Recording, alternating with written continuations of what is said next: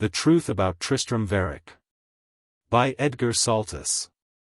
Truth is not always in white satin like a girl on her wedding day.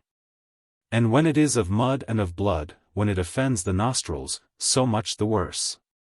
I, for one, will not sprinkle it with ottar of rose. Besides, I am not here to tell fairy tales and pastorals. The Truth About Tristrem Varick. Chapter 1. It is just as well to say at the onset that the tragedy in which Tristrem Varick was the central figure has not been rightly understood. The world in which he lived, as well as the newspaper public, have had but one theory between them to account for it, and that theory is that Tristrem Varick was insane. Tristrem Varick was not insane. He had, perhaps, a fibre more or a fibre less than the ordinary run of men. That something, in fact, which is the prime factor of individuality and differentiates the possessor from the herd, but to call him insane is nonsense. If he were, it is a pity that there are not more lunatics like him. It may be that the course of conduct which he pursued in regard to his father's estate served as basis to the theory alluded to. At the time being, it created quite a little stir. It was looked upon as a piece of old-world folly, an eccentricity worthy of the red-heeled days of seigneurial France, and, as such, altogether out of place in a money-getting age like our own. But it was not until after the tragedy that his behavior in that particular was brought up in evidence against him. The facts in the case were these: Tristrem's father, Erastus Varick, was a man of large wealth, who, when well on in the 40s, married a girl young enough to be his daughter. The lady in question was the only child of a neighbor, Mr. Dirk van Noorden by name, and very pretty is she said to have been. Before the wedding Erastus Varick had his house, which was situated in Waverley Place, refurbished from cellar to garret. He had the parlour, there were parlours in those days, fitted up in white and gold, in the style known as that of the First Empire. The old Dutch furniture, black with age and haircloth, was banished. The walls were plastered with a lime cement of peculiar brilliance. The floors of the bedrooms were carpeted with rugs that extended under the beds, a novelty in New York, and the bedsteads themselves, which were vast enough to make coffins for 10 people, were curtained with chintz patterns manufactured in Manchester to frighten children. In brief, Erastus Varick succeeded in making the house even less attractive than before, and altogether acted like a man in love. After 3 years of marriage, Tristrem was born and Mrs. Varick died. The boy had the best of care and everything that money could procure. He was given that liberal education which usually unfits the recipient for making so much as his bread and butter, and at school, at college. And when he went abroad his supply of funds was of the amplest description. Shortly after his return from foreign lands Erastus Varick was gathered to his fathers. By his will he bequeathed to Tristrem a Panama hat and a bundle of letters. The rest and residue of his property he devised to the St. Nicholas Hospital. The value of that property amounted to $7 million. Now Dirk van Noorden had not yet moved from the neighborhood to a better place. Tristrem was his only grandson, and when he learned of the tenor of the will, he shook his fist at himself in the looking-glass and swore, in a bountiful old-fashioned manner which was peculiar to him, that his grandson should not be divested of his rights. He set the lawyers to work, and the lawyers were not long in discovering a flaw which, through a wise provision of the legislature, rendered the will null and void. The hospital made a bold fight. It was shown beyond peradventure that from the time of Tristrem's birth the intention of the testator, and the intention of a testator is what the court most considers, had been to leave his property to a charitable institution. It was proved that he had made other wills of a similar character, and that he had successively destroyed them as his mind changed in regard to minor details and distributions of the trust. But the wise law was there, and there too were the wise lawyers. The decision was made in accordance with the statute, and the estate reverted to Tristrem, who then succeeded in surprising New York. Of his own free will he made over the entire property to the account of the hospital to which it had been originally devised. And it was in connection with that transfer that he was taxed with old-world folly. But the matter was misunderstood and afterward forgotten, and only raked up again when the press of 2 continents busied itself with his name.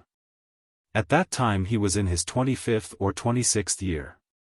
He was slender, of medium height, blue of eye, and clear-featured. His hair, which was light in color, he wore brushed upward and back from the forehead. When he walked, it was with a slight stoop, which was the more noticeable in that, being near-sighted. He had a way of holding his chin out and raising his eyebrows as though he were peering at something which he could not quite discern. In his face there was a charm that grew and delighted and fastened on the beholder. At the age of 26 he would have been recognized by anyone who had known him as a boy. He had expanded, of course, and a stoop and dimness of vision had come with years, but in his face was the same unmistakable, almost childish, expression of sweet goodwill. His schooldays were passed at Concord. When he first appeared there he looked so much like a pretty girl, in his manner was such gentleness, and his nature was found to be so vibrant and sensitive, that his baptismal name was promptly shortened into Trissy. But by the time he reached the 4th form it was lengthened back again to its rightful shape. This change was the result of an evolution of opinion. One day while some companions, with whom he happened to be loitering, scurried behind a fence, he stopped a runaway horse, clinging to the bridle though his arm had been dislocated in the earliest effort. Another time, when a comrade had been visited, unjustly it appeared, with some terrible punishment, 500 lines, perhaps, or something equally direful, Tristram made straight for the master, and argued with him to such effect that the punishment was remitted. And again, when a tutor asked how it was that there was no W in the French language, Tristram answered, because of Waterloo. Boys are generous in their enthusiasms. They like bravery, they are not deaf to wit, but perhaps of all other things they admire justice most. And Tristram seemed to exhale it. It is said that everyone has a particular talent for some one thing, whether for good or evil, and the particular talent which was accorded to Tristram Varick was that of appreciation. He was a born umpire. In disputes his schoolfellows turned to him naturally, and accepted his verdict without question. When he reached the altitudes which the upper school offers, no other boy at St. Paul's was better liked than he. At that time the form of which he was a member, and in which, parenthetically, he ranked rather low, was strengthened by a newcomer, a turbulent, precocious boy who had been expelled from 2 other schools, and with whom, so ran the gossip, it would go hard were he expelled again. His name was Royal Weldon, and on his watch, and on a seal ring which he wore on his little finger, he displayed an elaborate coat of arms under which for legend were the words, "Well done, Weldon." Words which it was reported an English king had bawled in battle, ennobling as he did so the earliest Weldon known to fame. Between the 2 lads, and despite the dissimilarity of their natures, or perhaps precisely on that account, there sprang up a warm friendship which propinquity cemented. For chance or the master had given them a room in common. At first, Tristram fairly blinked at Weldon's precocity, and Weldon, who was accustomed to be admired, took to Tristram not unkindly on that account. But after a time Tristram ceased to blink and began to lecture, not priggishly at all, but in a persuasive manner that was hard to resist. For Weldon was prone to get into difficulties, and equally prone to make the difficulties worse than they need have been. When cross-questioned he would decline to answer, it was a trick he had. Now Tristram never got into difficulties, except with Latin prosody or a Greek root, and he was frank to a fault. It so happened that one day the headmaster summoned Tristram to him. "My dear," he said, "Royal is not acting quite as he should, is he?" To this Tristram made no reply. "He is a motherless boy," the master continued, "a poor motherless boy. I wish, Tristram, that you would use your influence with him. I see but one course open to me, unless he does better." Tristram was a motherless boy himself, but he answered bravely that he would do what he could. That evening, as he was battling with the platitudes of that Augustan boor who is called the Bard of Mantua, presumably because he was born in Andes, Weldon came in, smelling of tobacco and drink. It was evident that he had been to town. Tristram looked up from his task, and as he looked he heard the step of a tutor in the hall.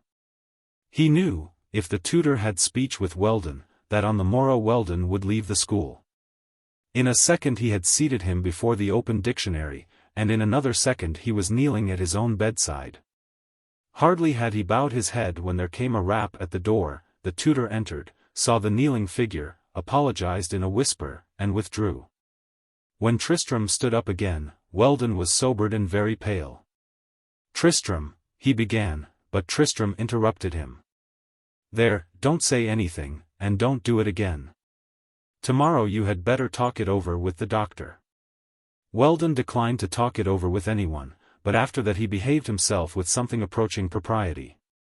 2 years later, in company with his friend, he entered Harvard, from which institution he was subsequently dropped.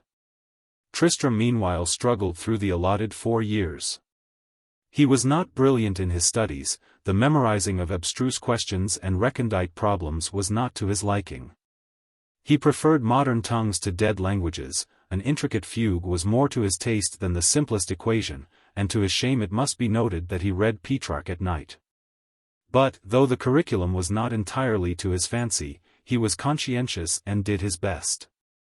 There are answers that he gave in class that are quoted still, tangential flights that startled the listeners into new conceptions of threadbare themes.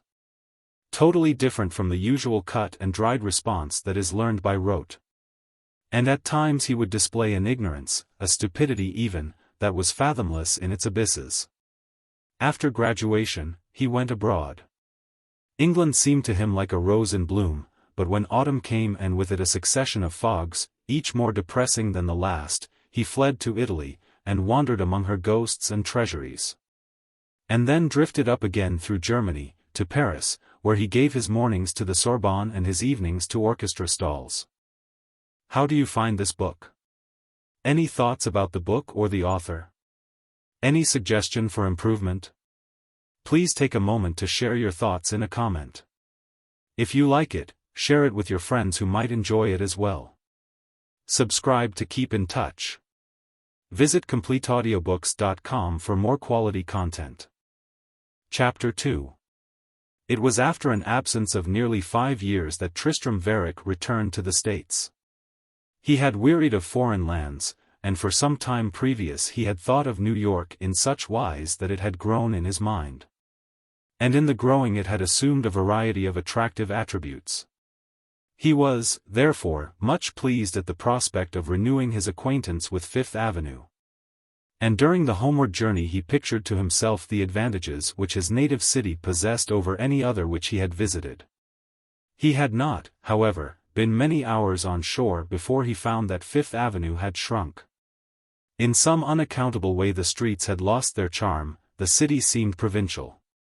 He was perplexed at the discovery that the uniform if depthless civility of older civilizations was rarely observable.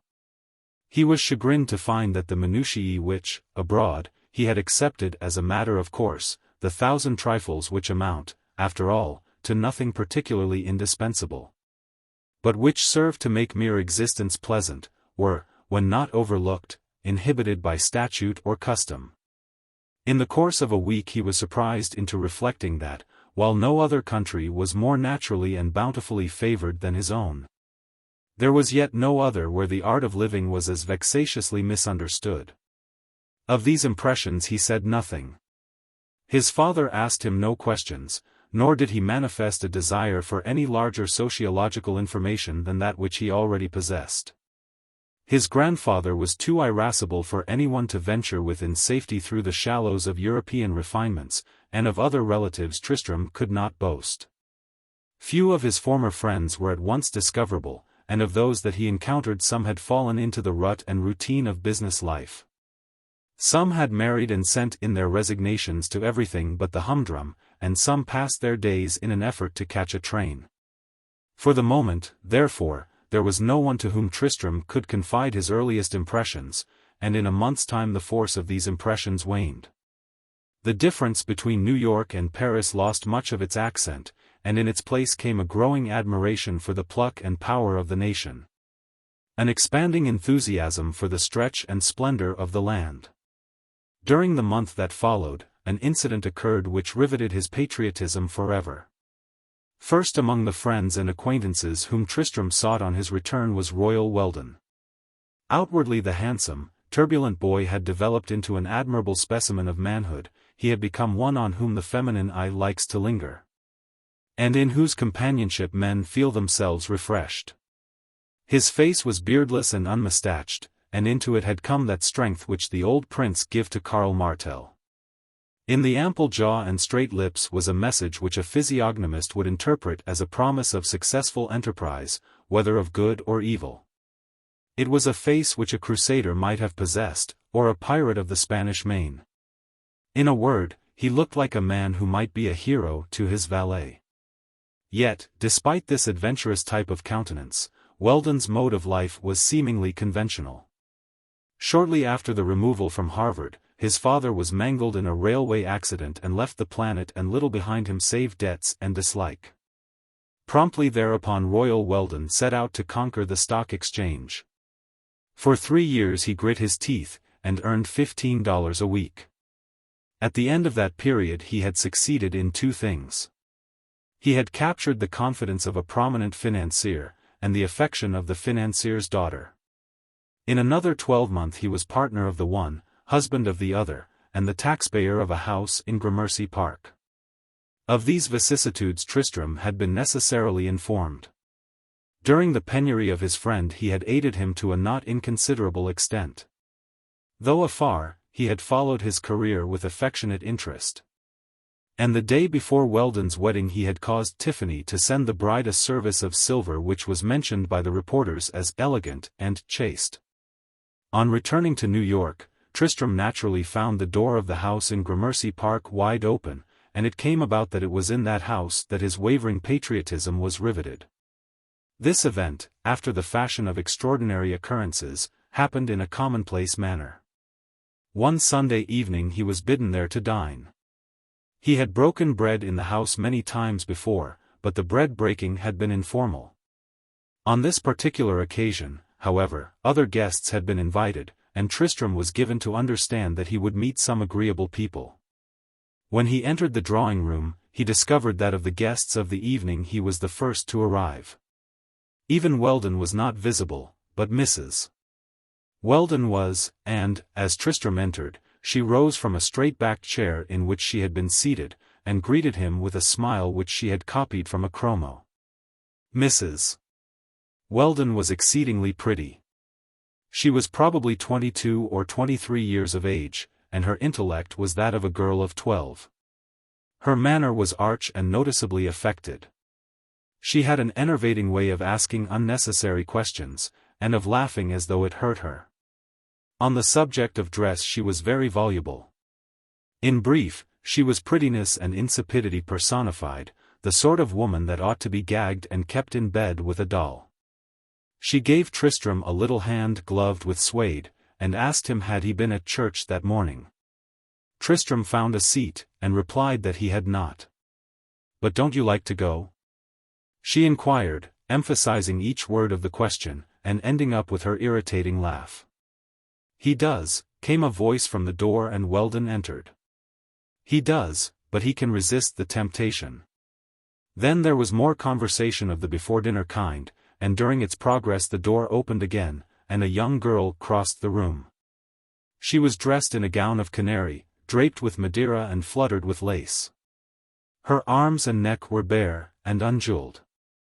Her hair was Cimmerian, the black of basalt that knows no shade more dark, and it was arranged in such wise that it fell on either side of the forehead, circling a little space above the ear, and then wound into a coil on the neck.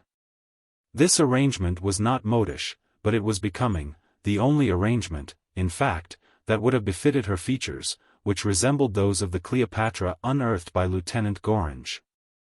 Her eyes were not oval, but round, and they were amber as those of leopards, the yellow of living gold. The corners of her mouth drooped a little, and the mouth itself was rather large than small. When she laughed one could see her tongue, it was like an inner cut of watermelon, and sometimes, when she was silent, the point of it caressed her underlip. Her skin was of that quality which artificial light makes radiant, and yet of which the real delicacy is only apparent by day. She just lacked being tall, and in her face and about her bare arms and neck was the perfume of health. She moved indolently, with a grace of her own. She was not yet 20, a festival of beauty in the festival of life. At the rustle of her dress Tristram had arisen. As the girl crossed the room he bethought him of a garden of lilies. Though why, for the life of him, he could not have explained. He heard his name mentioned, and saw the girl incline her head, but he made little, if any, acknowledgment. He stood quite still, looking at her and through her, and over her and beyond. For some moments he neither moved nor spoke. He was unconscious even that other guests had come. He gave his hand absently to a popular novelist, Mr. A.B. Fenwick Chisholm Jones by name, more familiarly known as Alphabet, whom Weldon brought to him, and kept his eyes on the yellow bodice. A fair young woman in pink had taken a position near to where he stood, and was complaining to someone that she had been obliged to give up cigarettes. And when the someone asked whether the abandonment of that pleasure was due to parental interference, the young woman laughed shortly, and explained that she was in training for a tennis tournament. Meanwhile the little group in which Tristram stood was reinforced by a newcomer, who attempted to condole with the novelist on the subject of an excoriating attack that one of the critics had recently made on his books, and suggested that he ought to do something about it. But of condolence or advice Mr. Jones would have none. "Bah," he exclaimed, "if the beggar doesn't like what I write let him try and do better. I don't care what any of them say. My books sell, and that's the hopsake. Besides, what's the use in arguing with a newspaper? It's like talking metaphysics to a bull, the first you know, you get a horn in your navel." And while the novelist was expressing his disdain of all adverse criticism, and quoting Emerson to the effect that the average reviewer had the eyes of a bug and the heart of a cat, Tristram discovered Mrs. Weldon's arm in his own, and presently found himself seated next to her at table. At the extreme end, to the right of the host, was the girl with the amber eyes. The novelist was at her side. Evidently he had said something amusing, for they were both laughing, he with the complacency of one who has said a good thing, and she with the appreciation of one accustomed to wit. But Tristram was not permitted to watch her undisturbed. Mrs. Weldon had a right to his attention, and she exercised that right with the pertinacity of a fly that has to be killed to be got rid of. "What do you think of Miss Finch?" she asked, with her stealthy giggle. "Her name isn't Finch," Tristram answered, indignantly. "Yes it is, too, Flossie Finch, her name is, as if I oughtn't to know. Why, we were at Mrs. Garrett and Mlle de Elantresal's school together for years and years. What makes you say her name isn't Finch? I had you here on purpose to meet her. Did you ever see such hair? There's only one girl in New York." "It is black," Tristram assented. "Black? Why, you must be crazy. It's orange, and that dress of hers." Tristram looked down the table and saw a young lady whom he had not noticed before. Her hair, as Mrs. Weldon had said, was indeed the color of orange, though of an orange not overripe. "I thought you meant that girl next to Royal," he said. "That? Oh. That's Miss Raritan." Mrs. Weldon's voice had changed. Evidently Miss Raritan did not arouse in her the same enthusiasm as did Miss Finch. For a moment her lips lost their chromo smile, but presently it returned again, and she piped away anew on the subject of the charms of Flossie Finch, and after an interlude, of which Tristram heard not one word, she turned and cross-questioned the man on her left. The conversation had become very animated. From Royal's end of the table came intermittent shrieks of laughter. The novelist was evidently in his finest form. "Do you mean to tell me," Miss Finch asked him across the table, "do you mean to say that you don't believe in platonic affection?" "I never uttered such a heresy in my life," the novelist replied. "Of course I believe in it thoroughly, between husband and wife." At this everyone laughed again, except Tristram, who had not heard, and Mrs. Weldon, who had not understood. The latter, however, felt that Miss Finch was distinguishing herself, and she turned to Tristram anew. "I want you to make yourself very agreeable to her," she said. "She is just the girl for you. Don't you think so? Now promise that you will talk to her after dinner. Talk metaphysics to a bull, and the first thing you know, I beg your pardon, Mrs. Weldon, I didn't mean to say that, I don't know how the stupid phrase got in my head or why I said it." He hesitated a moment, and seemed to think. He went on, "I am a trifle tired, I fancy." Mrs. Weldon looked suspiciously at the glasses at his side, but apparently they had not been so much as tasted, they were full to the rim. She turned again to the guest at her left. The dinner was almost done. She asked a few more questions, and then presently, in a general lull, she gave a glance about her. At that signal the women folk rose in a body, the men rising also, to let them pass. Tristram had risen mechanically with the others, and when the ultimate flounce had disappeared he sat down again and busied himself with a cup of coffee. The other men had drawn their chairs together near him, and over the liqueurs were discussing topics of masculine interest and flavor. Tristram was about to make some effort to join in the conversation, when from beyond there came the running scale that is the prelude to the cabaletta, non più mesta, from Cenerentola. Then, abruptly, a voice rang out as though it vibrated through labyrinths of gold, a voice that charged the air with resonant accords, a voice prodigious and dominating, grave and fluid. A voice that descended into the caverns of sound, soared to the uttermost heights, scattering notes like showers of stars, evoking visions of flesh and dazzling steel. And in its precipitate flights and vertiginous descents disclosing landscapes riotous with flowers, rich with perfume, sentient with beauty, articulate with love. A voice voluptuous as an organ and languorous as the consonants of citherns and guitars. Tristram, as one led in leash, moved from the table and passed into the outer room. Miss Raritan was at the piano. Beyond, a group of women sat hushed and mute, and still the resilient waves of song continued. One by one the men issued noiselessly from the inner room. And then, soon, the voice sank and died away like a chorus entering a crypt. Miss Raritan rose from the piano. As she did so, Weldon, as it becomes a host, hastened to her. There was a confused hum, a murmur of applause, and above it rose a discreet and prolonged brava that must have come from the novelist. Weldon, seemingly, was urging her to sing again. The women had taken up anew some broken thread of gossip, but the men were at the piano, insisting too.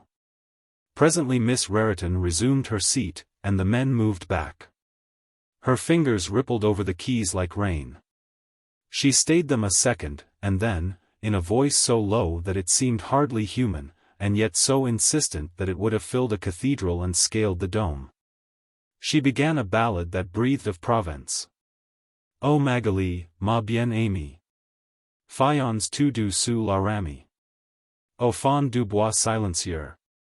When she had finished, Tristram started. The earliest notes had sent the blood pulsing through his veins, thrilling him from fingertips to the end of the spine, and then a lethargy enveloped him and he ceased to hear. And it was not until Miss Raritan stood up again from the piano that he was conscious that he had not been listening. He had sat near the entrance to the dining room, and when the applause began afresh he passed out into the hall, found his coat and hat, and left the house. As he walked down Irving Place he fell to wondering who it was that he had heard complain of being obliged to give up cigarettes, not on account of parental interference but because of a tournament. Yet, after all, what matter did it make? Certainly, he told himself, the Weldons seemed to live very well. Royal must be making money. Mrs.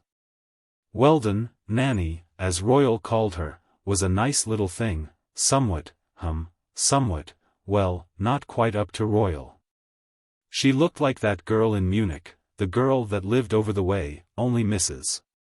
Weldon was prettier and dressed better, much better. Du hast die schönsten Augen. Munich wasn't a bad place, but what a whole Innsbruck was. There was that Victoria Cross fellow. Whatever became of him? He drank like a fish, it must have caught him by this time. he would give me the address of his shoemaker. I ought to have taken more from that man in Paris. Odd that the Cenerentola was the last thing I should have heard there. The buffo was good, so was the contralto. She sings much better. What a voice! What a voice! Now, which was the more perfect, the voice or the girl? Let me see, which is the better fulfilled, the odor of the lily or the lily itself? Tulips I never cared for. That is it, then. I wonder, though. Tristram had reached the house in Waverley Place. He let himself in with a latchkey, and went to his room. There he sat a while, companioned only by his thoughts. Before he fell asleep, his patriotism was riveted. A land that could produce such a specimen of girlhood outvalued Europe, Asia, and Africa combined, 1,000 times, and topped and exceeded creation. Chapter 3. Among the effects and symptoms of love, there is an involuntary action of the mind which, since the days of Stendhal, has been known as crystallization. When a man becomes interested in a woman, when he pictures her not as she really is, but as she seems to him, as she ought to be, in fact, he experiences, first, admiration, second, desire, third, hope, and, behold, love or its counterfeit is born. This crystallization affects the individual according to his nature. If that nature be inexperienced, unworn, in a word, if it be virginal, its earliest effects are those of a malady. On the other hand, if the nature on which it operates has received the baptism of fire, its effect is that of a tonic. To the one it is a fever, to the other a bugle call. In the first instance, admiration is pursued by self-depreciation, desire is pinioned before conventional obstacles, and hope falters beneath a weight of doubt. In the second, admiration, desire, and hope are fused into one sentiment, the charm of the chase, the delight of the prospective quarry. As an example, there is Werther, and there is also Don Juan. Now Tristram Varick had never known a mother, sisters he had none, the feminine had been absent from his life, but in his nature there was an untarnishable refinement. During his student days at Harvard, and throughout his residence abroad, there had been nothing of that which the French have agreed to denominate as bonnes fortunes. Such things may have been in his path, waiting only to be gathered, but, in that case, certain it is that he had passed them by unheeded. To use the figurative phrase, he was incapable of stretching his hand to any woman who had not the power of awakening a lasting affection. And during his wanderings, and despite, too, the example and easy morals of his comrades, no such woman having crossed his horizon, he had been innocent of even the most fugitive liaison. Nevertheless, the morning after the dinner in Gramercy Park, crystallization had done its work. He awoke with the surprise and wonder of an inexperienced sensation. He awoke with the consciousness of being in love, wholly, turbulently, absurdly in love with a girl to whom he had not addressed a single word. The general opinion to the contrary notwithstanding, there are, after all, very few people who know what love really is. And among those that know, fewer there are that tell. A lexicographer, deservedly forgotten, has defined it as an exchange of fancies, the contact of two epiderms. Another, wiser if less epigrammatic, announced it as a something that no one knew what, coming no one knew whence, and ending no one knew how. But in whatever fashion it may be described, one thing is certain, it has been largely overrated. In the case of Tristram Varick it appeared in its most perfect form. The superlative is used advisedly. Love has 100 aspects, 1,000 toilets. It may come at first sight, in which event, if it be enduring, it is, as Balzac has put it, a resultant of that prescience which is known as second sight. Or, it may come of the gradual fusion of two natures. It may come of propinquity, of curiosity, of sympathy, of hatred. It may come of the tremors of adolescence, the mutual attraction of one sex for the other. And, again, it may come of natural selection, of the discernment which leads a man through mazes of women to one in particular. To the woman who to him is the one woman in the world and manacles him at her feet.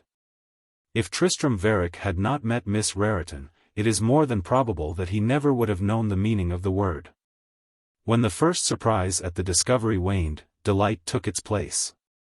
He saw her amber eyes, he recalled as she had crossed the room the indolent undulation of her hips, he breathed the atmosphere of health which she exhaled, and in his ears her voice still rang. The non più mesta of her song seemed almost a promise, and the O Magali an invitation. He recalled the movement of her lips, and fell to wondering what her name might be. At first he fancied that it might be Stella. But that, for some occult reason which only a lover would understand, he abandoned for Thyra. A name which pleasured him a while and which he repeated aloud until it became sonorous as were it set in titles. But presently some defect presented itself, it sounded less apt, more suited to a blue-eyed daughter of a Viking than to one so brune as she. Decidedly, Thyra did not suit her. And yet her name might be something utterly commonplace, such as Fanny, for instance, or Agnes, or Gertrude. But that was a possibility which he declined to entertain. When a girl is baptized, the mother, in choosing the name, should, he told himself, think of the lover who will one day pronounce it. And what had her mother chosen? It would be forethought indeed if she had selected Undine or even Iseult, but what mother was ever clairvoyant enough for that? He thought this over a while and was about to give the query up, when suddenly, without an effort on his part, he was visited by a name that announced her as the perfume announces the rose. A name that pictured and painted her, a name that suited her as did her gown of canary, a name that crowned her beauty and explained the melancholy of her lips. It is Madeline, he said, it can be nothing else. And into the syllables he threw the waving inflection of the French. It is Madeline, he continued, and when I see her I will tell in what way I divined it. The possibility that she might be indifferent to such homage did not, for the moment, occur to him. He was loitering in the enchanted gardens of the imagination, which have been visited by us all. It was the improbable that fluttered his pulse. Hitherto the life of Tristram Varick had been that of a dilettante. There had been no reason why he should work. His education had unfitted him for labor, and his tastes, if artistic, were not sufficiently pronounced to act as incentives. He handled the brush well enough to know that he could never be a painter, he had a natural understanding of music, its value was clear to him, yet its composition was barred. The one talent that he possessed, a talent that grows rarer with the days, was that of appreciation. He could admire the masterpieces of others, but creation was not his. A few centuries ago he would have made an admirable knight-errant. In a material age like our own, his raison d'être was not obvious. In a word, he was just such an one as his father had intended he should be, one whose normal condition was that of chronic pluperfect subjunctive, and who, if thrown on his own resources, would be helpless indeed. In some dim way he had been conscious of this before, and hitherto he had accepted it, as he had accepted his father's attitude, as one accepts the inevitable. And put it aside again as something against which, like death, or like life, it is useless to rebel. After all, there was nothing particularly dreadful about it. An inability to be somebody was not a matter of which the district attorney is obliged to take cognizance. At least he need do no harm, and he would have wealth enough to do much good. It was in thoughts like these that hitherto he had found consolation. But on this particular morning he looked for them anew, and the search was fruitless. Not one of the old consolations disclosed the slightest worth.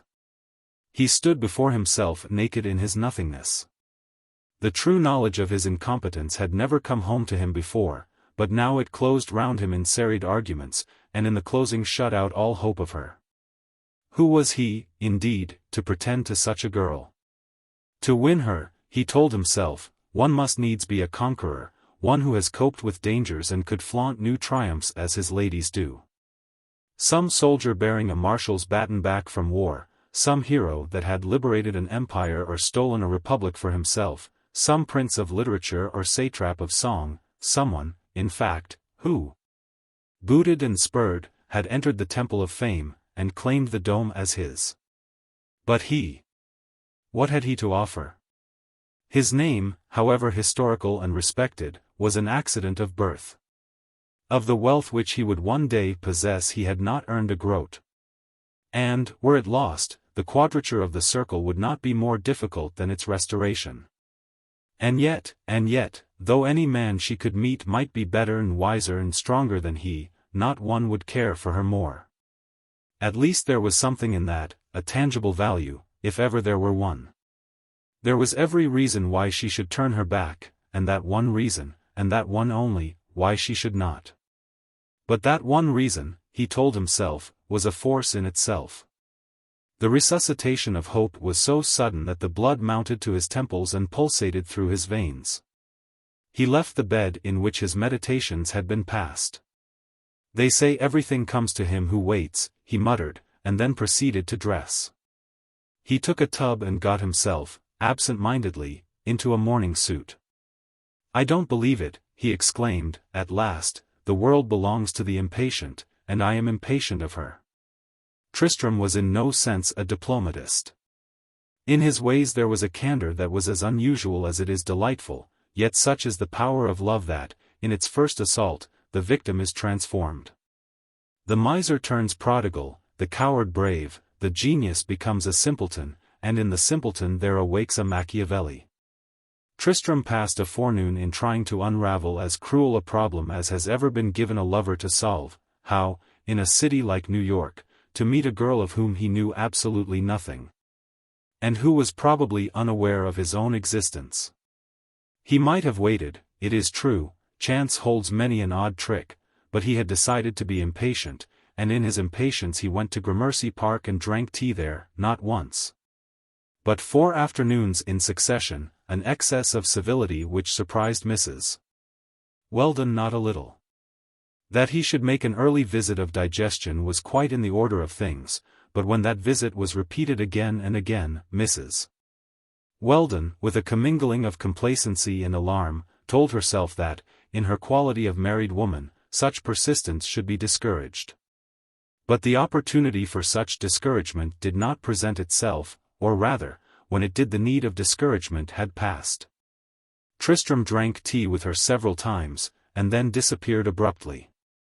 He must have known it was hopeless, she reflected, when a week went by unmarked by further enterprise on his part. And then, the intended discouragement notwithstanding, she felt vaguely vexed. In the tea-drinking Tristram's object, if not apparent to Mrs. Weldon, was perfectly clear to himself. He desired to learn something of Miss Raritan, and he knew, if the tea-drinking was continued with sufficient endurance, not only would he acquire, from a talkative lady like his hostess, information of the amplest kind, which after all was secondary, but that in the course of a week the girl herself must put in an appearance. A dinner call, if not obligatory to him, was obligatory to her, and on that obligation he counted. To those who agree to be bound by what the Western press calls etiquette, there is nothing more inexorable than a social debt.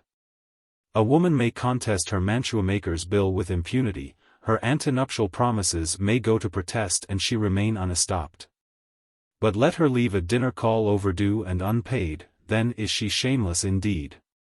In this code Tristram was necessarily learned. On returning to Fifth Avenue he had marveled somewhat at noting that laws which applied to one sex did not always extend to the other, that civility was not exacted of men, that politeness was relegated to the tape counter and out of place in a drawing-room. In a word, that it was not good form to be courteous, and not ill-bred to be rude. While the tea-drinking was in progress he managed without much difficulty to get Mrs. Weldon on the desired topic. There were spacious digressions in her information and abrupt excursions into irrelevant matter, and there were also interruptions by other visitors, and the consequent and tedious exchange of platitude and small talk. But after the 4th visit Tristram found himself in possession of a store of knowledge, the sum and substance of which amounted to this: Miss Raritan lived with her mother in the shady part of the 30s, near Madison Avenue. Her father was dead. It had been rumored, but with what truth Mrs. Weldon was not prepared to affirm, that the girl had some intention of appearing on the lyric stage, which, if she carried out, would of course be the end of her socially. She had been very much run after on account of her voice, and at the Wainwarings the president had said that he had never heard anything like it, and asked her to come to Washington and be present at one of the diplomatic dinners. Personally, Mrs. Weldon knew her very slightly, but she intimated that, inasmuch as the government had once sent Raritan Père abroad as minister, in order probably to be rid of him, his daughter was inclined to look down on those whose fathers held less exalted positions, on Mrs. Weldon herself, for example. It was with this little store of information that Tristram left her on the Thursday succeeding the dinner. It was meagre indeed, and yet ample enough to afford him food for reflection. During the gleaning many people had come and gone, but of Miss Raritan he had as yet seen nothing. The next afternoon, however, as he was about to ascend Mrs. Weldon's stoop for the 5th time in 5 days, the door opened and the girl on whom his thoughts were centered was before him. Throughout the week he had lived in the expectation of meeting her. It was the one thing that had brought zest to the day and dreams to the night. There was even a little speech which he had rehearsed, but for the moment he was dumb. He plucked absently at his cuff, to the palms of his hands there came a sudden moisture. In the vestibule above, a servant stood waiting for Miss Raritan to reach the pavement before closing the door, and abruptly, from a barrel organ at the corner, a waltz was thrown out in jolts. The girl descended the steps before Tristram was able to master his emotion. "Miss Raritan," he began, hastily, "I don't suppose you remember me. I am Mr. Varick. I heard you sing the other night. I have come here every day since in the hope of, you see, I wanted to ask if I might not have the privilege of hearing you sing again. If you consider it a privilege, certainly. On Sunday evening, though, I thought you seemed rather bored." She made this answer very graciously, with her head held like a bird's, a trifle to one side. Tristram gazed at her in a manner that would have mollified a tigress. "I was not bored. I had never heard anyone sing before. Yet your friend, Mr. Weldon, tells me that you are very fond of music." "That is exactly what I mean." At this speech of his she looked at him, musingly. "I wish I deserved that," she said. Tristram began again with new courage. "It is like anything else, I fancy. I doubt if anyone, ignorant of difficulties overcome, ever appreciates a masterpiece. A sonnet, if perfect, is only perfect to a sonneteer. The gallery may applaud a drama, it is the playwright who judges it at its worth. It is the sculptor that appreciates a Canova." They had reached the corner where the barrel organ was in ambush. A woman dragging a child with Italy and dirt in its face followed them, her hand outstretched. Tristram had an artful way of being rid of a beggar, and after the fumble of a moment he gave her some coin. "And the artist who appreciates rags," added Miss Raritan. "Perhaps. I am not fond of rags myself, but I have often caught myself envying the simplicity which they sometimes conceal. That woman, now, she may be as pleased with my little gift as I am to be walking with you." "I thought it was my voice you liked," Miss Raritan answered, demurely. Tristram experienced a mental start. A suspicion entered his mind which he chased indignantly. There was about the girl an aroma that was incompatible with coquetry. "You would not, I am sure, have me think of you in the vox iti praeterea nihil style," he replied. "To be candid, I thought that very matter over the other night." He hesitated, as though waiting for some question, but she did not so much as look at him, and he continued unassisted. "I thought of a flower and its perfume, I wondered which was the more admirable, and I decided that I did not care for tulips." "But that you did care for me, I suppose?" "Yes, I decided that." Miss Raritan threw back her head with a movement indicative of impatience. "I didn't mean to tell you," he added, "that is, not yet." They had crossed Broadway and were entering Fifth Avenue.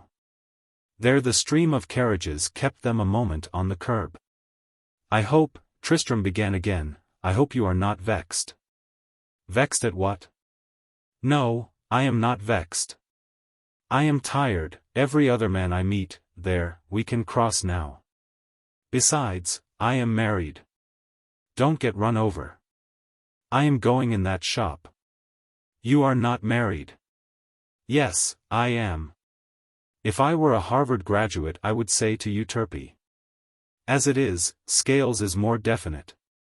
She had led him to the door of a milliner, a portal which Tristram knew was closed to him. If you care to come and see me, she added, by way of congé, my husband will probably be at home. And with that she opened the door and passed into the shop. I can imagine a husband, thought Tristram, with a glimmer of that spirit of belated repartee which Thackeray called cabwit, the brilliancy which comes to us when we are going home. I can imagine a husband whose greatest merit is his wife. Chapter 4. The fact that few days elapsed before Tristram Varick availed himself of Miss Raritan's invitation, and that thereafter he continued to avail himself of it with frequency and constancy, should surprise no one. During the earliest of these visits he met Miss Raritan's mother, and was unaccountably annoyed when he heard that lady address her daughter as Viola. He had been so sure that her baptismal name was Madeline that the one by which he found she was called sounded false as an alias, and continued so to sound until he accustomed himself to the syllables and ended by preferring it to the Madeline of his fancy. This, however, by the way. Mrs. Raritan was a woman who, in her youth, must have been very beautiful, and traces of that beauty she still preserved. When she spoke her voice endeared her to you, and in her manner there was that something which made you feel that she might be calumniated, as good women often are, but yet that she could never be the subject of gossip. She did not seem resolute, but she did seem warm of heart, and Tristram felt at ease with her at once. Of her he saw at first but little. In a city like New York it is difficult for anyone to become suddenly intimate in a household, however cordial and well-intentioned that household may be. And during those hours of the winter days when Miss Raritan was at home it was seldom that her mother was visible. But it was not long before Tristram became an occasional guest at dinner, and it was in the process of breaking bread that a semblance of intimacy was established. And at last, when winter had gone and the green afternoons opposed the dusk, Tristram now and then would drop in of an evening, and in the absence of Miss Raritan pass an hour with her mother. Truly she was not the rose, but did she not dwell at her side? Meanwhile, Miss Raritan's attitude differed but little from the one which she had first adopted. She treated Tristram with exasperating familiarity, and kept him at arm's length. She declined to see him when the seeing would have been easy, and summoned him when the summons was least to be expected. He was useful to her as a piece of furniture, and she utilized him as such. In the matter of flowers and theatres he was a convenience. And at routs and assemblies the attention of an heir apparent to 7 million was a homage and a tribute which Miss Raritan saw no reason to forego. In this Tristram had no one but himself to blame. He had been, and was, almost canine in his demeanor to her. She saw it, knew it, felt it, and treated him accordingly. And he, with the cowardice of love, made little effort at revolt. Now and then he protested to Mrs. Raritan, to whom he had made no secret of his admiration for her daughter, and who consoled him as best she might, but that was all. And so the winter passed and the green afternoons turned sultry, and Tristram was not a step further advanced than on the day when he had left the girl at the milliner's. On the infrequent occasions when he had ventured to say some word of that which was nearest his heart, she had listened with tantalizing composure, and when he had paused for encouragement or rebuke, she would make a remark of such an appositeness that anyone else would have planted her there and gone. But Tristram was none other than himself, his nature commanded and he obeyed. It so happened that one May morning a note was brought him, in which Miss Raritan said that her mother and herself were to leave in a day or two for the country. And could he not get her something to read on the way? Tristram passed an hour selecting, with infinite and affectionate care, a small bundle of foreign literature. In the package he found room for Balzac's Pierrette and the Cure de Tours, one of Madame Craven's Stupidities, a volume of platitude in rhyme by François Capet, a copy of de Amici's Feudal Wanderings in Spain, a few samples, in fact, of the Pueris Virginibusque school. And that evening, with the bundle under his arm, he sought Miss Raritan. The girl glanced at the titles and put the books aside. "When we get in order at Narragansett," she said, "I wish you would come up." Had she kissed him, Tristram could not have revelled more. "There are any number of hotels," she added, by way of douche. "Certainly, if you wish it, but... Well, but what? I don't know. You see, well, it's this way, you know that I love you, and you know also that you care for me as for the snows of yesteryear. There is no reason why you should do otherwise. I don't mean to complain. If I am unable to make you care, the fault is mine. I did think, no matter. What I wanted to say is this, there is no reason why you should care, and yet. See here. Take 2 slips of paper, write on one, 'I will marry you,' and, on the other, put a bullet through your head, and let me draw. I would take the chance so gladly. But that chance, of course, you will not give. Why should you, after all? Why should I give everything I own to the first beggar I meet? But why should you have any other feeling for me than that which you have? And yet, sometimes I think you don't understand. Any man you meet could be more attractive than I, and very easy he would find it to be so. But no one could care for you more, no one." Miss Raritan was sitting opposite to him, her feet crossed, her head thrown back, her eyes fixed on the ceiling. One arm lay along the back of the lounge which she occupied, the other was pendant at her side. And while he still addressed her, she arose with the indolence of a panther, crossed the room, picked up a miniature from a table. Eyed it as though she had never seen it before and did not particularly care to see it again, and then, seating herself at the piano, she attacked the Il segreto per essere felice. The Brindisi from Lucrezia Borgia. In the wonder of her voice Tristram forgot the discourtesy of the action. He listened devoutly. And, as he listened, each note was an electric shock. Il segreto per essere felice, indeed. The secret of happiness was one which she alone of all others in the world could impart. And, as the measures of the song rose and fell, they brought him a transient exhilaration like to that which comes of champagne, dowering him with factitious force wherewith to strive anew. And so it happened that, when the ultimate note had rung out and the girl's fingers loitered on the keys, he went over to her with a face so eloquent that she needed but a glance at it to know what he was seeking to say. With a gesture coercive as a bit, she lifted one hand from the keys and stayed his lips. Then, she stood up and faced him. "Tristram," she began, "when I first saw you I told you that I was married to my art. And in an art such as mine there is no divorce. It may be that I shall go on the stage. After all, why should I not? Is society so alluring that I should sacrifice for it that which is to me infinitely preferable? If I have not done so already it is because of my mother. But should I decide to do so, there are years of study before me yet. In which case I could not marry, that is self-evident, not only because I would not marry a man who would suffer me to sing in public, don't interrupt, but also because, well, you told me that you understood the possibilities of the human voice, and you must know what the result would be. But even independent of that, you said a moment ago that I did not love you. Well, I don't. I don't love you. Tristram, listen to me. I don't love you as you would have me. I wish I did. But I like you. I like you as I can like few other men. Tristram, except my mother, I have not a friend in the world. Women never care for me, and men, well, save in the case of yourself, when their friendship has been worth the having, it belonged to someone else. Give me yours. It will be hard, very hard.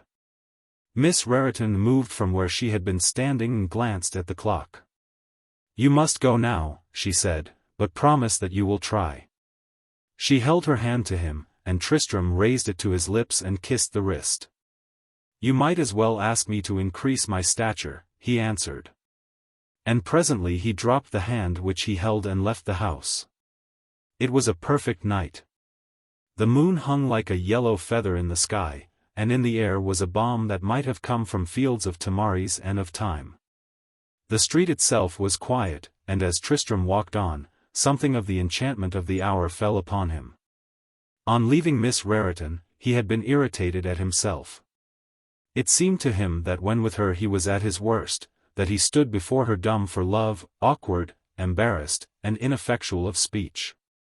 It seemed to him that he lacked the tact of other men, and that, could she see him as he really was when unemotionalized by her presence, if the eloquence which came to him in solitude would visit him once at her side, if he could plead to her with the fervor with which he addressed the walls, full surely her answer would be other. She would make no proffer then of friendship, or if she did, it would be of that friendship which is born of love, and is better than love itself. But as he walked on, the enchantment of the night encircled him. He declined to accept her reply. He told himself that in his eagerness he had been abrupt. That a girl who was worth the winning was slow of capture. That he had expected months to give him what only years could afford, and that time, in which all things unroll, might yet hold this gift for him. He resolved to put his impatience aside like an unbecoming coat. He would pretend to be but a friend. As a friend he would be privileged to see her, and then, some day the force and persistence of his affection would do the rest. He smiled at his own cunning.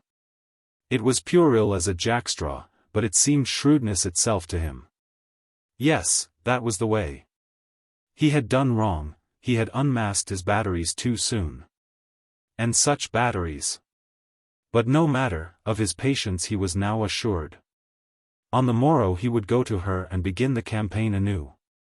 He had reached the corner and was on the point of turning down the avenue, when a hansom rattled up and wheeled so suddenly into the street through which he had come, that he stepped back a little to let it pass.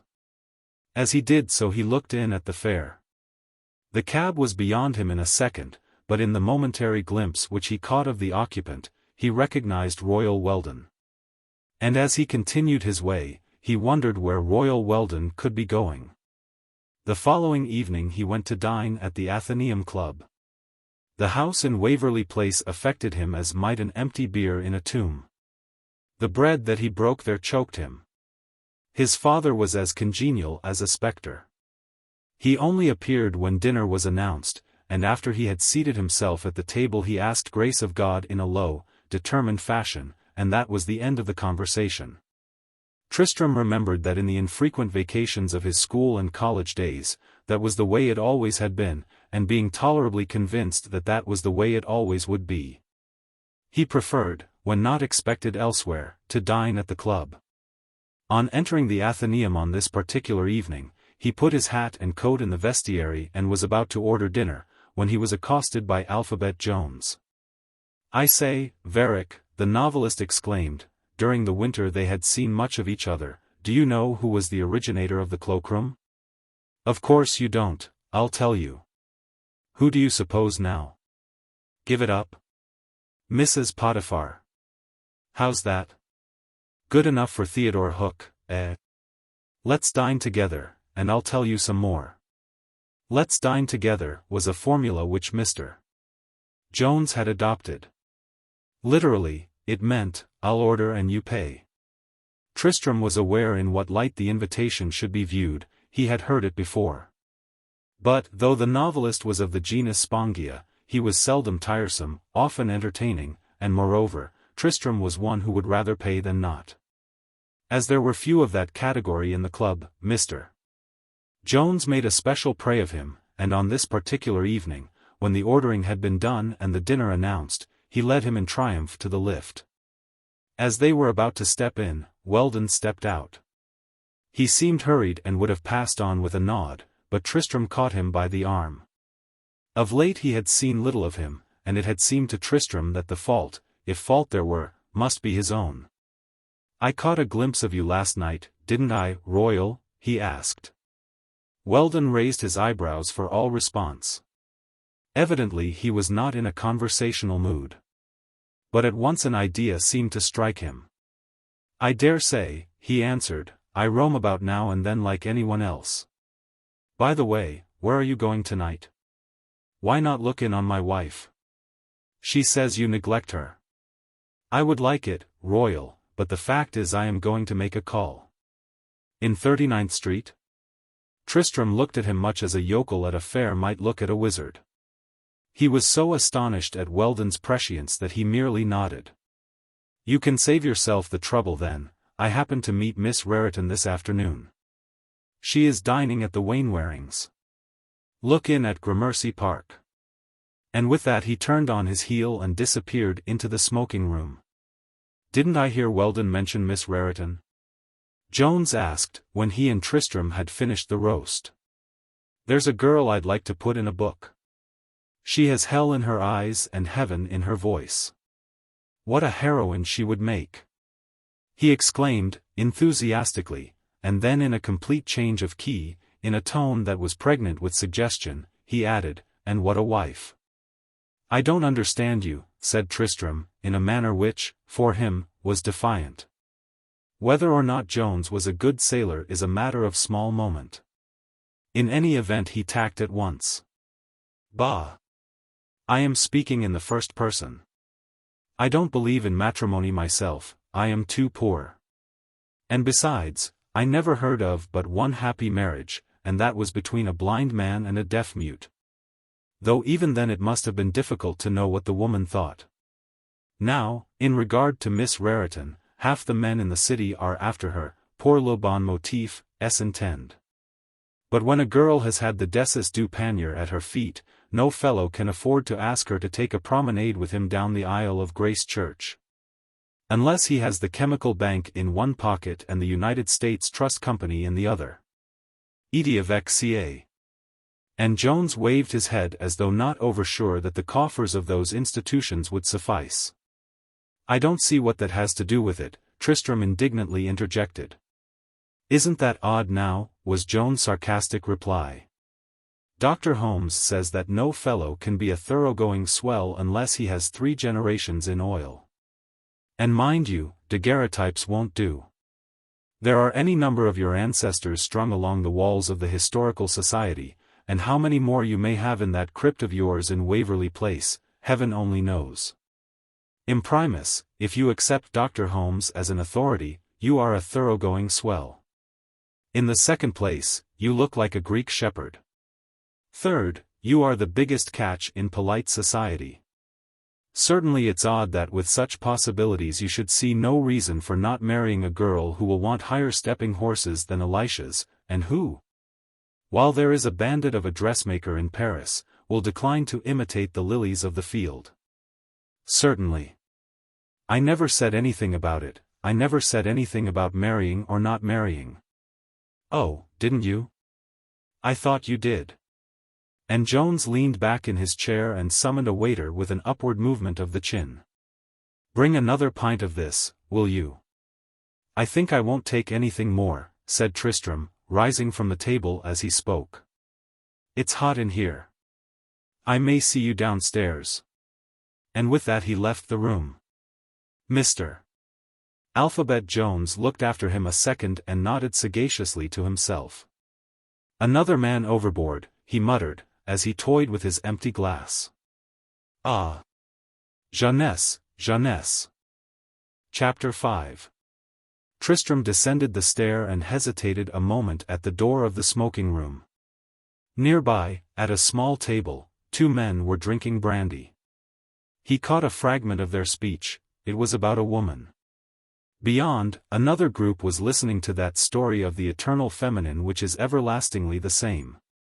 Within, the air was lifeless and heavy with the odor of cigars, but in the hall there came through the wide portals of the entrance the irresistible breath of a night in May. Tristram turned and presently sauntered aimlessly out of the club and up the avenue.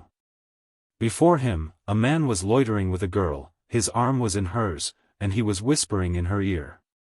A cab passed, bearing a couple that sat waist-encircled devouring each other with insatiate eyes. And at 23rd Street, a few shopgirls, young and very pretty, that were laughing conspicuously together, were joined by some clerks, with whom they paired off and disappeared. At the corner, through the intersecting thoroughfares came couple after couple, silent for the most part, as though oppressed by the invitations of the night. Beyond, in the shadows of the square, the benches were filled with youths and maidens, who sat hand in hand, oblivious to the crowd that circled in indolent coils about them. The moon had not yet risen, but a leash of stars that night had loosed glowed and trembled with desire. The air was sentient with murmurs, redolent with promise. The avenues and the adjacent streets seemed to have forgotten their toil and to swoon unhushed in the bewitchments of a dream of love. Tristram found himself straying through its mazes and convolutions. Whichever way he turned there was some monition of its presence. From a streetcar which had stayed his passage he saw the conductor blow a kiss to a hurrying form. And through an open window of Delmonico's he saw a girl with summer in her eyes reach across the table at which she sat and give her companion's hand an abrupt yet deliberate caress. Tristram continued his way, oppressed. He was beset by an insidious dyscholea. He felt as one does who witnesses a festival in which there is no part for him. The town reeked with love as a brewery reeks with beer. The stars, the air, the very pavements told of it. It was omnipresent, and yet there was none for him. He tried to put it from him and think of other things. Of Jones, for instance. Why had he spoken of Viola?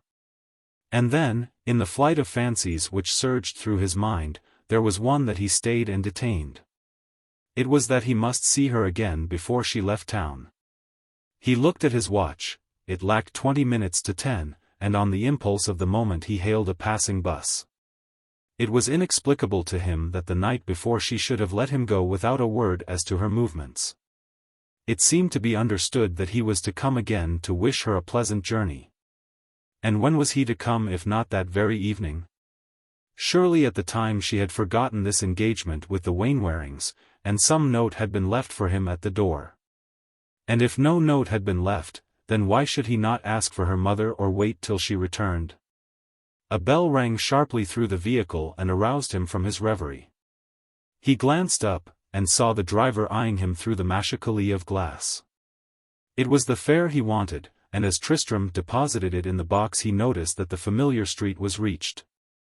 In a few moments he was at the house. On the stoop a servant was occupied with the mat. Did. Yes, sir, the man answered, promptly.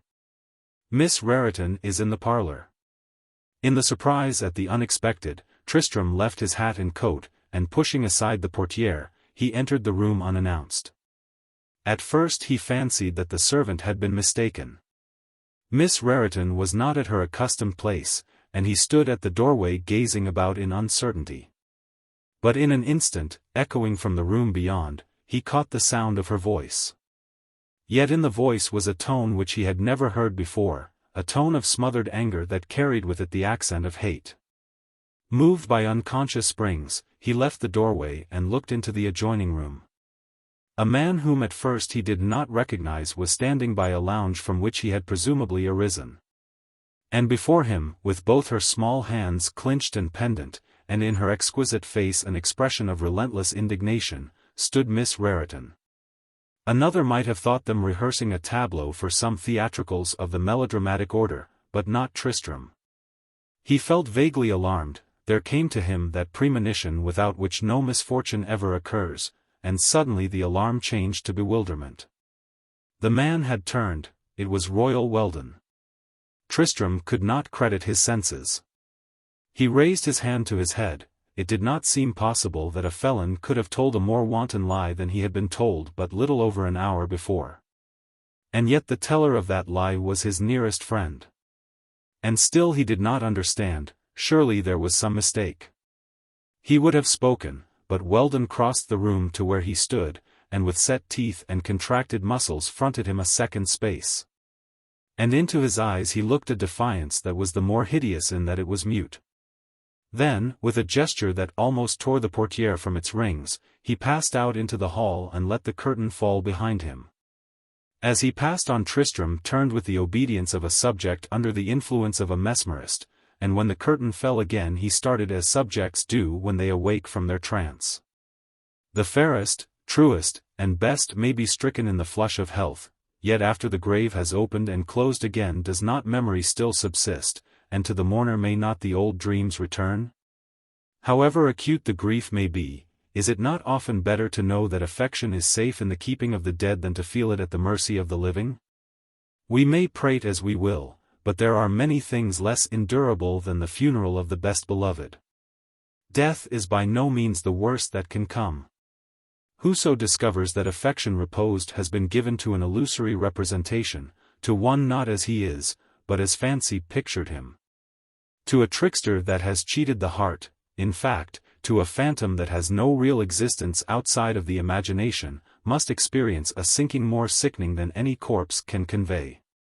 At the moment, the crack of doom that is to herald an eternal silence cannot more appall. Tristram still stood gazing at the portière through which Weldon had disappeared. He heard the front door close, and the sound of feet on the pavement. And presently he was back at St. Paul's, hurrying from the upper school to intercede with the master. It was bitterly cold that morning, but in the afternoon the weather had moderated, and they had both gone to skate. And then the day he first came. He remembered his good looks, his patronizing, precocious ways, everything, even to the shirt he wore, blue, striped with white, and the watch with the crest and the motto "Well done, Weldon." No, it was ill done, Weldon, and the lie was ignoble. And why had he told it? Their friendship, seemingly, had been so stanch, so unmarred by disagreement, that this lie was as a dash of blood on a white wall, an ineffaceable stain. If there are years that count double, there are moments in which the hourglass is transfixed. The entire scene, from Tristram's entrance to Weldon's departure, was compassed in less than a minute. Yet during that fragment of time there had been enacted a drama in epitome, a drama humdrum and ordinary indeed, but in which Tristram found himself bidding farewell to one whom he had never known. He was broken in spirit, overwhelmed by the suddenness of the disaster, and presently, as though in search of sympathy, he turned to Miss Raritan. The girl had thrown herself in a chair, and sat, her face hidden in her hands. As Tristram approached her she looked up. Her cheeks were blanched. "He told me you were at the Wainwarings," Tristram began. "I don't see," he added, after a moment, "I don't understand why he should have done so. He knew you were here, yet he said—" "Did you hear what he said to me?" Tristram for all response shook his head wonderingly. The girl's cheeks from white had turned flame. "He has not been to you the friend you think," she said, and raising her arm to her face, she made a gesture as though to brush from her some distasteful thing. "But what has he done? What did he say?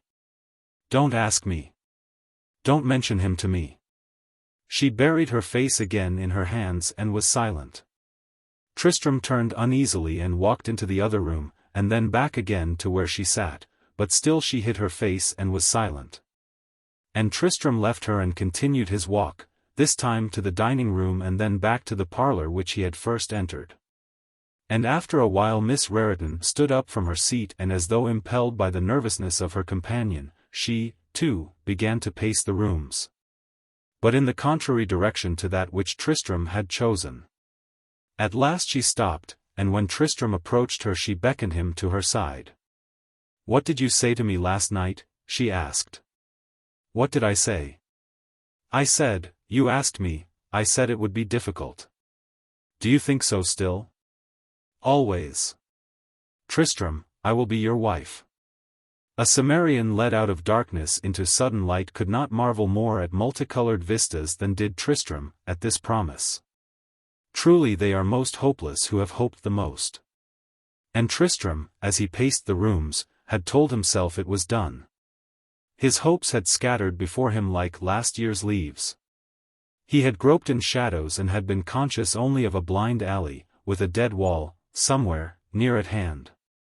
But now, abruptly, the shadows had gone, the blind alley had changed into a radiant avenue, the dead wall had parted like a curtain, and beyond was a new horizon, gold-barred and blue. And landscapes of asphodels and beckoning palms.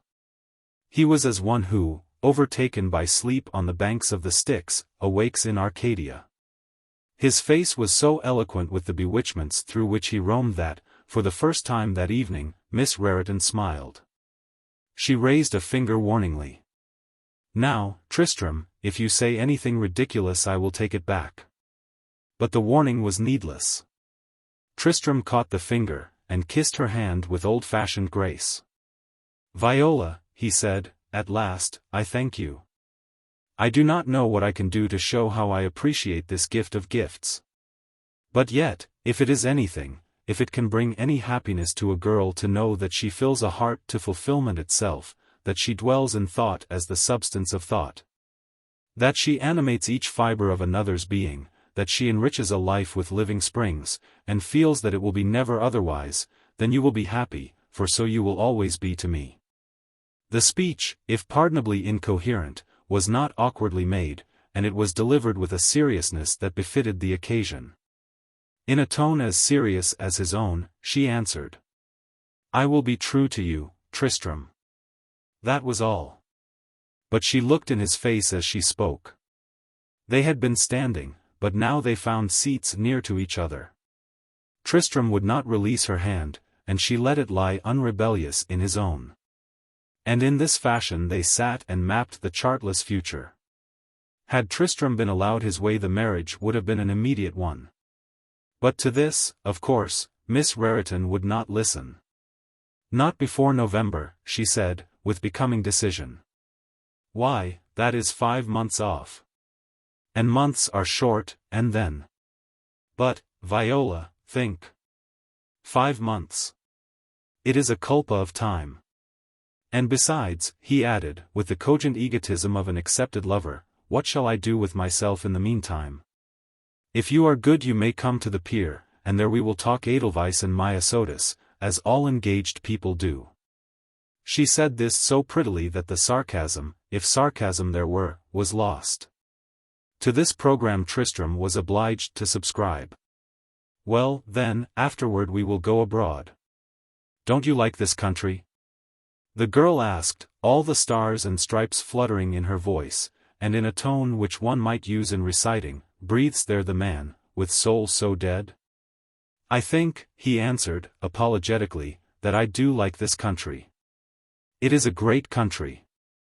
But New York is not a great city, at least not to my thinking. Collectively it is great, I admit, but individually not, and that is to me the precise difference between it and Paris. Collectively the French amount to little, individually it is otherwise. But you told me once that Paris was tiresome. I was not there with you.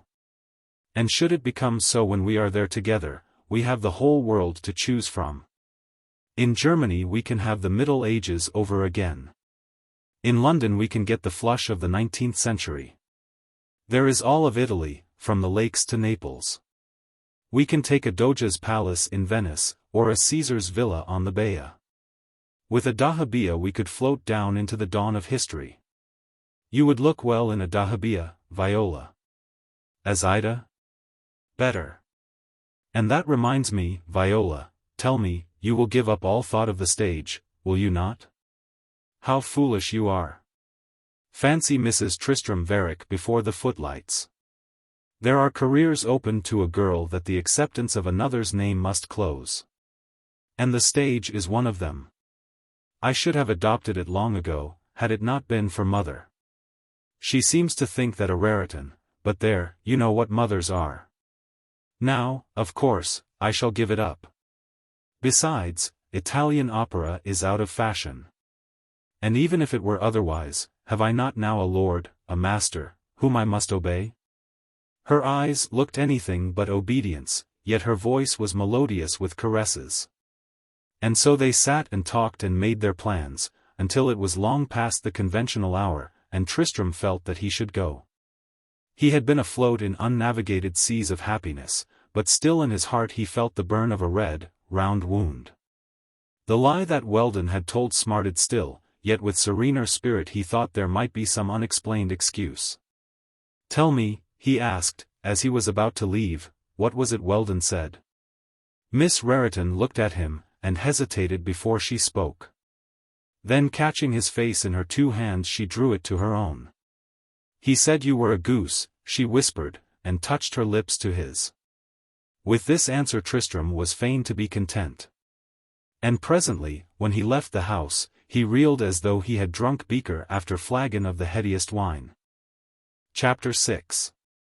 After a 10-mile pull on the river, a shandygaff of base and champagne is comforting to the oarsman. It is accounted pleasant to pay a patient creditor an outlawed debt. But a poet has held that the most pleasurable thing imaginable is to awake on a summer morning with the consciousness of being in love. Even in winter the sensation ought not to be disagreeable.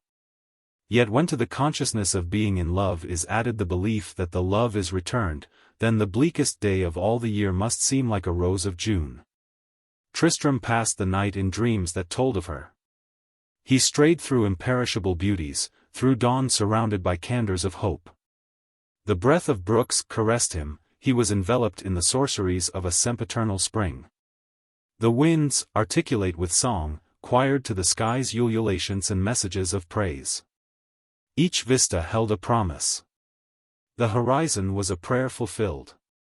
He saw grief collapse and joy enthroned. From bird and blossom he caught the incommunicable words of love. And when from some new witchery he at last awoke, he smiled, the real was fairer than the dream. For some time he loitered in the gardens which his fancy disclosed, spectacular-wise, for his own delight. Until at last he bethought him of the new duties of his position and of the accompanying necessity of making those duties known to those to whom he was related. Then, after a breakfast of sliced oranges and coffee, he rang for the servant and told him to ask his father whether he could spare a moment that morning. In a few minutes the servant returned. "Mr.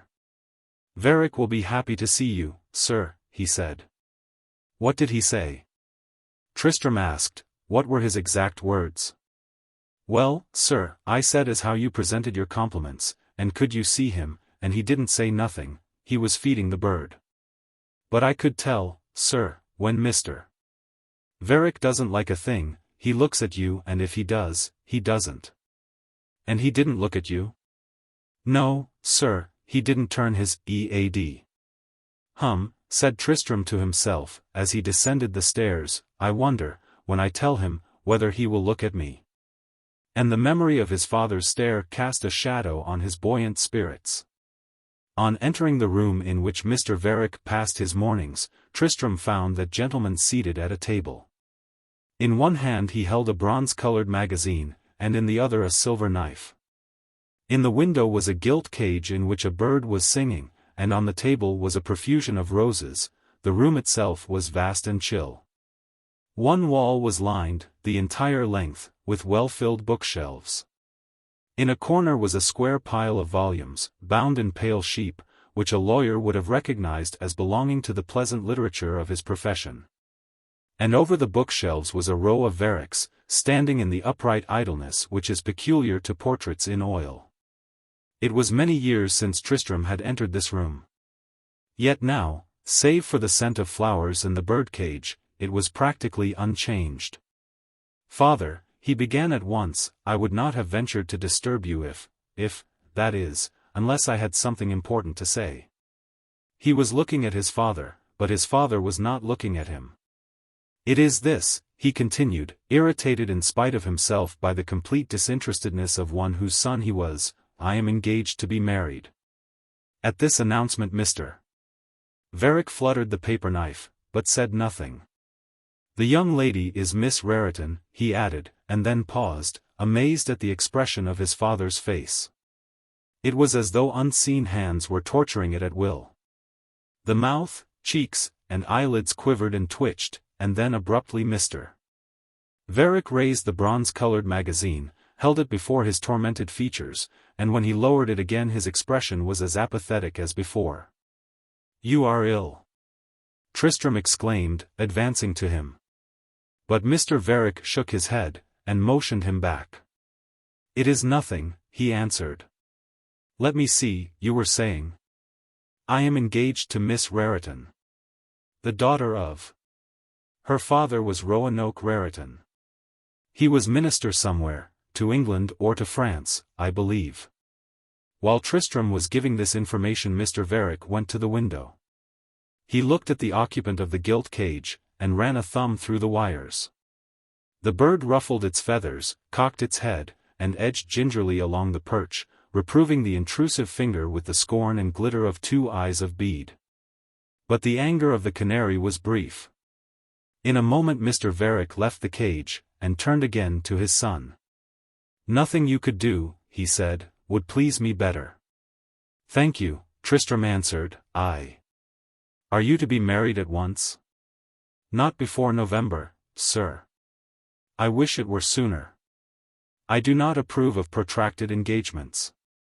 But, of course, you know your own business best. If I remember rightly, the father of this young lady did not leave much of a fortune, did he?" "Nothing to speak of, I believe." "You have my best wishes. The match is very suitable, very suitable. I wish you would say as much, with my compliments, to the young lady's mother. I would do so myself, but, as you know, I am something of an invalid. You might add that, too, and, I don't mean to advise you, but I would endeavor to hasten the ceremony. In such matters, it is usual for the young lady to be coy, but it is for the man to be pressing and resolute. I only regret that her father could not know of it. In regard to money, your allowance will have to be increased. Well, I will attend to that. There is nothing else, is there? Oh, do me the favor not to omit to say that I am much pleased. I knew Miss Raritan's father." Mr. Varick looked up at the ceiling, and put his hand to his mouth. It was difficult to say whether he was concealing a smile or a yawn. "He would be pleased, I know." And with that Mr. Varick resumed his former position, and took up again the magazine. "It is very good of you," Tristram began. "I didn't know, of course, you see, I knew that if you saw the young lady, but what am I calling her a young lady for?" He asked, in an aside, of himself. "Miss Raritan, I mean," he continued aloud, "you would think me fortunate as a king's cousin." He paused. "I am sure," he reflected, "I don't know what I am talking about. What I say, is sheer imbecility. However," he continued, "again, I want to thank you. You have seen so little of me that I did not expect you would be particularly interested. He hesitated again, and then ceased speaking. He had been looking at his father, and something in his father's stare fascinated and disturbed his train of thought. For the moment he was puzzled. From his childhood he had felt that his father disliked him, though the reason of that dislike he had never understood. It was one of those things that you get so accustomed to that it is accepted, like baldness, as a matter of course, as a thing which had to be and could not be otherwise. To his grandfather, who was at once the most irascible and gentlest of men, and whom he had loved instinctively, from the first, with the unreasoning faith that children have, to him he had, in earlier days, spoken more than once of the singularity of his father's attitude. The old gentleman, however, had no explanation to give. Or, if he had one, he preferred to keep it to himself. But he petted the boy outrageously, with some idea of making up for it all, and of showing that he at least had love enough for two. And now, as Tristram gazed in his father's face, he seemed to decipher something that was not dislike, rather the contented look of one who learns of an enemy's disgrace. A compound of malice and of glee. "That was all I had to say," Tristram added, with his winning smile, as though apologizing for the lameness of the conclusion. And thereupon he left the room and went out to consult a jeweler and bear the tidings to other ears. For some time he was absurdly happy. His grandfather received the announcement of the coming marriage with proper enthusiasm. He laughed sagaciously at Tristram's glowing descriptions of the bride that was to be, and was for going to call on the mother and daughter at once. And was only prevented on learning that they had both left town. "But I must write," he said, and write he did, 2 elaborate letters, couched in that phraseology at once recondite and simple which made our ancestors the delightful correspondents that they were. The letters were old-fashioned indeed. Some of the sentences were enlivened with the eccentricities of orthography which were in vogue in the days of the Spectator. The handwriting was infamous, and the signature on each was adorned with an enormous flourish. They were not models for a perfect letter writer, but they were heartfelt and honest, and they served their purpose very well. "And, Tristram," the old gentleman said, when the addresses had been dried with a shower of sand and the letters dispatched, "you must take her this, with my love. I gave it to your mother on her wedding day, and now it should go to her." From a little red case he took a diamond brooch, set in silver, which he polished reflectively on his sleeve. "She was very sweet, Tristram, your mother was, a good girl, and a pretty one. Did I ever tell you about the time?" And the old gentleman ran on with some anecdote of the dear dead days in which his heart was tombed. Tristram listened with the interest of those that love. He had heard the story, and many others of a similar tenor, again and again, but, somehow, he never heard them too often. There was nothing wearisome to him in such chronicles. And as he sat listening, and now and then prompting with some forgotten detail, anyone who had happened on the scene would have accounted it pleasant to watch the young fellow and the old man talking together over the youth of her who had been mother to one and daughter to the other. "See," said Tristram at last, when his grandfather had given the brooch into his keeping. "See. I have something for her too." And with that he displayed a ruby, unset, that was like a clot of blood. "I shall have it put in a ring," he explained, "but this might do for a bonnet pin." And then he produced a green stone, white-filmed, that had a heart of oscillating flame. Mr. Van Norden had taken the ruby in his hand and held it off at arm's length, and then between two fingers, to the light, that he might the better judge of its beauty. But at the mention of the bonnet pin he turned to look.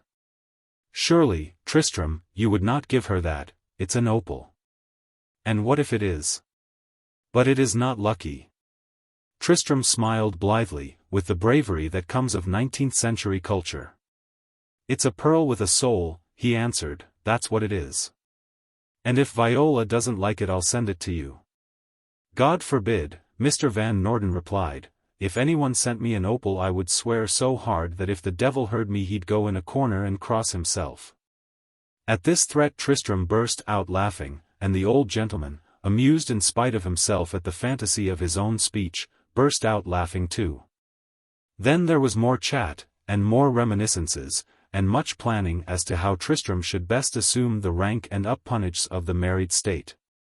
Tristram dined with his grandfather that evening, and when Mr. Van Norden started out to his club for a game of whist, Tristram accompanied him as far as the club door. When they parted, Tristram was in such spirits that he could have run up to Central Park and back again. "Divinities of Pindar," he kept exclaiming, a phrase that he had caught somewhere, "divinities of Pindar, she is mine." Thereafter, for several days, he lived, as all true lovers do, on air and the best tenderloins he could obtain. Chapter 7. One morning Tristram found the sliced oranges accompanied by a note from her. It was not long, but he read it so often that it became lengthy in spite of the writer. The cottage, it informed him, which had been taken for the summer, was becoming habitable. As yet but one of the hotels, and that the worst, was prepared for guests.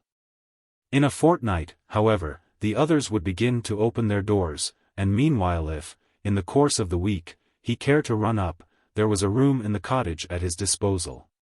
In the course of the week, soliloquized Tristram, well, this afternoon is in the course of it, and this afternoon will I go.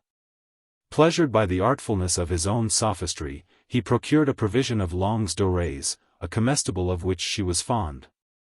Found at Tiffany's the ruby and opal set in accordance with orders already given, and at 2 o'clock boarded the Newport Express. The train reached New London before Tristram had so much as glanced at a volume which he held in his hand. He had little need of anything to occupy his thoughts. His mind was a scenario in which he followed the changes and convolutions of an entertainment more alluring than any that romancer or playwright could convey. He was in that mood which we all of us have experienced, in which life seems not only worth living, but a fountain of delight as well. Were ever fields more green or sky more fair?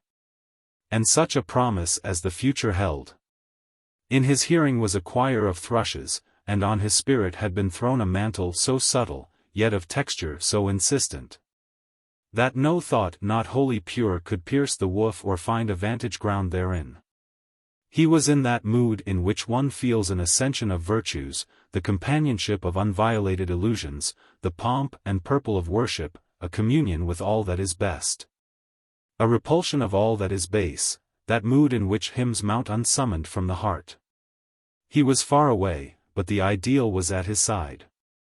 The past was a mirror, mirroring nothing save his own preparation and the dream of the coming of her.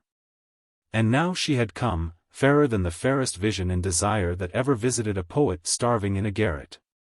To be worthy of her, even in the slightest measure, what was there that he would leave undone?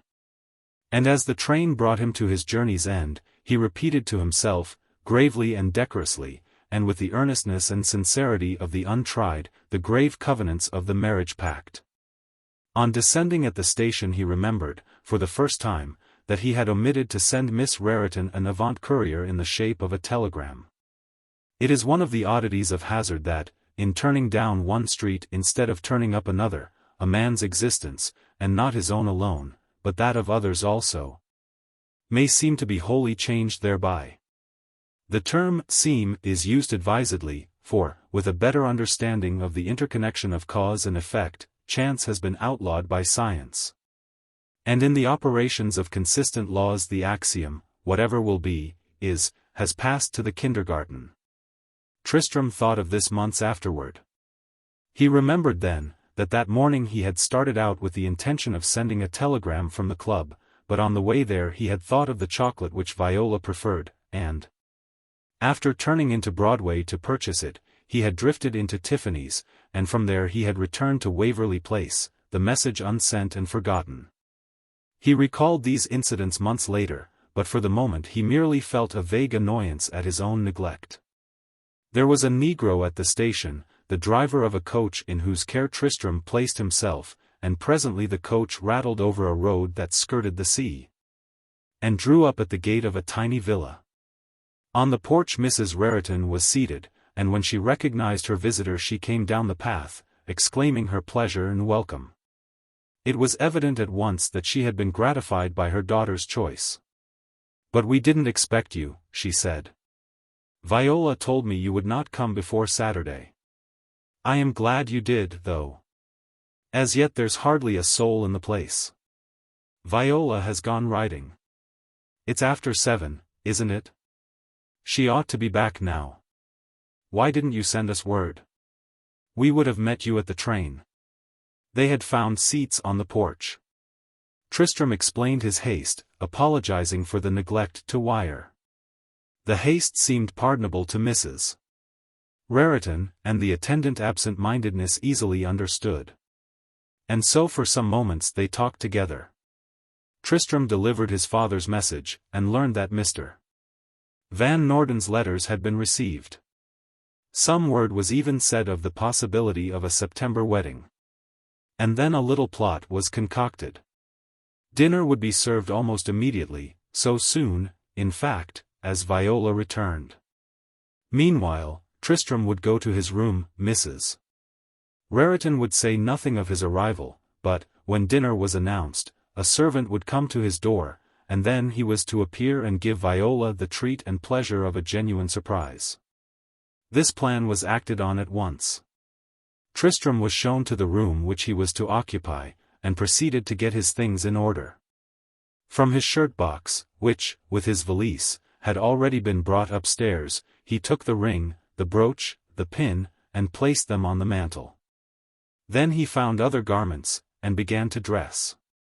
In 5 minutes he was in readiness, but as yet he heard nothing indicative of Viola's return. He went to the window and looked out. Above the trees, in an adjacent property, there loomed a tower. The window was at the back of the house. He could not see the ocean, but he heard its resilient sibilance, and from the garden came the hum of insects. It had grown quite dark, but still there was no sign of Viola's return. He took up the volume which he had brought with him in the cars. It was the Rime Neuve of Carducci, and with the fancies of that concettist of modern Rome he stayed his impatience for a while. There was one octave that had appealed to him before. He read it twice, and was about to endeavor to repeat the lines from memory, when through the open window he heard the clatter of horses' hoofs, the roll of wheels. It was evident that some conveyance had stopped at the gate of the villa. Then came the sound of hurrying feet, a murmur of voices, and abruptly the night was cut with the anguish of a woman's cry. Tristram rushed from the room and down the stairs. Through the open door beyond a trembling star was visible, and in the road a group of undistinguished forms.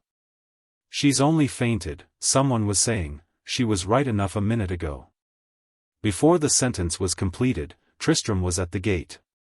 Hatless, with one hand ungloved and the other clutching a broken whip, the habit rent from hem to girdle, dust-covered and disheveled, the eyes closed.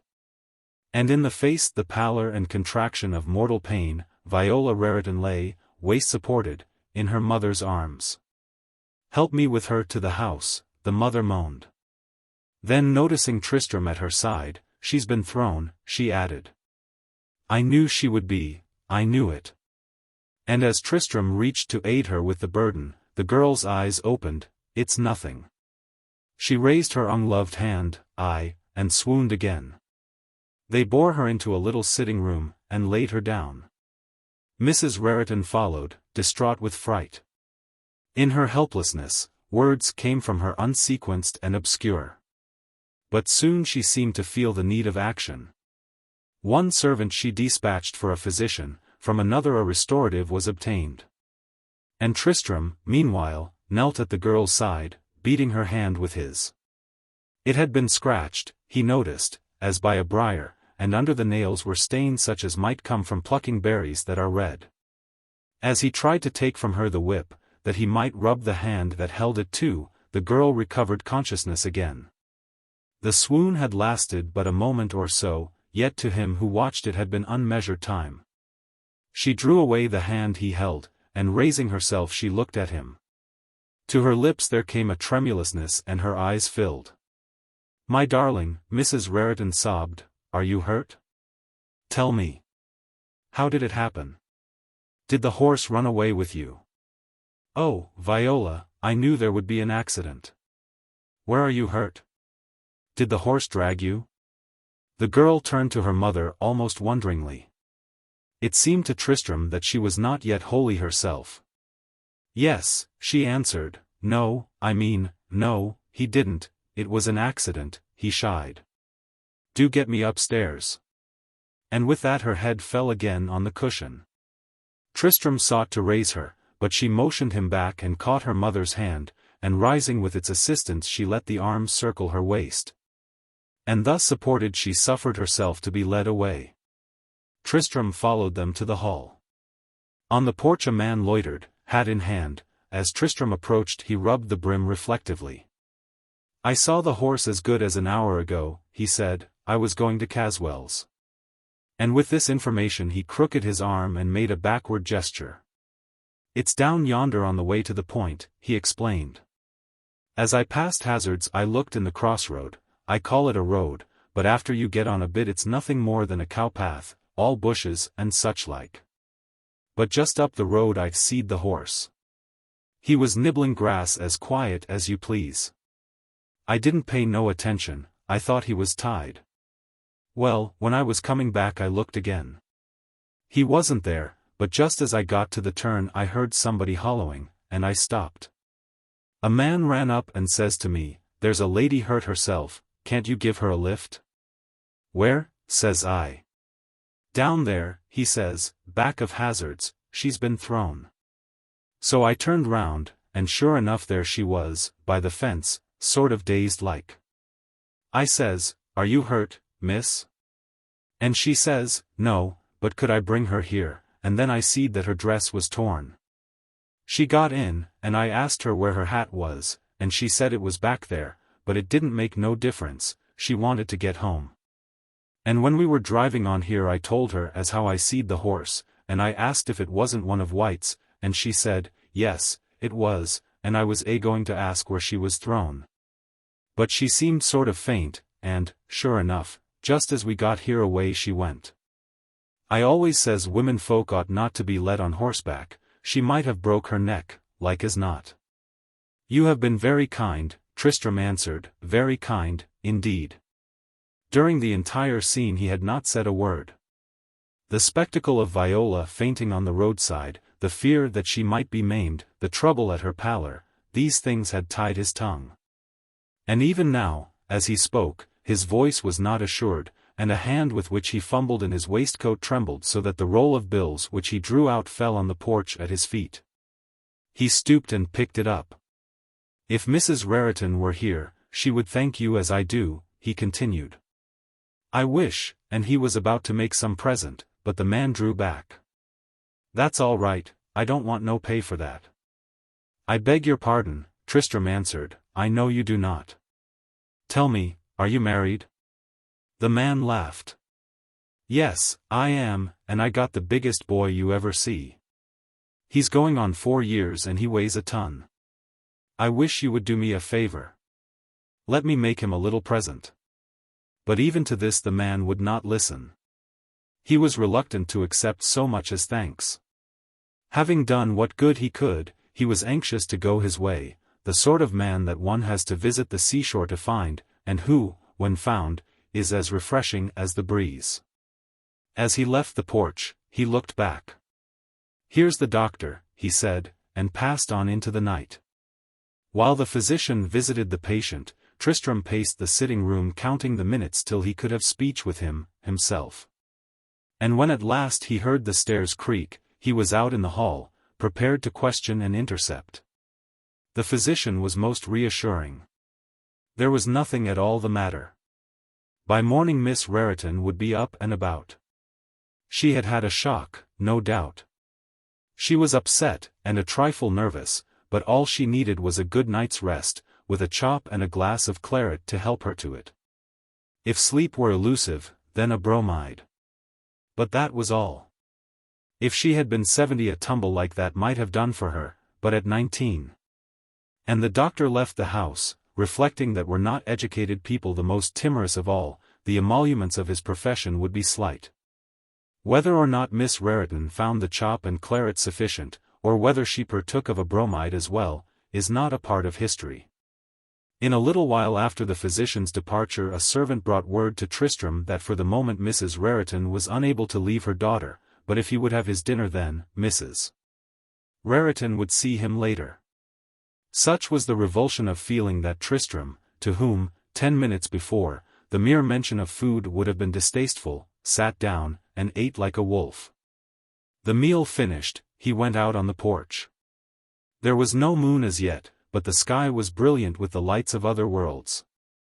Before him was the infinite, in the air was the scent of seaweed, and beyond, the waves leaped up and fawned upon the bluffs. And as he stood and watched it all, the servant came to him with Mrs. Raritan's apologies. She thought it better, the maid explained, not to leave Miss Raritan just yet, and would Mr. Varick be good enough to excuse her for that evening? "Wait a second," he answered, and went to his room. He found the jewels, and brought them downstairs. "Take these to Miss Raritan," he said, and on a card he wrote some word of love, which he gave with the trinkets to the maid. "La parlette d'amour," he murmured, as the servant left to do his bidding, and then he went again to his room, and sat down at the window companioned only by the stars. From beyond, the boom and retreating wash of waves was still audible, and below in the garden he caught, now and then, the spark and glitter of a firefly gyrating in loops of gold. But the tower which he had noticed on arriving was lost in the night. It was in that direction, he told himself, that the accident must have occurred. And what was it, after all? As yet he had not fully understood. Had the horse stumbled, or had he bolted and thrown her? If he had only been there. And as his fancy evoked the possibilities of that ride, he saw a terrified brute tearing along a deserted road, carrying the exquisite girl straight to some sudden death, and just when the end was imminent, his own muscles hardened into steel, he had him by the bit and, though dragged by the impetus, at last he held him, and she was safe. She was in his arms, her own about his neck, and were he a knight-errant and she some gracious princess, what sweeter guerdon could he claim? But one thing preoccupied him. In the vertiginous flight she had lost something, her whip, no, her hat, and it was incumbent on him to restore it to her. Very softly, then, that he might not disturb her, he opened the door. The house was hushed, and in a moment he was on the road. He could see the tower now. It was illuminated, and it seemed to him odd that he had not noticed the illumination before. It was that way, he knew, back of Hazard's, and he hurried along in the direction which the man had indicated. The insects had stilled their murmur, and the sky was more obscure, but the road was clear. He hurried on, and as he hurried he heard steps behind him, hurrying too. He turned his head. Behind him was a woman running, and who, as she ran, cast a shadow that was monstrous. In the glimpse that he caught of her he saw that she was bare of foot and that her breast was uncovered. Her skirt was tattered and her hair was loose. He turned again, the face was hideous. The eyes squinted, lusterless and opaque, the nose was squat, the chin retreated, the forehead was seamed with scars, and the mouth, that stretched to the ears, was extended with laughter. As she ran she took her teeth out one by one, replacing them with either hand. And still she laughed, a silent laughter, her thin lips distorted as though she mocked the world. Tristram, overcome by the horror of that laughter, felt as agonized as a child pursued. There was a fence at hand, a vacant lot, and across it a light glimmered. Away he sped. In the field his foot caught in a bramble. He fell, and could not rise, but he heard her coming and, with a great effort just as she was on him, he was up again, distancing her with ever-increasing space. The light was just beyond. He saw now it came from the tower, there was another fence, he was over it, the door was barred, no, it opened, he was safe. In the middle of the room, circular as befits a tower, was a cradle, and in the cradle was a little boy. As Tristram looked at him he smiled. It was, he knew, the child of the man to whom he had spoken that evening. One hand was under the pillow, but the other, that lay on the coverlid, held Viola's hat. He bent over to examine it. The fingers that held it were grimy and large, and, as he looked closer, he saw that it was not a child, but the man himself. Before he had an opportunity to account for the delusion he heard the gallop of feet and a thunder at the door. It was she. He wheeled like a rat surprised. There was a lateral exit, through which he fled, and presently he found himself in a corridor that seemed endless in extension. The man evidently had left the cradle and preceded him, for Tristram saw him putting on a greatcoat some distance ahead. In his feverish fright he thought, could he but disguise himself with that, he might pass out unobserved, and he ran on to supplicate for an exchange of costume. But when he reached the place where the man had stood he had gone, vanished through a dead wall, and down the corridor he heard her come. He could hear her bare feet patter on the stones. Oh, God, what did she wish of him? And no escape, not one. He was in her power, immured with her forevermore. He called for help, and beat at the walls, and ever nearer she came, swifter than disease, and more appalling than death. His nails sank in his flesh, he raised a hand to stay the beating of his heart, and then at once she was upon him, felling him to the ground as a ruffian fells his mistress. Her knees were on his arms, he was powerless, dumb with dread, and in his face was the fader of her breath. Her eyes were no longer lusterless, they glittered like twin stars, and still she laughed, her naked breast heaving with the convulsions of her mirth. I am Truth, she bawled, and laughed again. And with that Tristram awoke, suffocating, quivering, and outwearied as though he had run a race and lost it. He sat a while, broken by the horror of the dream. The palms of his hands were not yet dry. But soon he bestirred himself, and went to the door, the lights had been extinguished.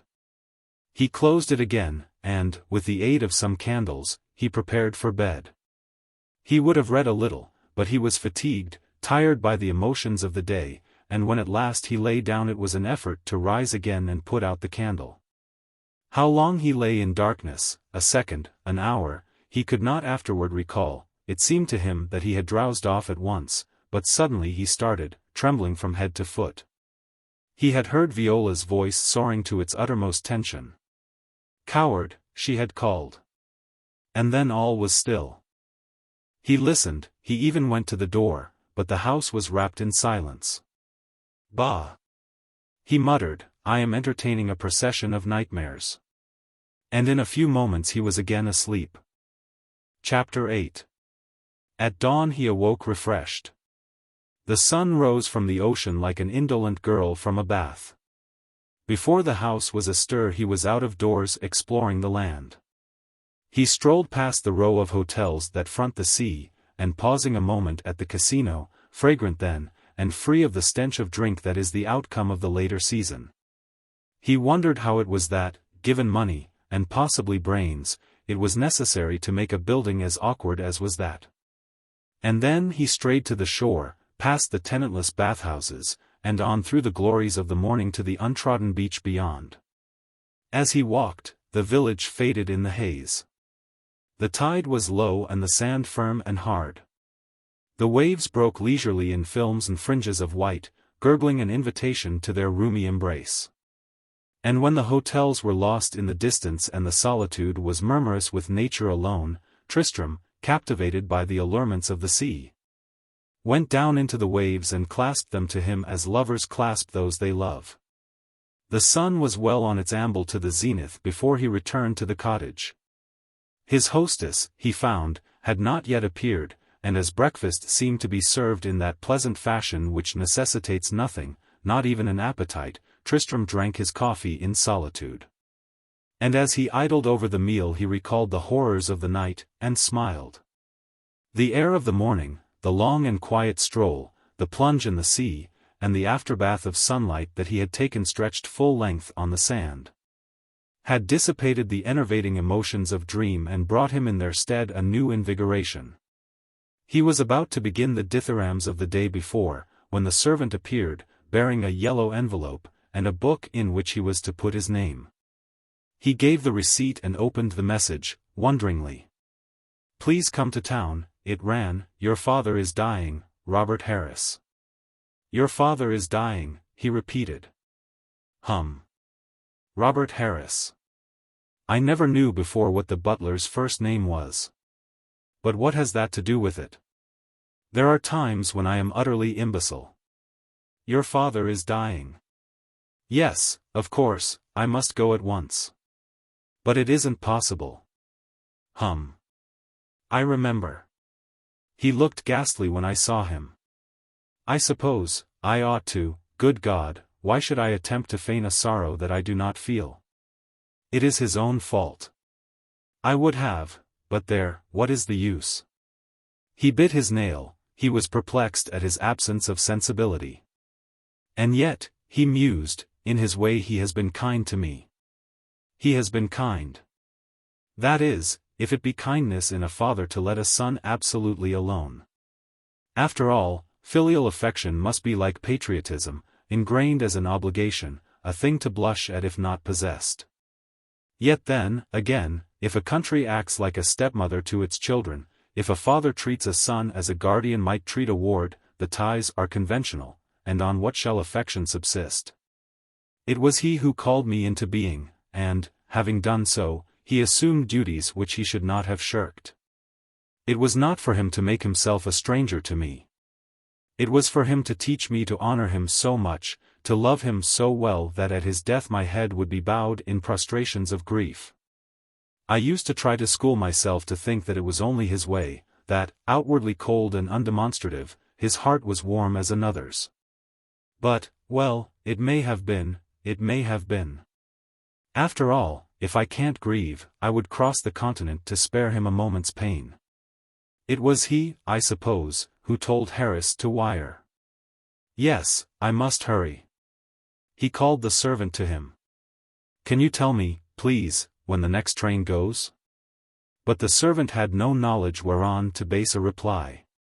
She suggested, however, that information might be obtained at an inn which stood a short distance up the road. He scribbled a few lines on a card, and gave it to the woman. Take that to Miss Raritan, please, will you? He said, and left the house. At the inn a very large individual sat on the stoop, coatless, a straw covering of a remoter summer far back on his head, and his feet turned in. He listened to Tristram with surly indifference, and spat profusely. He didn't know, he reckoned the morning train had gone. "Hey, Alf," he called out to the Negro who had taken Tristram from the station the night before, and who was then driving by, "When's the next train go?" "'Bout 10 minutes. I just took a party from Taylor's." "Thank you," said Tristram to the innkeeper, who spat again by way of acknowledgement. "Can you take me to the station?" he asked the Negro. And on receiving an affirmative reply, he told him to stop at Mrs. Raritan's for his traps. As Tristram entered the gate he saw Viola's assistant of the preceding evening drive up, waving a hat. "I got it," the man cried out, "here it is. First time it ever passed a night out of doors, I'll bet. And none the worse for it, either." He handed it over to Tristram. "I dreamt about you last night," he added. "That's odd," Tristram answered, "I dreamed about you." The man laughed at this as had he never heard anything so droll. "Well, I swan!" he exclaimed, and cracked his whip with delight. His horse started. "Here," he said, "I near forgot. Whoa, there, can't you? This goes with the hat." And he crumpled a handkerchief in his hand, and tossing it to Tristram, he let the horse continue his way unchecked. The hat which the man had found did not indeed look as though it had passed a night on the roadside. Save for an incidental speck or two it might have come fresh from a bandbox. Tristram carried it into the cottage, and was placing it on the hall table when Mrs. Raritan appeared. "I am so sorry," she began, "Viola has told me." "How is she? May I not see her? She scarcely slept last night." Tristram looked in the lady's face. The lids of her eyes were red and swollen. "But may I not see her? May I not, merely for a moment?" "She is sleeping now," Mrs. Raritan answered. "Perhaps," she added, "it is better that you should not. The doctor has been here. He says that she should be quiet. But you will come back, will you not? Truly I sympathize with you." Mrs. Raritan's eyes filled with tears, but to what they were due, who shall say? She seemed to Tristram unaccountably nervous and distressed. "There is nothing serious the matter, is there?" he asked, anxiously. And at the question, Mrs. Raritan almost choked. She shook her head, however, but Tristram was not assured. "I must see her," he said, and he made as would he mount the stair. "Mr. Varick. She is asleep. She has had a wretched night. When you are able to come back, it will be different. But if you care for her, let her be." The protest was almost incoherent. Mrs. Raritan appeared beside herself with anxiety. "Forgive me," said Tristram, "I did not mean to vex you. Nor would I disturb her." He paused a second, dumbly and vaguely afflicted. "You will tell her, will you not?" he added. "Tell her this, that I wanted to see her. Mrs. Raritan, my whole life is wrapped up in her." He hesitated again. "You are tired too, I can see. You were up with her last night, were you not?" Mrs. Raritan bowed her head. "You must forgive me," he repeated, "I did not understand. Tell me," he continued, "last night I awoke thinking that I heard her calling." "Did she call?" "Call what?" "I thought, you see I was half, perhaps wholly asleep, but I thought I heard her voice. I was mistaken, was I not?" "Yes, you must have been." The Negro had brought down the luggage, and stood waiting at the gate. "You will tell her, Mrs. Raritan, I love her with all my heart and soul." The lady's lips quivered. "She knows it, and so do I." "You will ask her to write?" "Yes, I will do so." Tristram took her hand in his. "Tell her from me," he began, but words failed him, it was his face that completed the message. In a moment more he was in the coach on his way to the station. There was a brisk drive along the sea, a curve was rounded, and the station stood in sight. And just as the turn was made Tristram caught the shriek of a whistle. "There she goes," the Negro exclaimed. "You ought to have been sprier." "Has the train gone?" Tristram asked. "Can't you see her?" "I knew you'd be late." The man was insolent in his familiarity, but Tristram did not seem to notice it. "I would have given much not to be," he said. At this the Negro became a trifle less uncivil. "Would you really like to catch that train?" he asked. "I would indeed." "Is it worth $25 to you?" Tristram nodded. "Well, boss, I tell you. That train stops at Peacedale, and at Wakefield she shunts off till the mail passes. Like as not the express is late. If I get you to Kingston before the Newport passes, will you give me 25? If I make the connection I will give you 50. That's talking. You'll get there, boss. Just lay back and count your thumbs." The Negro snapped his whip, and soon Tristram was jolted over one of the worst and fairest roads of New England, through a country for which nature has done her best. And where only the legislator is vile. One hamlet after another was passed, and still the coach rolled on. "We'll get there," the Negro repeated from time to time, and to encourage his fare he lashed the horses to their utmost speed. Peacedale was in the distance, Wakefield was past, and in a cloud of dust they tore through Kingston and reached the station just as the express steamed up. "I told you I'd do it," the Negro exclaimed, exultingly. "I'll get checks for your trunks." A minute or two more, and the checks were obtained. The Negro was counting a roll of bills, and in a drawing-room car Tristram was being whirled to New York. For several hours he sat looking out at the retreating uplands, villages, and valleys. But after a while he remembered the scantiness of his breakfast, and, summoning the porter, he obtained from him some food and drink. By this time the train had reached New Haven, and there Tristram alighted to smoke a cigarette. He was, however, unable to finish it before the whistle warned him that he should be aboard again. The porter, who had been gratified by a tip, then told him that there was a smoking compartment in the car beyond the one in which he had sat, and, as the train moved on, Tristram went forward in the direction indicated. The compartment was small, with seats for 2 on one side, and for 3, or for 4 at most, on the other. As Tristram entered it he saw that the larger sofa was occupied by one man, who lay out on it, full length, his face turned to the partition. Tristram took a seat opposite him, and lit a fresh cigarette. As he smoked he looked at the reclining form of his vis-a-vis. About the man's neck a silk handkerchief had been rolled, but one end had come undone and hung loosely on the cushion, and as Tristram looked he noticed that on the neck was a wound, unhealed and fresh, a line of excoriation, that neither steel nor shot could have caused, but which might have come from a scratch. But, after all, what business was it of his? And he turned his attention again to the retreating uplands and to the villages that starred the route. When the cigarette was done, he stood up to leave the compartment. But however quietly he had moved, he seemed to arouse his neighbor, who turned heavily, as though to change his position.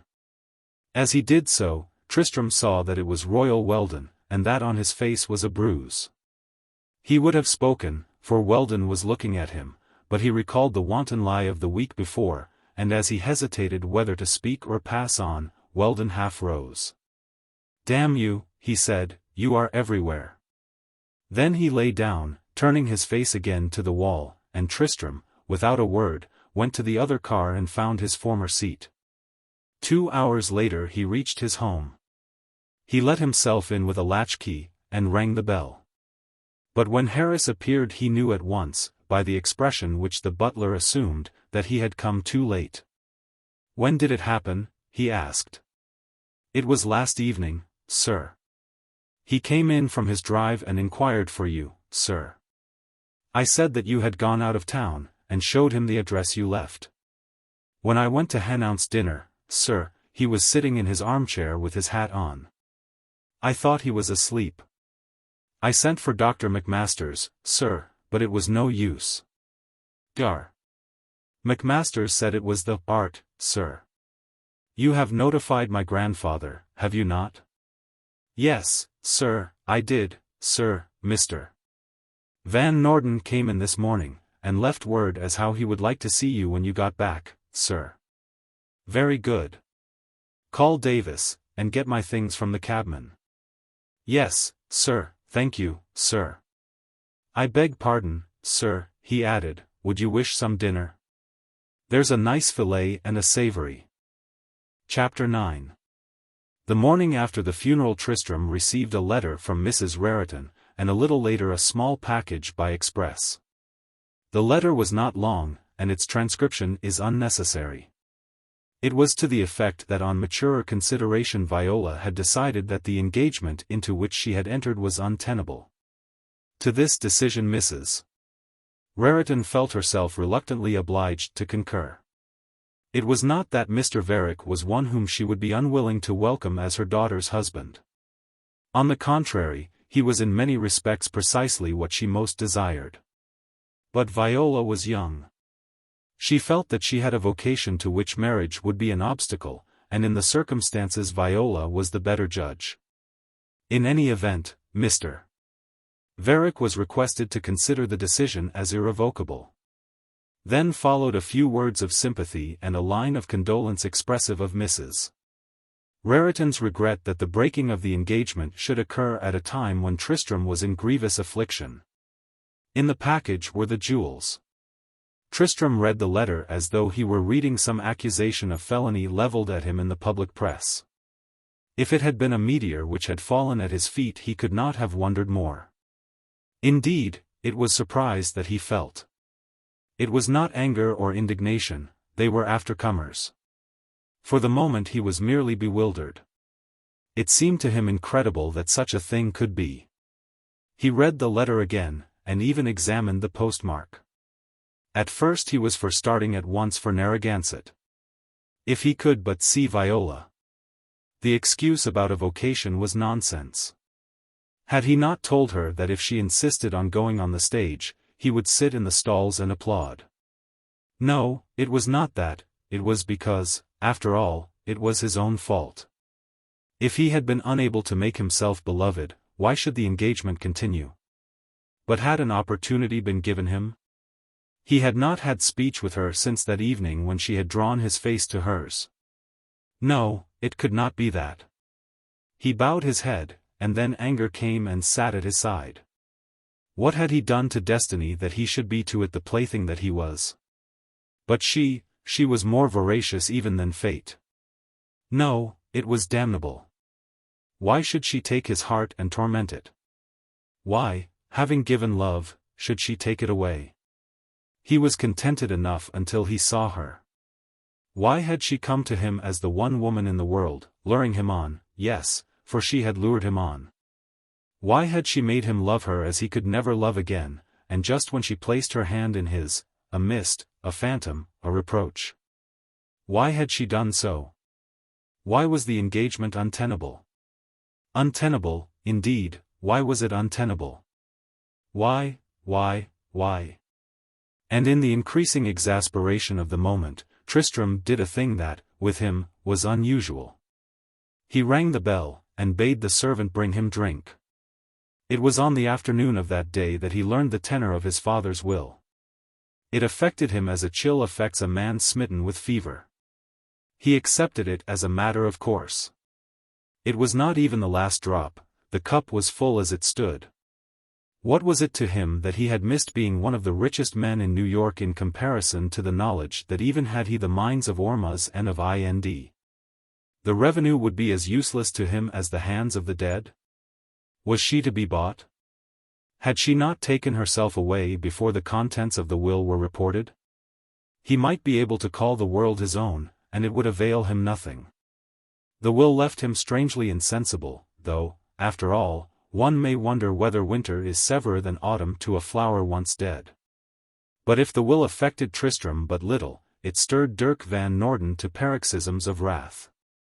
He ought to have his ghost kicked, he said, in confidential allusion to Erastus Varick. It's a thing that cries out to heaven. And don't you tell me, sir, that nothing can be done.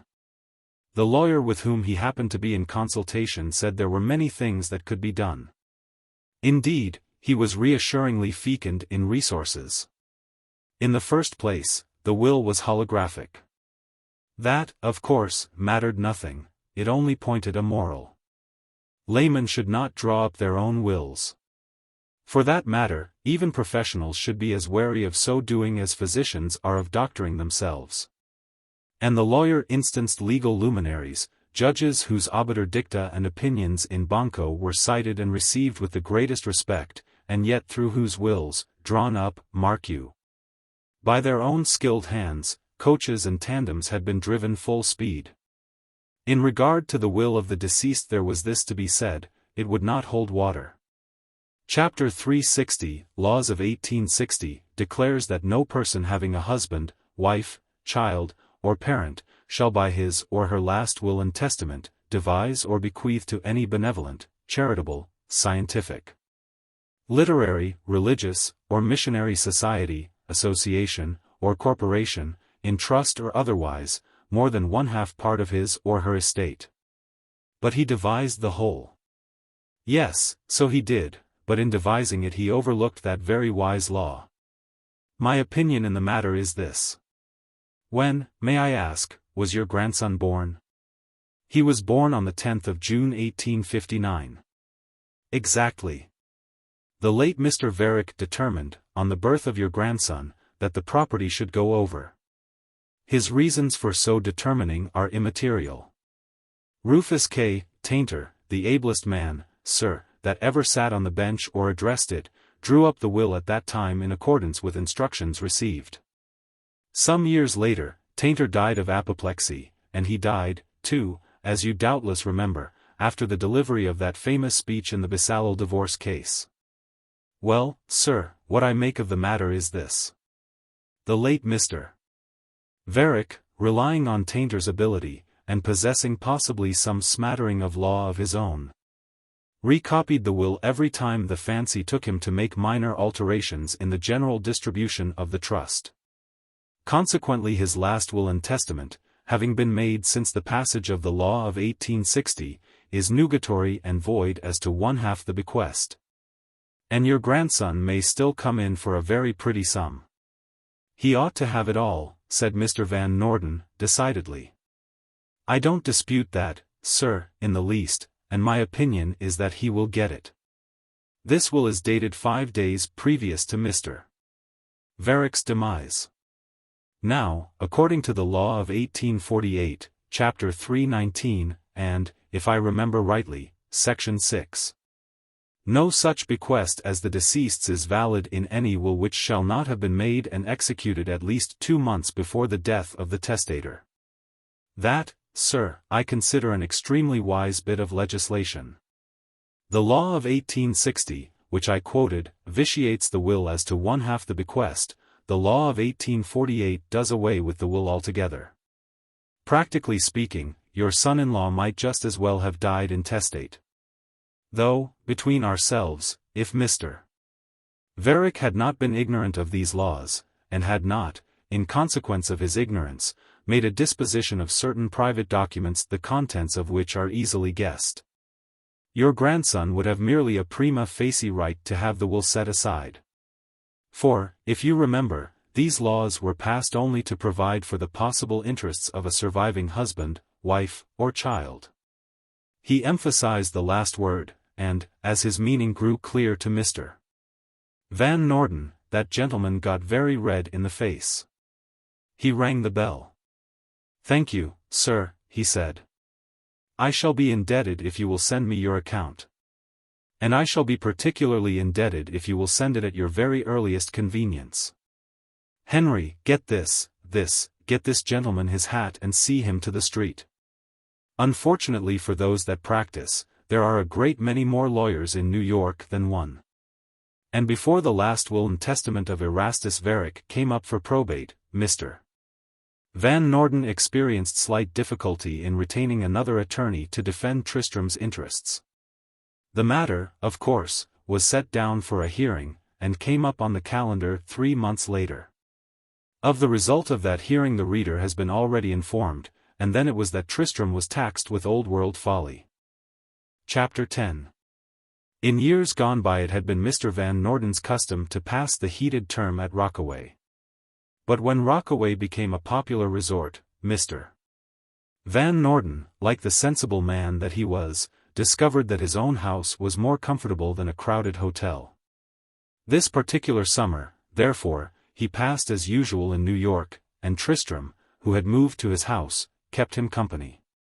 June was not altogether disagreeable, but in July the city was visited by a heat at once insistent and enervating. In August it was cooler, as our Augusts are apt to be.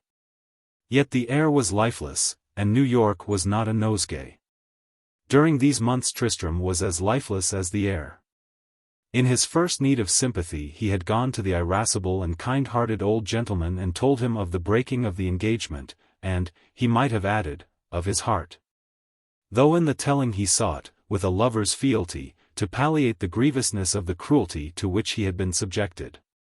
"It is this way," he said, "Viola, I think, feels that she does not know me sufficiently well.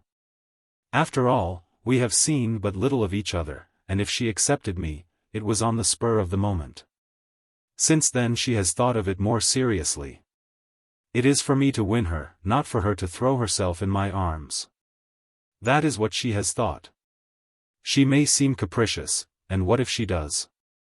Your knowledge of women has, I am sure, made you indulgent." "Not in the least," Mr. Van Noorden answered. And then, for the time being, the subject was dropped. It was this semi-consolatory view which Tristram took of the matter after the effect of the first shock had lost its force.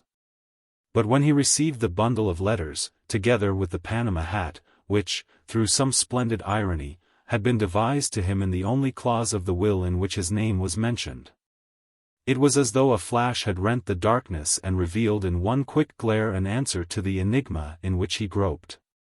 The letters were few in number, a dozen at most, and they were tied together with a bit of faded ribbon. They were all in the same hand, one and all contained protestations of passionate love, and each was signed in full, Roanoke Raritan. The envelope which held them was addressed to Mrs. Erastus Varick. It was then that he saw the reason of his disinheritance, and it was then that he understood the cause of Viola's withdrawal. It was evident to him that Mrs. Raritan possessed either thorough knowledge of the facts, or else that she had some inkling of them which her feminine instinct had supplemented into evidence, and which had compelled her to forbid the banns. There were, however, certain things which he could not make clear to his mind. Why had Mrs. Raritan treated him with such consideration? She had known from the first that he loved her daughter. And after the engagement, if she wished it broken, why had she allowed Viola to invite him to the pier? These things were at first inexplicable to him. Afterward he fancied that it might be that Mrs. Raritan, originally uninformed, had become so only through the man whom he had believed was his father, after the announcement of the engagement had been made to him. And possibly through some communication which had only reached her after his sudden death. This explanation he was inclined to accept. And he was particularly inclined to do so on recalling the spasm which had agitated the deceased when he had come to him with the intelligence of the engagement, and the nervous excitement which Mrs. Raritan displayed on the morning when he left for town. This explanation he accepted later, but in the horror of the situation in which he first found himself his mind declined to act. He had never known his mother, but her fame he had cherished as one cherishes that which is best and most perfect of all. And abruptly that fame was tarnished, as some fair picture might be sullied by a splash and splatter of mud.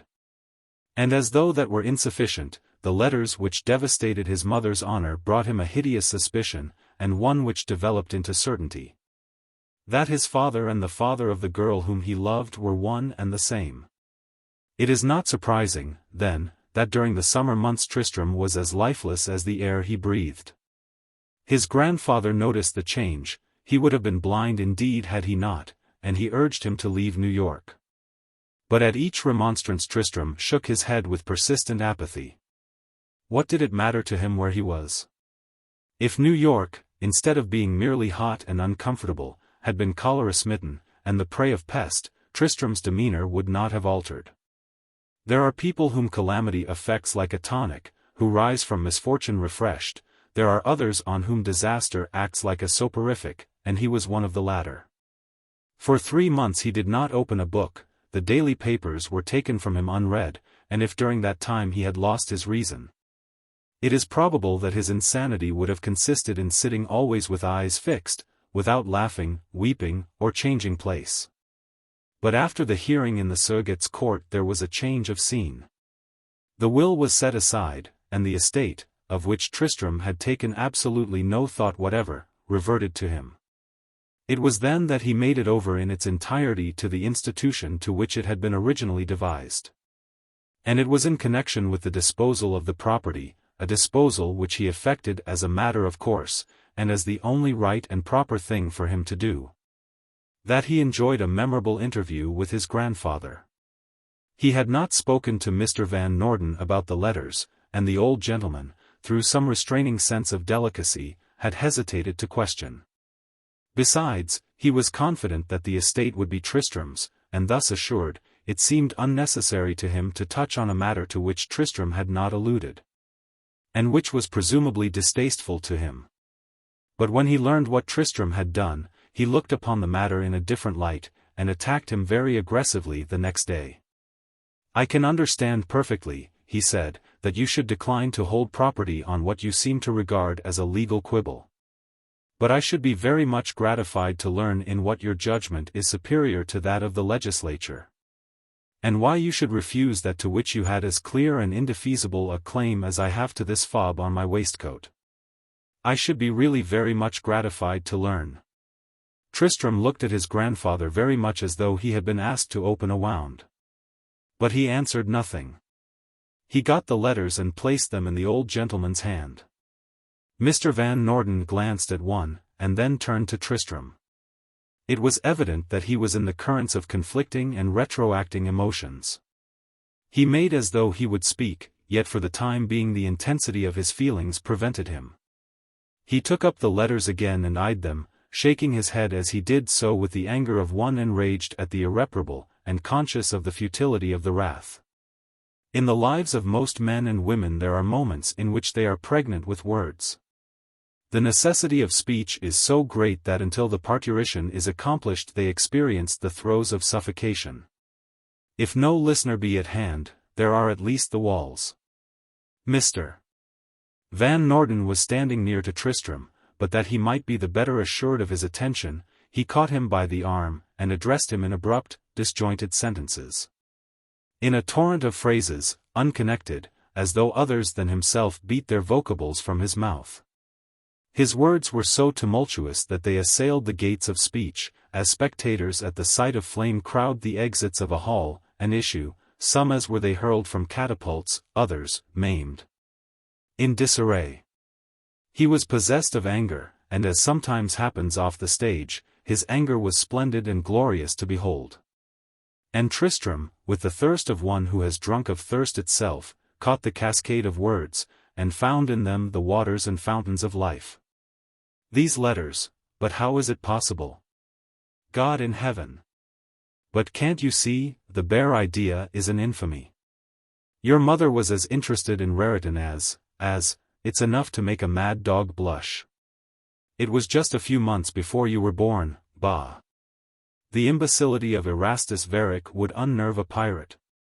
I know he was always running there, Raritan was, but anyone with the brain of a wooden Indian would have understood. Why, they were here, they came to me, all 3 of them. And because I knew her father, and precious little thanks I got for my pains. He said he would see the girl in her grave first. He would have it that Raritan was after her for her money. It's true he hadn't a penny, but, what's that got to do with it? The mischief's done. She must have sent these letters to your mother to return to Raritan just before she married that idiot Wainwaring. Your mother was her most intimate friend, they were at school together at Pelham Priory. Raritan, I suppose, was away. Before he got back, your mother, you were born, you know, and she died. She had no chance to return them. That imbecile of a father of yours must have found the letters, and thought, but how is such a thing possible? Good God! He ought to be dug up and cowhided. And it was for this he left you a Panama hat. And it was for this you have turned over millions to an institution for the shelter of vice. It was for this, see here, since Christ was crucified, a greater stupidity, or one more iniquitous, has never been committed. In the magnificence of his indignation, Mr. Van Norden stormed on until he lacked the strength to continue. But he stormed to ravished and indulgent ears. And when at last he did stop, Tristram, who meanwhile had been silent as a mouse, went over to the armchair into which, in his exhaustion, he had thrown himself, and touched his shoulder. If he did not wish me to have the money, he said, how could I keep it? How could I? And before the honesty that was in his face the old man lowered his eyes to the ground. I am gladder, Tristram continued, to know myself his son than to be the possessor of all New York. But when I thought that I was not his son, was that a reason why I should cease to be a gentleman? Though I lost everything else, what did it matter if I kept my self-respect? He waited a moment for an answer, and then a very singular thing happened. From Dirk van Noorden's lowered eyes first one tear and then a second rolled down into the furrows of his cheek. From his throat came a sound that did not wholly resemble a sob and yet was not like to laughter, his mouth twitched, and he turned his head aside. It's the first time since your mother died, he said at last, but what he meant by that absurd remark, who shall say? For some time Tristram lingered, lost in thought. It was indeed as he had said. He was gladder to feel again that he was free to love and free to be loved in return than he would have been at holding all New York in fee. As he rose from the nightmare in which he suffocated he did not so much as pay the lost estate the compliment of a regret. It was not that which had debarred him from her, nor was it for that she had once placed her hand in his. He was well rid of it all, since in the riddance the doors of his prison house were unlocked. For 3 months his heart had been not dead but haunted, and now it was instinct with life and fluttered by the beckonings of hope. He had fronted sorrow. Pain had claimed him for its own, and in its intensity it had absorbed his tears. He had sunk to the uttermost depths of grief, and, unbereft of reason, he had explored the horrors of the abyss. And now in the magic of the unforeseen he was transported to dazzling altitudes, to landscapes from which happiness, like the despot that it is, had routed sorrow and banished pain. He was like one who, overtaken by years and disease, suddenly finds his youth restored.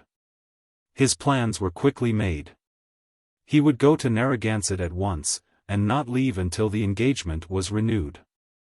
He had even the cruelty to determine that his grandfather should come to the pier himself, and argue with Mrs.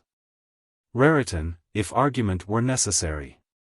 I have so much to say, he presently exclaimed, that I don't know where to begin. Begin at the end, his grandfather suggested. But Tristram found it more convenient to begin in the middle. He led the old gentleman into the rhyme and reason of the rupture, he carried him forward and backward from old fancies to newer hopes. He explained how imperative it was that with the demolition of the obstacle which his father had erected the engagement should be at once renewed. He blamed himself for having even suggested that Viola was capricious, he mourned over the position in which she had been placed, he pictured Mrs. Raritan's relief when she learned of the error into which she had wandered.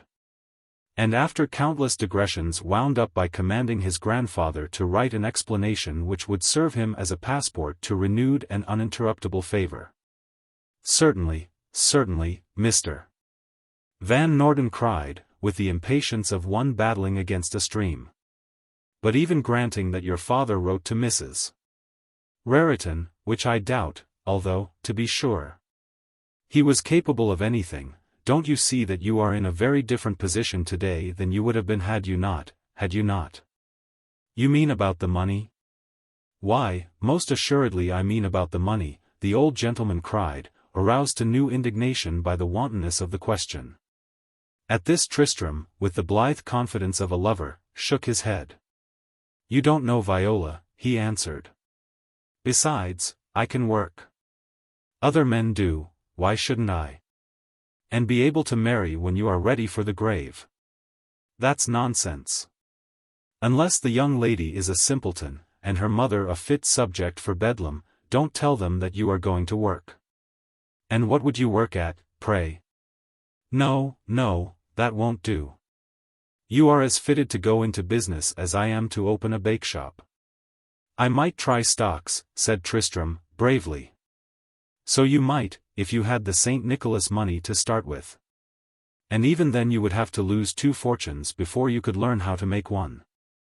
No, if you have not 6 or 7 millions, you will, one of these days, and the later the day the better for me, you will have a few 100,000. It is paltry enough in comparison to the property which you threw out of the window, but, paltry or not, it's more than you deserve. Meanwhile, I will, there, don't begin your nonsense again, sir. For the last 3 months you have done nothing but bother the soul out of me.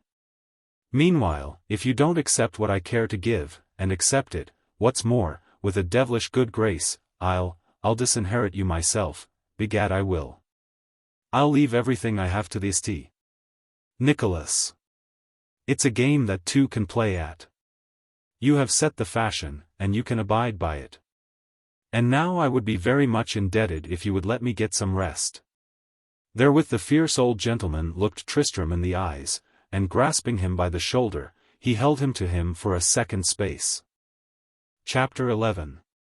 When Tristram reached Narragansett he had himself driven to an hotel, where he removed the incidental traces of travel before venturing to present himself at the villa. It was a glorious forenoon, and as he dressed, the tonic that was blown to him through the open window affected his spirits like wine. The breeze promised victory. He had been idle and dilatory, he told himself, but he was older, the present was his, and he felt the strength to make it wholly to his use. The past would be forgotten and put aside. No, but utterly, as nature forgets, and in the future, what things might be. O Magali, ma bien-aimée. Fayons tout doux, tout de, ux. The old song came back to him, and as he set out for the villa he hummed it gaily to himself. The villa was but the throw of a stone from the hotel, and in a moment he would be there. He was just a little bit nervous, and he walked rapidly. As he reached the gate his excitement increased. In his breast was a tightening sensation. And then at once he stopped short. On the door of the cottage hung a sign, bearing for legend, "To let, furnished." "But it is impossible," he exclaimed, "they were to be here till October." He went up and rang the bell. The front windows were closed and barred. The porch on which he stood was chairless. He listened, and heard no sound. He tried the door, it was locked. "But it is impossible," he kept repeating. To let, furnished, for particulars apply to J. F. Brown, at the casino. Most certainly, I will, most certainly, and monologuing in the fashion that was peculiar to him, he went down the road again, mindful only of his own perplexity. On reaching the casino he found that he would have no difficulty in seeing the agent. Mr. Brown, the doorkeeper told him, was right in there, and as he gave this information he pointed to a cramped little office which stood to the left of the entrance. "Is this Mr. Brown?" Tristram began. "Mr. Brown, I am sorry to trouble you. Would you be good enough to tell me about Mrs. Raritan's cottage?" "For next summer. 900, payable in advance." "I didn't mean about the price. I was told that Mrs. Raritan had taken it until October." "So she did. You can sublet for the balance of the season." "Thank you, yes, but Mrs. Raritan hasn't gone away, has she?" "She went weeks ago." "There's nothing the matter with the cottage, however. Drainage excellent." "I have no doubt. But can you tell me where Mrs. Raritan went to?" "I haven't the remotest idea. Lenox, perhaps. If you want to look at the cottage I'll give you the key." "I should think, really, I must apologize for troubling you. Didn't Mrs. Raritan leave her address?" "If she did, it wasn't with me." "When do you want the cottage for?" Tristram had not the courage to question more. He turned despondently from Mr. Brown, and passing on through the vestibule, reached the veranda that fronts the sea. In an angle a group of violinists were strumming an inanity of Strauss with perfect independence of one another. Beyond, on the narrow piazza, and on a division of the lawn that leaned to the road, were a number of small tables close-packed with girls in bright costumes and men in loose flannels and coats of diverting hues. At the open windows of the restaurant other groups were seated, dividing their attention between the food before them and the throng without. And through the crowd a number of Alsatians pushed their way, bearing concoctions to the thirstless. The hubbub was enervating, and in the air was a stench of liquor with which the sea breeze coped in vain. Tristram hesitated a second, and would have fled. He was in one of those moods in which the noise and joviality of pleasure-seekers are jarring even to the best disposed. While he hesitated he saw a figure rising and beckoning from a table on the lawn. And as he stood, uncertain whether or no the signals were intended for him, the figure crossed the intervening space, and he recognized Alphabet Jones. "Come and have a drink," said that engaging individual. "You're as solemn as a comedian. I give you my word, I believe you are the only sober man in the place." "Thank you," Tristram answered. "I believe I do not care for anything. I only came to ask, by the way, have you been here long?" "Off and on all summer. It's a good place for points. You got my card, didn't you? I wanted to express my sympathy at your bereavement." "You are very kind, But what's this I hear about you? You've bloomed out into a celebrity. Everybody is talking about you, everybody, men, women, and children, particularly the girls. When a fellow gives away a fortune like that. Mais, tu sais, mon cher, c'est beau, c'est bien beau, c'est. And to himself he added, et bien bête. Already certain members of immediate groups had become interested in the new arrival, and it seemed to Tristram that he heard his name circulating above the jangle of the waltz. "I am going to the hotel," he said. "I wish you would walk back with me. I haven't spoken to a soul in an age. It would be an act of charity to tell me the gossip." Tristram, as he made this invitation, marveled at his own duplicity. For the time being, he cared for the society of Alphabet Jones as he cared for the companionship of a bum bailiff. Yet still he lured him from the casino and led him up the road, in the hope that perhaps without direct questioning he might gain some knowledge of her. As they walked on, Jones descanted in the arbitrary didactic manner which is the privilege of men of letters whose letters are not in capitals, and moralized on a variety of topics. Not with any covert intention of boring Tristram, but merely from a habit he had of rehearsing ready-made phrases and noting their effect on a particular listener. This exercise he found beneficial. In airing his views he sometimes stumbled on a good thing which he had not thought of in private. And as he talked Tristram listened, in the hope that he might say something which would permit him to lead up to the subject that was foremost in his mind. But nothing of such a nature was touched upon, and it was not until the cottage was reached that Tristram spoke at all. "The Raritons have gone, I see," he remarked, nodding at the cottage as he did so. "Yes, I see by the papers that they sailed yesterday. You don't mean to say they have gone to Europe?"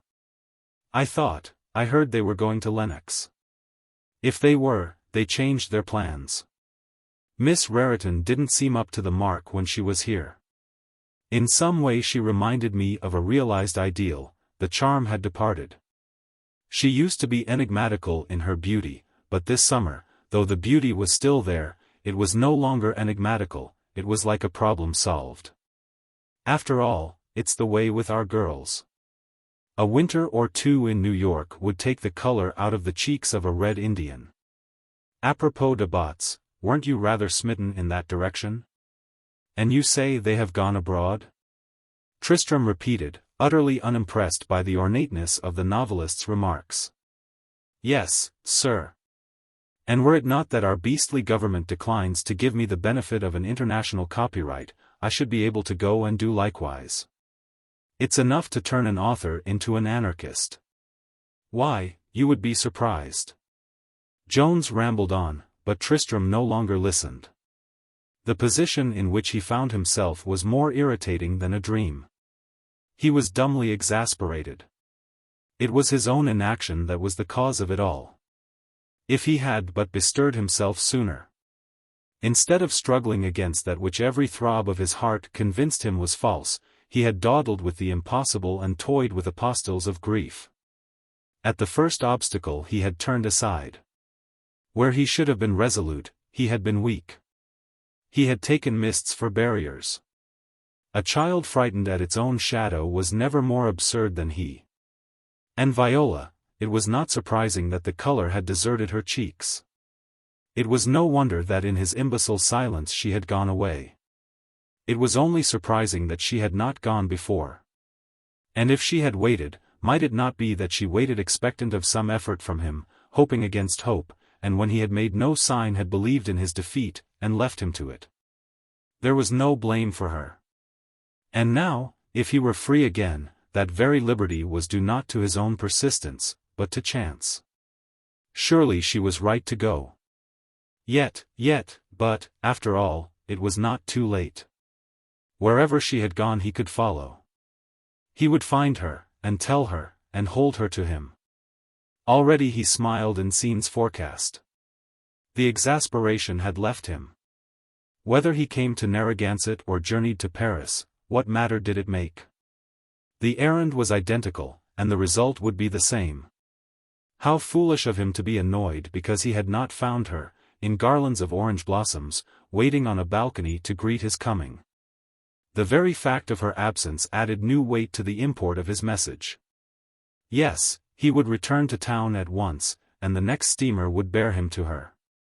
And then, unconsciously, through some obscure channel of memory, he was back where he had once been, in a Gasthof in the Bavarian mountains.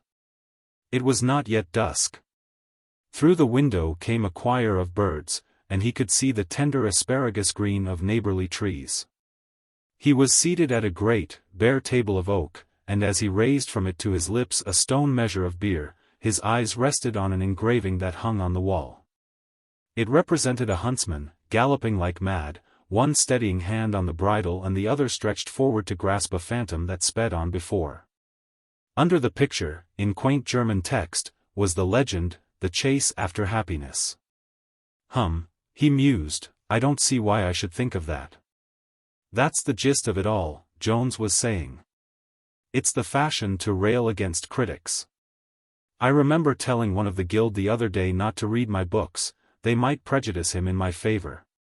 But in comparison to certain publishers the average reviewer stands as a misdemeanant does to a burglar. No, I have said it before and I say it again, until that copyright law is passed, the government is guilty of nothing less than compounding a felony. Of what had gone before Tristram had not heard a single word, and these ultimate phrases which reached him were as meaningless as church steeples. He started as one does from a nap, with that shake of the head which is peculiar to the absent-minded. He was standing, he discovered, at the entrance to the hotel at which he lodged. Don't you agree with me? Jones asked. Come and lunch at the casino. You will get nothing here. Narragansett cookery is as iniquitous as the legislature. Besides, at this hour they give you dinner. It is tragic, on my word, it is. Thank you, Tristram answered, elusively. I have an appointment with a train. And with this excuse he entered the hotel, and as soon after as was practicable he returned to town. It was, he learned, as Jones had said. Mrs. Raritan and Miss Raritan were passengers on a steamer which had sailed 2 days before. It was then Friday. One of the swiftest Cunarders was to sail the following morning, and it seemed not improbable to Tristram that he might reach the other side, if not simultaneously with. At least but a few hours after the arrival of the Wednesday boat. Such preparations, therefore, as were necessary he made without delay. As incidental thereto, he went to the house in 39th Street. There he learned, from a squat little Irish woman who came out from the area and eyed him with unmollifiable suspicion, that, like the Narragansett cottage, the house was to let. The only address which he could obtain from her was that of a real estate agent in the lower part of the city. Thither he posted at once. Yet even there the information which he gleaned was meager. The house was offered for a year. During that period, the agent understood, Mrs. Raritan proposed to complete her daughter's musical education abroad, where, the agent did not know. The rental accruing from the lease of the house was to be paid over to the East and West Trust Company. Further than that he could say nothing. Thereupon Tristram trudged hopefully to Wall Street. But the secretary of the East and West was vaguer even than the agent. He knew nothing whatever on the subject of Mrs. Raritan's whereabouts, and from his tone it was apparent that he cared less. There is, however, an emollient in courtesy which has softened greater oafs than he, and that emollient Tristram possessed. There was in his manner a penetrating and pervasive refinement, and at the gruffness with which he was received there came to his face an expression of such perplexity that the secretary, disarmed in spite of himself, turned from his busy idleness and told Tristram that if Mrs. Raritan had not left her address with him she must certainly have given it to the lawyer who held the power of attorney to collect the rents and profits of her estate. The name of that lawyer was Meggs, and his office was in the Mills Building. In the Mills Building Tristram's success was little better. Mr. Meggs, the managing clerk announced, had left town an hour before and would not return until Monday. However, if there was anything he could do, he was entirely at Tristram's disposal.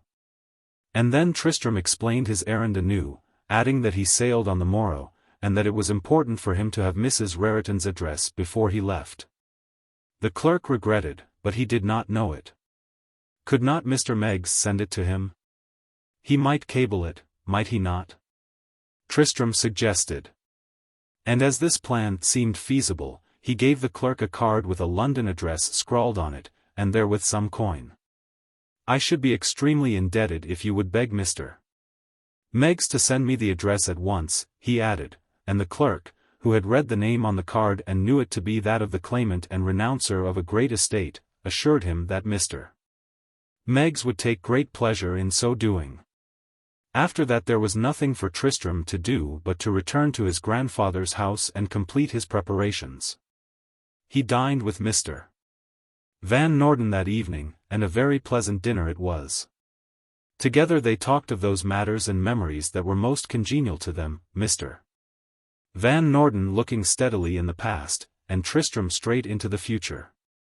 And at last, at midnight, when the carriage came to take Tristram to the wharf, for the ship was to sail at so early an hour in the morning that it was deemed expedient for the passengers to sleep on board, as Tristram took leave of his grandfather.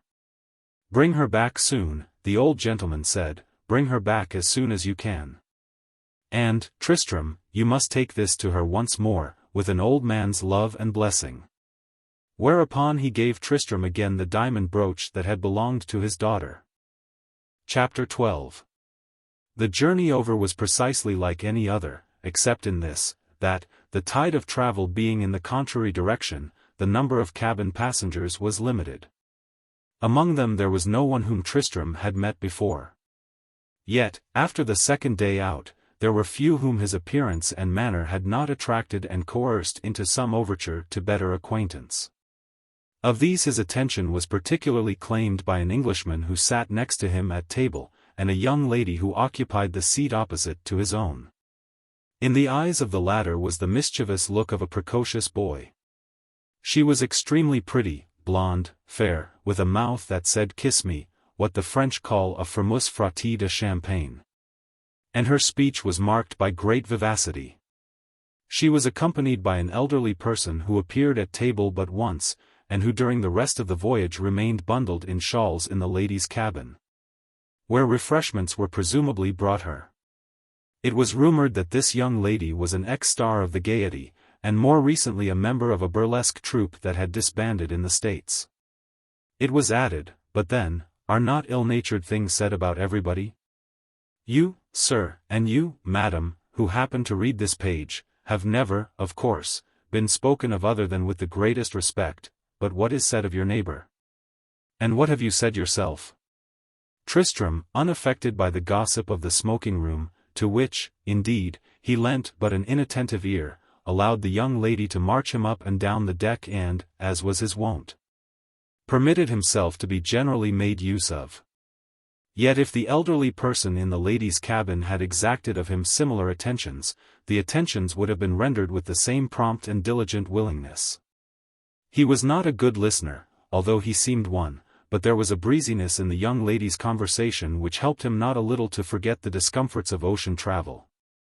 He walked with her, in consequence, mile after mile, and when she wearied of that amusement, he got her comfortably seated and, until she needed him again, passed the time in the smoking room.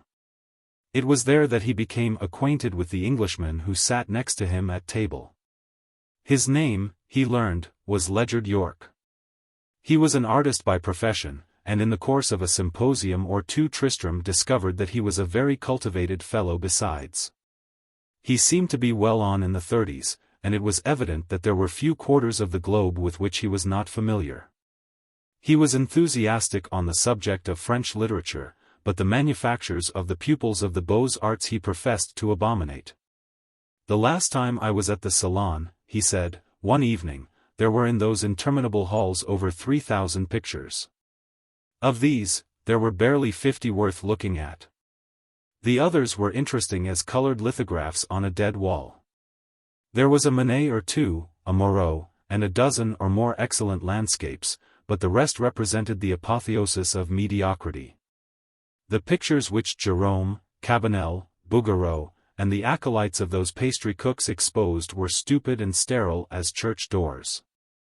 What is art, after all, if it be not an imitation of nature?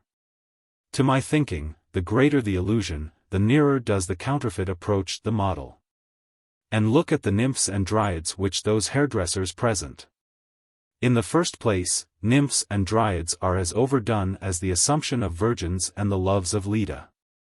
Besides, they were not modern, but even if they were, fancy a girl who lives in the open air in her birthday costume, and who, exposed to the sun, to say nothing of the wind, still preserves the pink and white skin of a baby, and a skin, mind you, that looks as though it had been polished and pinched by a masseur. However, place a dozen of them lolling in conventional attitudes in a glade, or represent them bathing in a pond, and although the sun shines on them through the foliage, be careful not to get so much as the crisscross of a shadow on their bodies, smear the whole thing with cold cream, label one Arcadia, and the other Nymph Surprised, and you have what they call in France the fair distinguée. There was nothing particularly new in what Mr.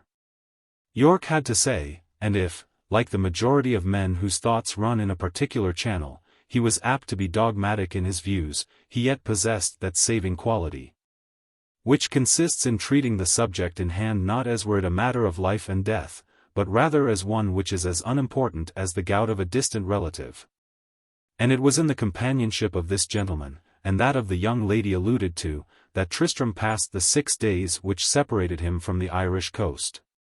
On the day preceding the debarkation he was in great and expectant spirits, but as the sun sank in the ocean his light-heartedness sank with it. During dinner his charming vis-a-vis rallied him as best she might, but he remained unresponsive, answering only when civility made it necessary for him to do so. It is just possible that the young lady may have entertained original ideas of her own on the subject of his taciturnity, but, however that may be, it so happened that before the meal was done Tristram went up on deck, and seeking the stern of the ship, leaned over the gunwale. So far in the distance as his eyes could reach was a trail of glistening white. On either side were impenetrable wastes of black. In his ears was the sob of water displaced, the moan of tireless discontent, and therewith the flash and shimmer of phosphorus seemed to invite and tell of realms of enchanted rest beneath. And, as Tristram watched and listened, the sibilance of the sea gurgled in sympathy with his thoughts, accompanying and accentuating them with murmurs of its own.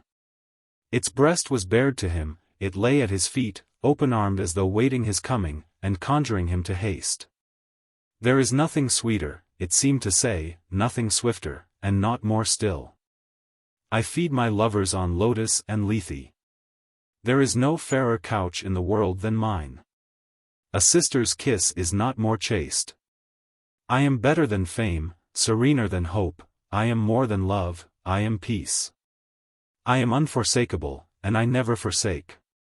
And as the great ship sped on in fright, it almost seemed to Tristram that the sea, like an affianced bride, was rising up to claim and take him as her own. Many months later, he thought of the sensation that he then experienced, the query that came to his mind, he knew not how or whence. Whether it were not better perhaps, and then the after-shudder as he started back, wondering could it be that for the moment he was mad, and telling himself that in a few hours, a few days at most, he would be with her. And what had the sea to do with him? Many months after he thought of it. And as he still gazed at the tempting waters, he felt a hand touch his own, rest on, and nestle in it. He looked around. It was his charming vis-a-vis who had sought him out and was now looking in his face. She did not speak, her eyes had lost their mischief, but her mouth framed its message as before. Awkwardly as men do such things, Tristram disengaged his hand. The girl made one little effort to detain it, and for a moment her lips moved. But she said nothing, and when the hand had gone from her, she turned with a toss of the head and disappeared in the night. Soon after, Tristram turned, too, and found his way to the smoking room. In some way the caress which he had eluded had left a balm. He was as hopeful as before, and he smiled in silent amusement at the ups and downs of his needless fears. In a corner of the room was York. "I have been looking at the sea," he said, as he took a seat at his side, "it is captious as wine." "You are a poet, are you not?" York spoke not as though he were paying a compliment, but in the matter-of-fact fashion in which one drummer will say, "dry goods," to another. "No, I wish I were. I have never written. It's a popular prejudice to suppose that a poet must write. The greatest of all never put pen to paper. What is there left to us of Linus and Musaeus? Siddhartha did not write, Valmiki did not know how. The parables of the Christ were voiced, not written. Besides, the poet feels, he does not spend a year, like Mallarmé, in polishing a sonnet. De Musset is certainly the best example of the poet that France has to offer. With him you always catch the footfall of the muse, you feel, as he felt, the inspiration.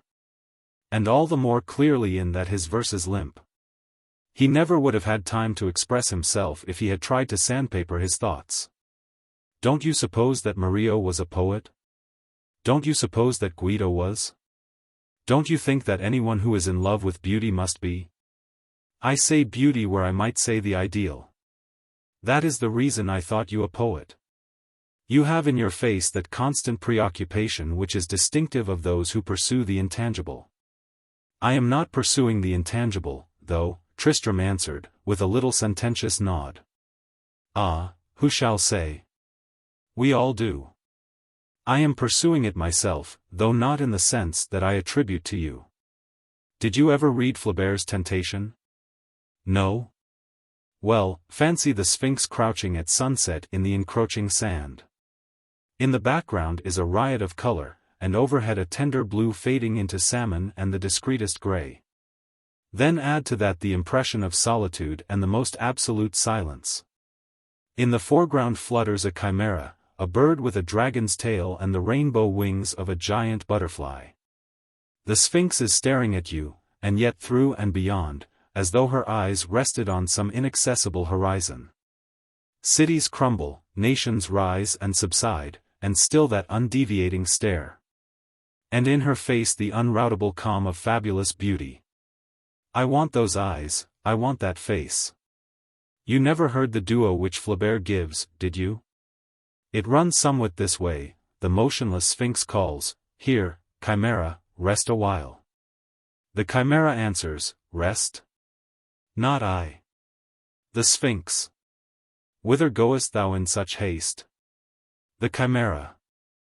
"I gallop in the corridors of the labyrinth. I soar to the mountaintops. I skim the waves. I yelp at the foot of precipices. I cling to the skirt of clouds. With my training tail I sweep the shores. The hills have taken their curve from the form of my shoulders. But thou, I find thee perpetually immobile, or else with the end of thy claw drawing alphabets in the sand. The Sphinx. I am guarding my secret, I calculate and I dream. The Chimera. I am joyous and light of heart. I discover to man resplendent perspectives, utopias in the skies, and distant felicities. Into his soul I pour the eternal follies, projects of happiness, plans for the future, dreams of fame, and the vows of love and virtuous resolutions. I incite to perilous journeys, to great undertakings. It is I that chiseled the marvels of architecture. It is I that hung bells on the tomb of Porsenna, and surrounded with an orichalc wall the keys of the Atlantides. I seek new perfumes, larger flowers, and pleasures unenjoyed. If anywhere I perceive a man whose mind rests in wisdom, I drop from space and strangle him. The Sphinx. All those whom the desire of God torments, I have devoured. York had repeated these snatches from the duo in French. He had repeated them well, bringing out the harmony of the words in a manner which in our harsher tongue would have been impossible. And now he felt parched, and ordered some drink of the steward. It is the face of that Sphinx that I want, he continued. If I were a composer I would put the duo itself to music. I know of no prose more admirable. I have the scene on canvas, all of it, that is, except the Sphinx's face, and that, of course, is the most important. I want a face that she alone could possess. I may find it, I may not. At all events, you see that just at present I too am in pursuit of the intangible. But there, tell me of the artist who is not. It is true, you go to the Academy, and in the Cleopatras and Psyches you recognize the same Mary Jane who the day before offered herself as model to you. My Sphinx, however, was not born in Clapham. Nor does she dwell in Pimlico. But, apropos to Pimlico, I have a fancy that that little friend of yours is on her way to St. John's Wood. What little friend? Why, the girl that sits opposite. And what's more to the point, she's in love with you. Two mes compliments, c'est un vrai morceau de Roy. At this Tristram blushed in spite of himself. She might have been the Helen for whom the war of the world was fought, she might have been Melita or Venus Basilia, and still would she have left him unimpressed. He would not have recognized the divinity, he bowed but to one. You remind me, said York, who had watched his expression, you remind me of de Marsay, who did not know what he did to the women to make them all fall in love with him. There is nothing as fetching as that. And there is nothing, at least to my thinking, that compares with that charm which a woman in love exhales to her lover. It is small matter whether the woman is the daughter of an earl or whether she is a cocotte. There are, I know, people who like their claret in decanters, but so long as the wine is good, what does the bottle matter? Amour est le grand point, tu importe la maîtresse? Tu importe le flacon, pourvu qu'on ait l'ivresse? De Musset was drunk when he wrote that, said Tristram. But whether he was drunk or sober, I don't agree with him. I don't agree with him at all. It is the speech of a man who can think himself in love over and over again, and who discovers in the end that through all his affairs he has loved no one but himself. All of which Mr. York pooh-poohed in the civilest manner, and when Tristram had finished his little speech, expounded the principles of love as they are formulated in the works of a German metaphysician. Supporting them as he did so with such clarity and force of argument that Tristram, vanquished but unconvinced, left him in disgust. The next day they were at Liverpool. In the confusion that is incidental to every debarkation Tristram had had no opportunity of exchanging a word with his vis-a-vis. But in the custom-house he caught sight of her, and went forward to bid her good-bye. "Good-bye," she answered, when he had done so, and putting out her hand, she looked at him with mischievous eyes. "Good-bye," she repeated, lightly, and then, between her teeth, she added, "Imbecile that you are." Though what she may have meant by that, Tristram never understood. Chapter 13. It was under cover of a fog of leprous brown striated with ochre and acrid with smoke that Tristram entered London. In allusion to that most delightful of cities, someone has said somewhere that hell must be just such another place. If the epigrammatist be right, then indeed is it time that the rehabilitation of the lower regions began. London is subtle and cruel, perhaps, and to the meditative traveller it not infrequently appears like an invocation to suicide writ in stone. But whoso has once accustomed himself to its breath may live ever after in flowerful Arcadias and yet dream of its exhalations with regret. In Venice one may coquette with phantoms. Rome has ghosts and memories of her own, in Paris there is a sparkle that is headier than absinthe, Berlin resounds so well to the beat of drums that even the pusillanimous are brave. But London is the great enchantress. It is London alone that holds the secret of inspiring love and hatred as well. Tristram sniffed the fog with a sensation of that morbid pleasure which girls in their teens and women in travail experience when they crave and obtain repulsive food. Had he not hungered for it himself? And did she not breathe it too? The journey from Euston Square to the hotel in Jermyn Street at which he proposed to put up, was to him a confusion of impatience and anticipation. He was sure of finding a cablegram from Mrs. Raritan's attorney, and was it not possible that he might see Viola that very night? In Jermyn Street, however, no message awaited him. Under the diligent supervision of a waiter who had the look and presence of a bishop he managed later to eat some dinner. But the evening was a blank, he passed it twirling his thumbs, dumbly irritated, incapable of action, and perplexed as he had never been before. The next morning his odyssey began. He cabled to Mr. Meggs, and saw the clerk put beneath the message the cabalistic letters A.P. And then, in an attempt to frighten time, he had his measure taken in Savile Row and his hair cut in Bond Street. But in vain, the day dragged as though its wheels were clogged. By noon he had exhausted every possible resource.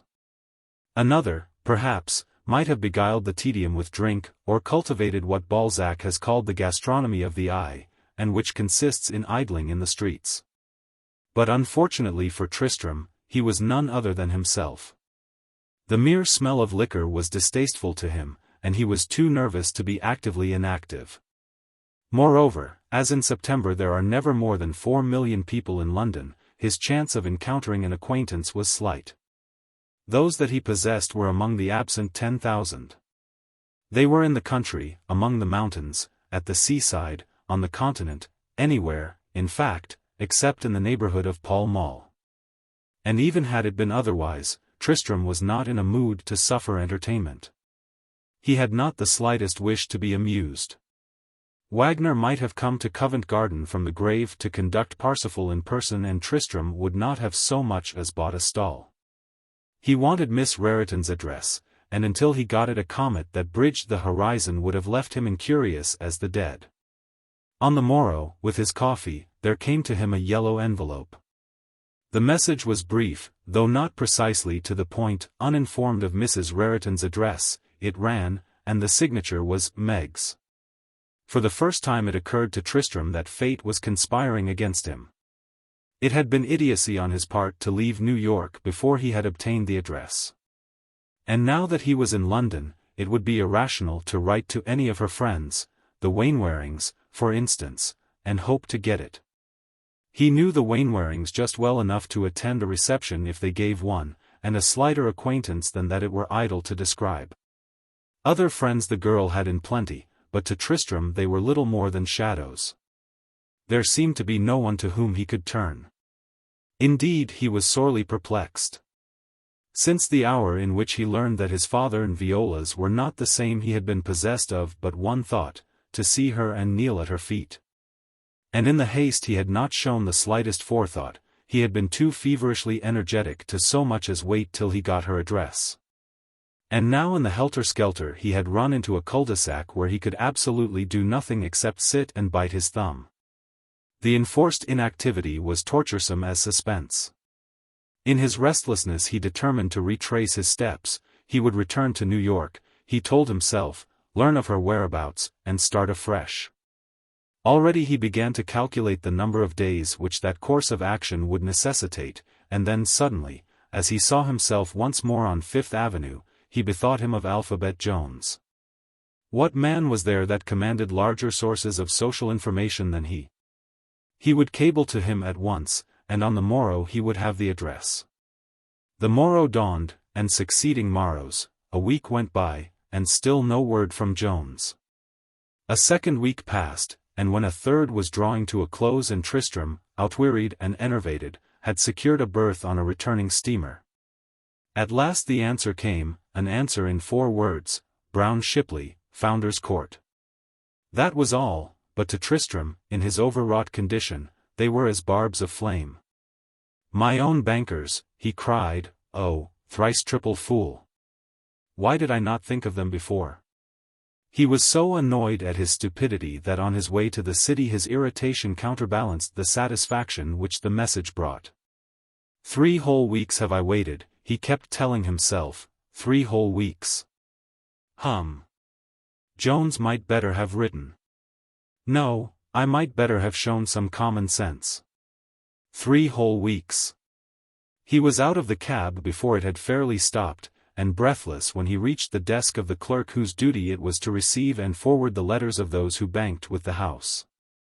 I want Mrs. Raritan's address, he said, Mrs. R. F. Raritan, please. The clerk fumbled a moment over some papers. Care of Monroe, Rue Scribe, he answered. Thank God! Tristram exclaimed. And thank you. Send my letters there also. That evening he started for Paris, and the next morning he was asking in the Rue Scribe the same question which he had asked the previous afternoon in Founder's Court. There he learned that Mrs. Raritan had sent word, the day before, that all letters should be held for her until further notice. She had been stopping with her daughter at the Hotel du Rhin, but whether or not she was still there the clerk did not know. The Rue Scribe is not far from the Place Vendôme, in which the Hotel du Rhin is situated, and it took Tristram a little less than 5 minutes to get there. The concierge was lounging in her cubbyhole. Madame Raritan? Tristram began. Party, Monsieur, party deepus here. And then from Tristram new questions came thick and fast. The concierge, encouraged by what is known as a white piece, and of which the value is 5 francs in current coin, became very communicative. Disentangled from layers of voluble digression, the kernel of her information amounted to this: Mrs. Raritan and her daughter had taken the Orient Express the day before. On the subject of their destination she declared herself ignorant. Suppositions she had in plenty, but actual knowledge none, and she took evident pleasure in losing herself in extravagant conjectures. Bien le bonjour, she said when Tristram, passably disheartened, turned to leave. Bien le bonjour, MSEU, SIJOS m'exprimer ainsi. The Orient Express, as Tristram knew, goes through southern Germany into Austria, thence down to Budapest and on to Constantinople. That Viola and her mother had any intention of going farther than Vienna was a thing which he declined to consider. On the way to Vienna was Stuttgart and Munich. In Munich there was Wagner every other night. In Stuttgart there was a conservatory of music, and at Vienna was not the opera world-renowned? They have gone to one of those 3 cities, he told himself. Viola must have determined to relinquish the Italian school for the German. He mused, I'll soon put a stop to that. As to finding her, all I have to do is go to the police. They keep an eye on strangers to some purpose. Let me see, I can get to Stuttgart by tomorrow noon. If she is not there I will go to Munich. I rather like the idea of a stroll on the Maximilianstrasse. It would be odd if I met her in the street. Well, if she isn't in Munich she is sure to be in Vienna. And as he entered the Grand Hotel he smiled anew in dreams forecast. Tristram carried out his program to the end. But not in Stuttgart, not in Munich, nor in Vienna either, could he obtain the slightest intelligence of her. In the latter city he was overtaken by a low fever, which detained him for a month, and from which he arose enfeebled but with clearer mind. He wrote to Viola 2 letters, and 2 also to her mother. One of each he sent to the Rue Scribe, the others to Founder's Court. When 10 days went by, and no answer came, he understood for the first time what the fable of Tantalus might mean, and that of Sisyphus too. He wrote at length to his grandfather, describing his odyssey, his perplexities, and asking advice.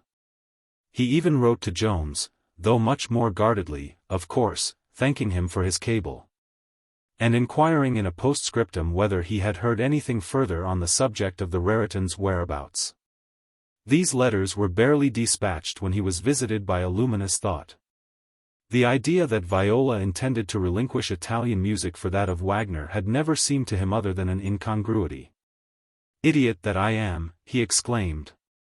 "She came abroad to study at Milan, and there is where she is. She must have left the Orient Express at Munich and gone straight down through the Tyrol." And in the visitation of this comforting thought Tantalus and Sisyphus went back into the night from which they had come, in their place came again the blue-eyed divinity whose name is Hope. It is not an easy journey, nor a comfortable one, from Vienna to Milan, but Hope aiding, it can be accomplished without loss of life or reason. And Hope aided Tristram to his destination, and there disappeared.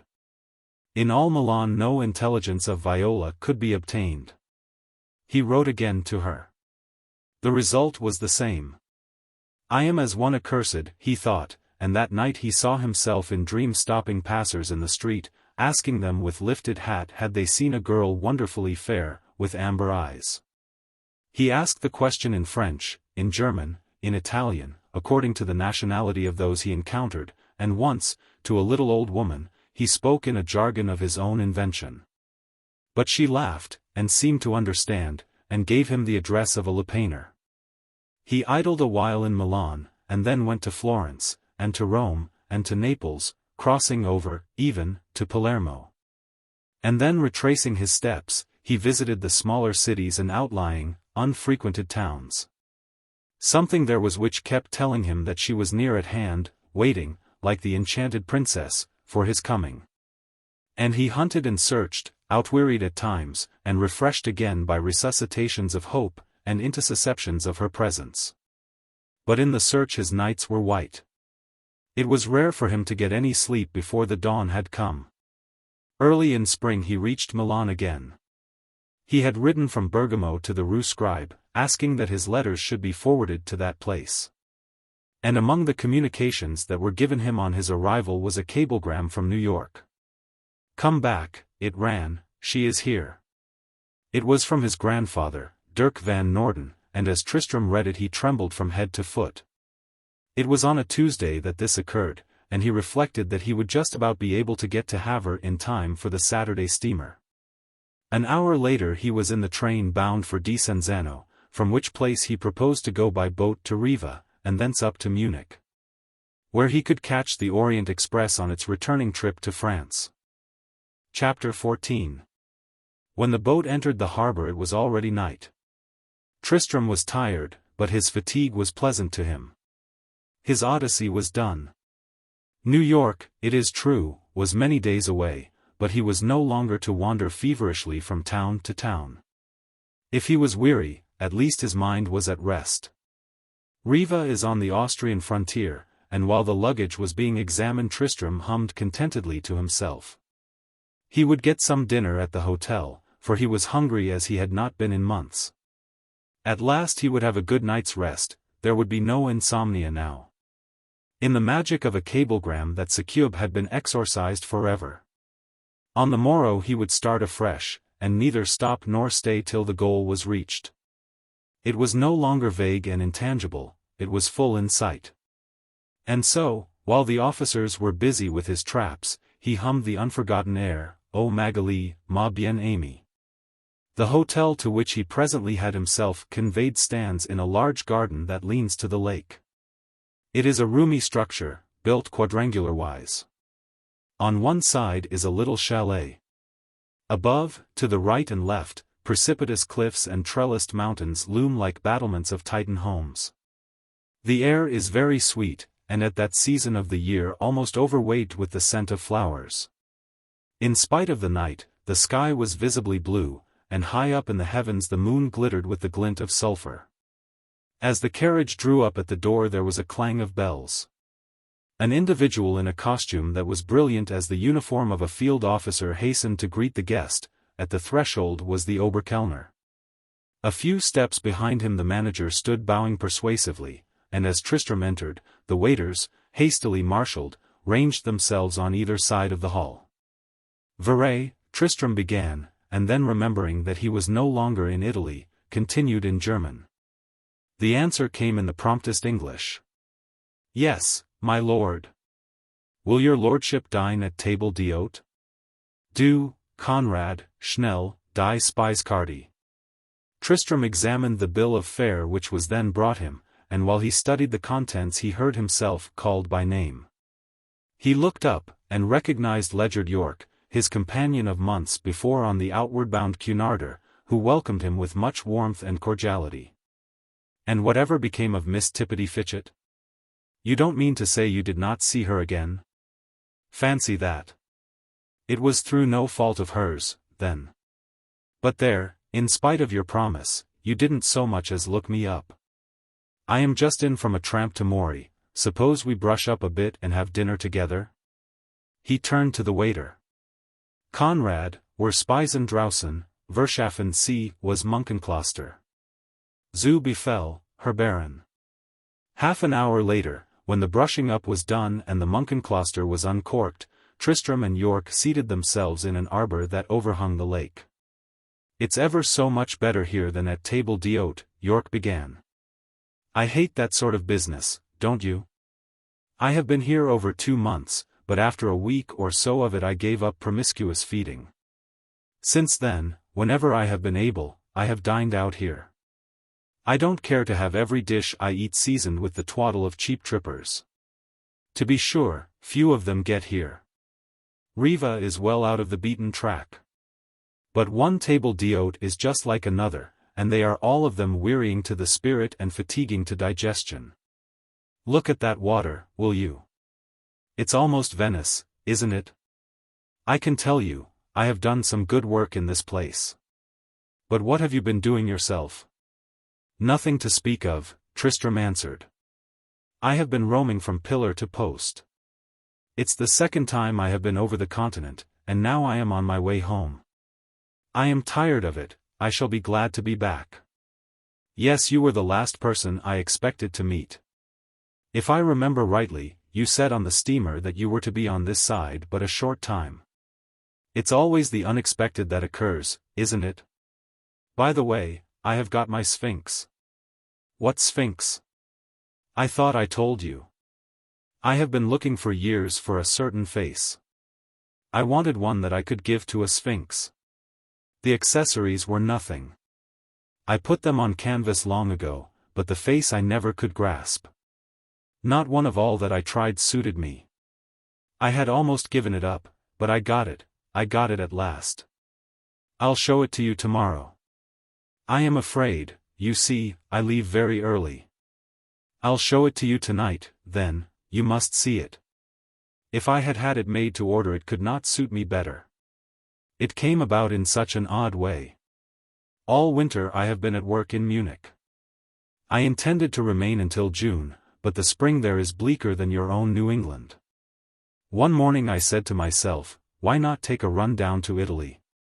2 days later, I was on my way. But at Maury, instead of pushing straight on to Verona, I drove over here, thinking it would be pleasanter to take the boat. I arrived here at midnight. The next morning I looked out of the window, and there, right in front of me, in that chalet, was my Sphinx. Well, the upshot of it was, I have been here ever since. I repainted the entire picture, the old one wasn't good enough. I should like to see it very much, said Tristram, less from interest than civility. I wish you had come in time to see the original. She never suspected that she had posed as a model, and though her window was just opposite mine, I believe she did not so much as pay me the compliment of being aware of my existence. There were days when she sat hour after hour looking out at the lake, almost motionless, in the very attitude that I wanted. It was just as though she were repeating the phrase that Flaubert puts in the Sphinx's mouth, I am guarding my secret, I calculate and I dream. Wasn't it odd, after all, that I should have found her in that haphazard way? It was odd, Tristram answered. Who was she? I don't know. French, I fancy. Her name was Dupont, or Duflot, something utterly bourgeois. There was an old lady with her, her mother, I suppose. I remember, at table d'hôte one evening, a Russian woman, with an ich in her name, said she did not think she was comme il faut. She is comme il m'en faut, I answered, and mentally I added, which is a deuced sight more than I can say of you, who are comme il n'en faut pas. The Russian woman was indignant at her, I presume, because she did not come to the public table. You know that feeling, if it's good enough for me, it's good enough for you. But my Sphinx not only did not appear at table d'hôte, she did not put her foot outside of the chalet. One bright morning she disappeared from the window, and a few days later I heard that she had been confined. Shortly after she went away. It did not matter, though, I had her face. Let me give you another glass of Munkenkloster. She was married, then? Yes, her husband was probably some brute that did not know how to appreciate her.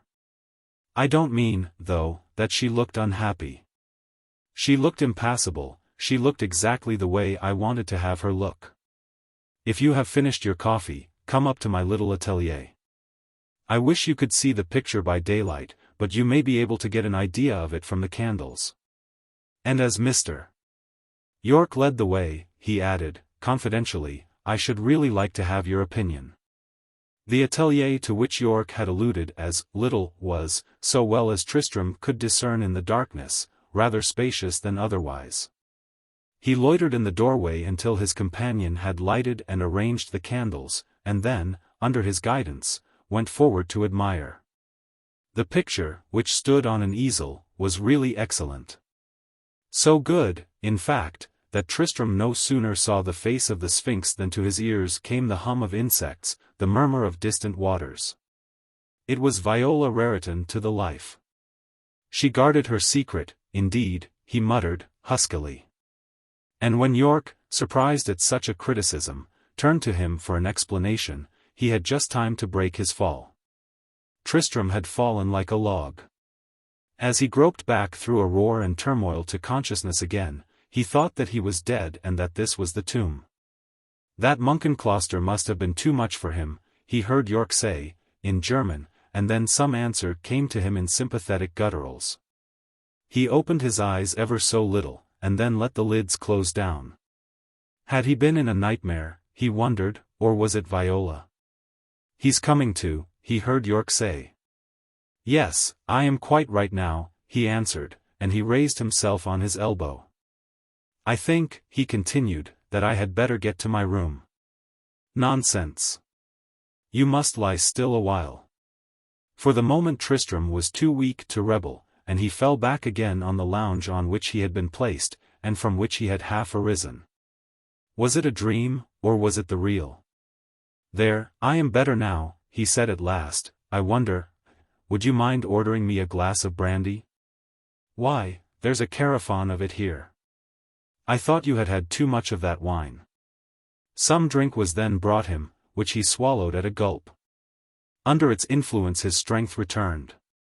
I am sorry to have put you to so much trouble, he said collectedly to York and to a waiter who had been summoned to his assistance.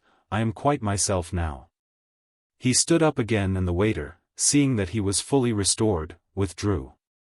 When the door closed behind him, Tristram went boldly back to the picture. It was as York had described it. In the background was a sunset made of symbol strokes of vermilion, splattered with gold, and seamed with fantasies of red. In the foreground fluttered a chimera, so artfully done that one almost heard the whir of its wings. And beneath it crouched the Sphinx.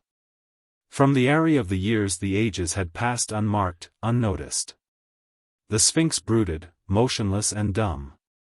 With patient, scrutinizing attention Tristram looked in her eyes and at her face. There was no mistake, it was Viola. Was there ever another girl in the world such as she? And this was her secret.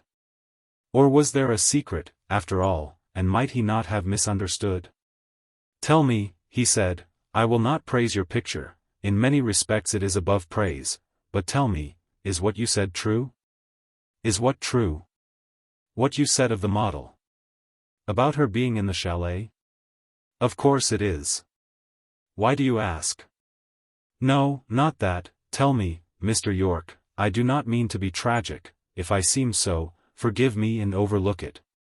But as you love honor, tell me, is it true that she had a child in this place?" "Yes, so I heard." "And you say her name was?" "Madame Dubois, Dupont, I have forgotten." "They can tell you at the bureau." "But it seems to me—" "Thank you," Tristram answered. "Thank you," he repeated. He hesitated a second and then, with an abrupt good night, he hurried from the atelier and down the corridor till he reached his room. Through the open window, the sulphur moon poured in. He looked out in the garden. Beyond, half concealed in the shadows, he could see the outline of the chalet. And it was there she had hid. He pressed his hands to his forehead. He could not understand. For the moment he felt that if he could lose his reason it would be a grateful release. If only some light would come. He drew a handkerchief from his pocket and mopped his face. And then suddenly, as he did so, he caught a spark of that for which he groped. The room turned round, and he sank into a chair. Yes, he remembered, it was at Bergamo, no, at Bologna. Yes, it was at Bergamo, he remembered perfectly well. He had taken from one of his trunks a coat that he had not worn since he went into mourning. It had been warm that day, and he wanted some thinner clothing. He remembered at the time congratulating himself that he had had the forethought to bring it. And later in the day he had taken from the pocket a handkerchief of a smaller size than that which he habitually used. He had looked at it, and in the corner he had found the Weldon crest. As to how it had come in his possession, he had at the time given no thought. Weldon, in one of his visits, might have left it at Waverley Place, or he himself might have borrowed it when dining at Weldon's house. He was absent-minded, he knew, and apt to be forgetful, and so at the time he had given the matter no further thought. After all, what incident could be more trivial? But now the handkerchief, like a magician's rug, carried him back to Narragansett. As well as he could remember, the last occasion on which he wore that coat was the day on which the butler's telegram had summoned him to town. Then, on learning of his father's death, he had put on other things, of sombre hue. Harris, without rummaging in the pockets, had folded the coat and put it away. And it had remained folded ever since till the other day at Bologna, no, at Bergamo. That morning at Narragansett, when he was hurrying into the cottage, the man who had aided Viola home the preceding evening drove up with her hat, with this very handkerchief. And the story of a dream. Aye, and his own dream. So this was truth. She had pursued him, indeed. He could feel her knees on his arms, her fetid breath in his face. But this time it was not a nightmare. It was the real. Yes, it was that. One by one he recalled the incidents of the past, incidents on which his mind loathed to dwell, rebelling against its own testimony until he coerced the shuddering memories to his will. There were the numberless times in which he had encountered Weldon coming in or leaving her house, almost haunting it with his presence. There was that wanton lie, and the unexplained and interrupted scene between them. It was then, perhaps, that he had first shown the demon that was in him. And then, afterward, was that meeting on the cars, he with a bruise on his cheek and a gash on his neck. Why was Viola's whip broken, if it were not that she had broken it on his face? Why did the nails of her ungloved hand look as though they had been stained with the juice of berries? Why, indeed, if it were not that she had sunk them in his flesh? Why had he heard her calling, coward, to the night? It was for this, then, that the engagement had been broken. It was for this that she had hidden herself abroad. For the first time since his boyhood, he threw himself on the bed and sobbed aloud. To stifle his grief he buried his face in the pillow, and bit it with his teeth. It was more than grief, it was anguish, and it refused to be choked. But presently it did leave him. It left him quivering from head to foot, and in its place came another visitor. An obsession, from which he shrank, surged suddenly, and claimed him for its own. In a combat, of which his heart was the one dumb witness, he battled with it. He struggled with it in a conflict that outlasted hours, but presumably he coped in vain. The next morning his face was set as a captive's. In a fortnight he was in New York. Chapter 15. The return journey was unmarked by incident or adventure. Nothing less than a smash-up on the railway or the wrecking of the ship would have had the power to distract his thoughts. It may even be that his mind was unoccupied, empty as is a vacant beer, and yet haunted by an overmastering obsession. The ordinary functions of the traveler he performed mechanically, with the air and manner of a subject acting under hypnotic suggestion. One who crossed the ocean with him has since said that the better part of the time the expression of his face was that of utter vacuity. He would remain crouched for hours, in the same position, a finger just separating the lips, and then he would start with the tremor of one awakening from a debauch. Mrs. Manhattan, who was returning with spoils from the Rue de la Paix, asked him one afternoon, as he happened to descend the cabin stair in her company, where he had passed the winter. Yes, indeed, Tristram answered, and went his way unconcernedly. Mrs. Manhattan complained of this conduct to Nicholas, her husband, alleging that the young man was fatuous in his impertinence. "My dear," returned that wise habitué of the Athenaeum, "when a man gives away 7 million, it is because he has forgotten how to be conventional." It was on a Sunday that the ship reached New York, and it was late in the afternoon before the passengers were able to disembark. Tristram had his luggage passed, and expressed to his grandfather's house, and then, despite the aggressive solicitations of a crew of bandits, started uptown on foot.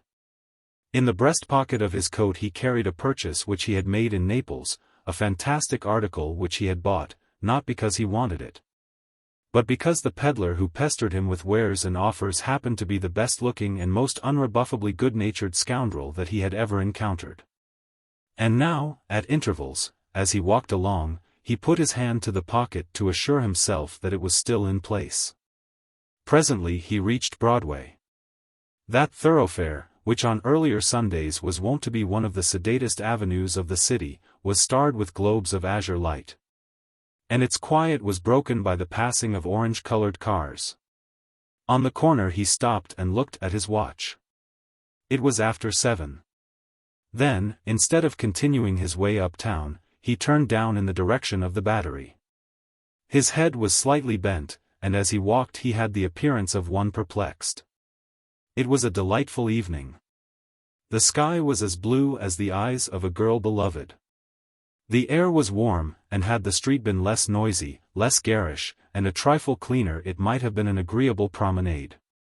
But to Tristram the noise, the dirt, the glare, the sky itself were part and parcel of the non-existent. He neither saw nor heeded, and, though the air was warm, now and then he shivered.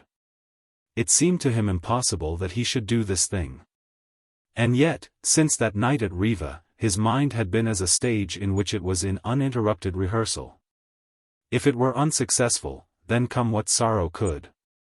But even though its success were assured, might not the success be worse than failure, and viler to him than the most ignoble defeat? Meditatively he looked at his hand, it was slight as a girl's. "I cannot," he said, and even as he said it he knew that he would. Had he not said it 10,000 times before? It was not what he willed, it was what he must. He was in the lap of a necessity from which, struggle as he might, he could not set himself free. He might make what resolutions he chose, but the force which acted on him and in him snuffed them out like candles. And yet, what had he done to fate that it should impel him to this? Why had he been used as he had? What wrong had he committed? For the past 12 months his life had been a continuous torture. Truly, he could have said, no one save myself, in all the world, has learned the acuity of pain. I alone am its depository. And yet, he mused, perhaps it is right. Long ago, when I was comparing my nothingness to her beauty, did I not know that to win her I must show myself worthy of the prize? She will think that I am when I tell her. Yes, she must think so when it is done. But will it be done? Oh God, I cannot. For the instant he felt as though he must turn to the passers and claim their protection from himself. He had stopped again, and was standing under a great pole that supported an electric light. In the globe was a dim, round ball of red, and suddenly it flared up into a flame of the palest lemon, edged with blue. "It is my courage," he said, "I have done with hesitation now." He hailed and boarded a passing car. "Hesitation, indeed," he repeated. "As if I had not known all through that when the time came there would be none." He put his hand again to his breast pocket. It was there. He had taken the seat nearest to the door, absently, as he would have taken any other, and the conductor found it necessary to touch him on the shoulder before he could extract the fare. He had no American money, he discovered, and would have left the car had not the conductor finally agreed to take his chances with a small piece of foreign gold, though not, however, until he had bit it tentatively with his teeth. It was evident that he viewed Tristram with suspicion. At 20th Street Tristram swung himself from the moving vehicle, and turned into Gramercy Park. He declined to think. The rehearsals were over, he did not even try to recall the role. He had had a set speech, but it was gone from him as the indecision had gone before. Now he was to act.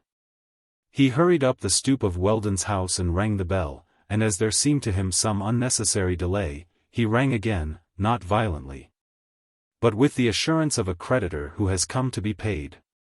But when at last the door was opened, he learned that Weldon was not at home. As he went down the steps again there came to him a great gust and rush of joy. He would go now, he had been fully prepared, he had tried his best. If Weldon had been visible, he would not have hesitated. But he had not been. That one chance had been left them both, and now, with a certitude that had never visited his former indecisions, he felt it was written that that deed should never be done. He gasped as one gasps who has been nearly stifled. The obsession was gone. He was free. In the street he raised his arms to testify to his liberty reconquered. Yet, even as they fell again, he knew that he was tricking himself. A tremor beset him, and to steady himself he clutched at an area rail. Whether he stood there 1 minute or 1 hour he could not afterward recall. He remembered only that while he loitered Weldon had rounded the corner, and that as he saw him approach, jauntily, in evening dress, a light coat on his arm, his strength returned. "Royal," he exclaimed, for the man was passing him without recognition. "Royal," he repeated, and Weldon stopped. "I have come to have a word with you." The voice in which he spoke was so unlike his own, so rasping and defiant, that Weldon, with the dread which every respectable householder has of a scene at his own front door, motioned him up the steps. "Come in," he said, mellifluously, "I am glad to see you." "I will," Tristram answered, in a tone as arrogant as before. "I am sorry," Weldon continued, "Nanny. I did not come to see your wife. You know it." Weldon had unlatched the door, and the two men passed into the sitting-room. There Weldon, with his hat unremoved, dropped in a chair, and eyed his visitor with affected curiosity. "I say, Trissy, you're drunk." "I am come," Tristram continued, and this time as he spoke his voice seemed to recover something of its former gentleness, "I am come to ask whether, in the purlieus of your heart, there is nothing to tell you how base you are." Weldon stretched himself languidly, took off his hat, stood up, and lit a cigarette. "Have an Egyptian?" he asked. "Do you remember," Tristram went on, "the last time I saw you?" Weldon tossed the match into an ash receiver, and, with the cigarette between his teeth, sprawled himself out on a sofa. "Well, what of it? When I saw you, you had just contracted a debt. And now you can liquidate that debt either by throwing yourself in the river or—" "Charming, Triss, charming. You have made a bon mot. I will get that off. Liquidate a debt with water is really good. There's the advantage of foreign travel for you. Do you know what became of your victim? Do you know? She went abroad and hid herself. Shall I give you details? For the first time Weldon scowled. Would you like the details? Tristram repeated. Weldon mastered his scowl. No, he answered, negligently. I am not a midwife. Obstetrics do not interest me. On the contra. That word he never finished. Something exploded in his brain, he saw one fleeting flash, and he was dead. Even as he spoke, Tristram had whipped an instrument from his pocket, and before Weldon was aware of his purpose, a knife. Thin as a darning needle and long as a pencil, a knife which it had taken the splendid wickedness of medieval Rome to devise, had sunk into his heart, and was out again. Leaving behind it a pin's puncture through the linen, one infinitesimal bluish-gray spot on the skin, and death. Tristram looked at him. The shirt was not even rumpled. If he had so much as quivered, the quiver had been imperceptible, and on the knife there was no trace of blood. It fell from his fingers. He stooped to pick it up, but his hand trembled so that, on recovering it, he could not insert the point into the narrow sheath that belonged to it, and, throwing the bit of embroidered leather in a corner, he put the weapon in his pocket. It was easier than I thought, he mused.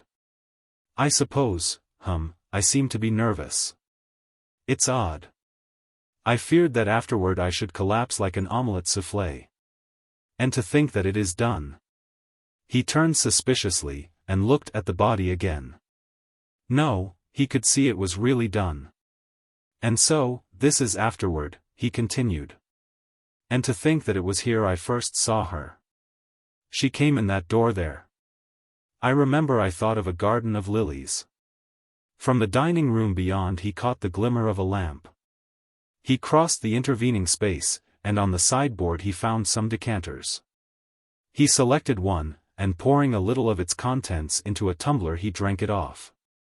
Then he poured another portion, and when he had drunk that too, he went out, not through the sitting room, but through the hall, and, picking up the hat which on entering he had thrown on the table, he left the house. Chapter 16. Several thousand years ago a thinker defined virtue as the agreement of the will and the conscience. If the will were coercible the definition would be matchless. Unfortunately it is not.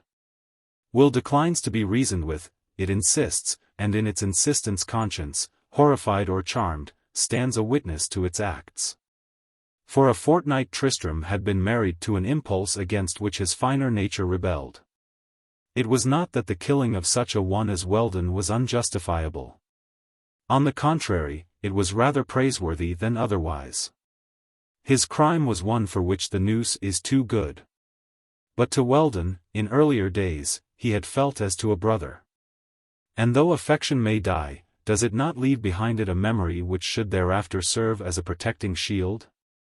It had been the bonds of former attachment, bonds long loosened, it is true, but of which the old impress still lingered, that seemed to Tristram to tie his hands. Then, too, was the horror of such a thing. There is nothing, a Scandinavian poet has said, more beautiful than a beautiful revenge.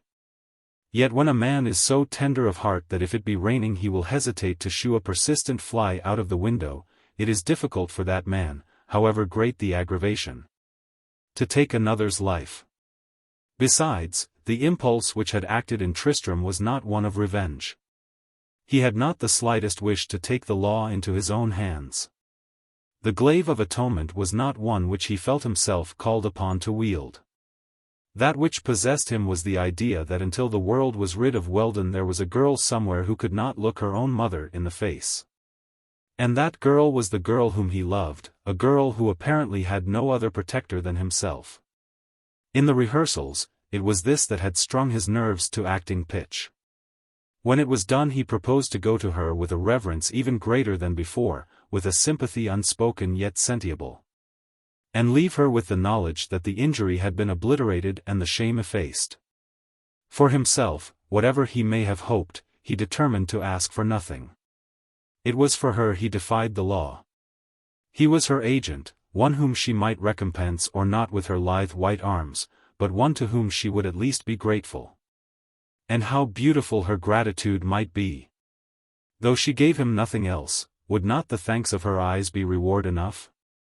And then, as he worked himself up with the thought of these things to acting pitch, then would come the horror of it all, the necessity of taking the life of one who had been his nearest friend.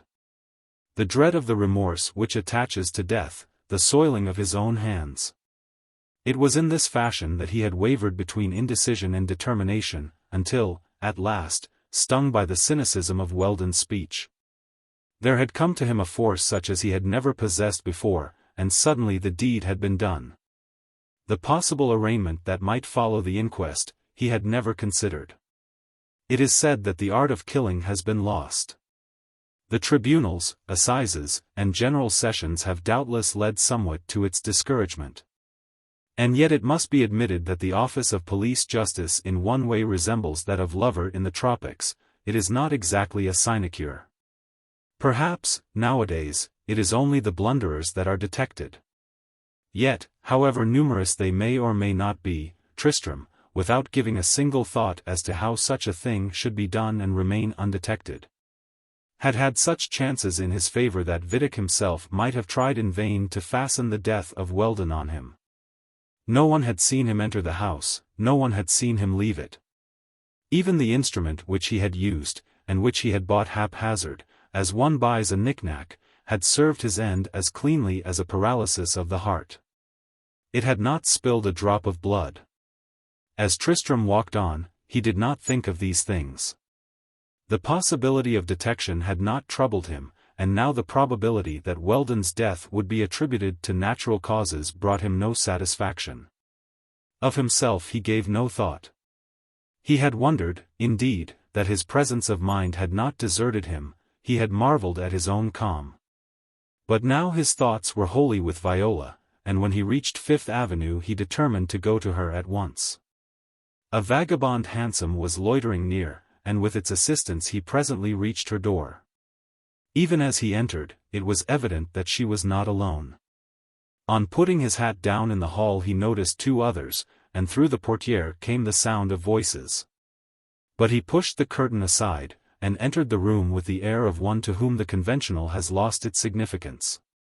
Yet, as he did so, he felt that he was wrong. If he wished to see Viola, would it not have been more courteous to her to get into evening dress than to appear among her guests in a costume suitable only for the afternoon? Society he knew to be a despot. Though it has no dungeons, at least it can banish, and to those that have been brought up in its court there are no laws rigider than its customs.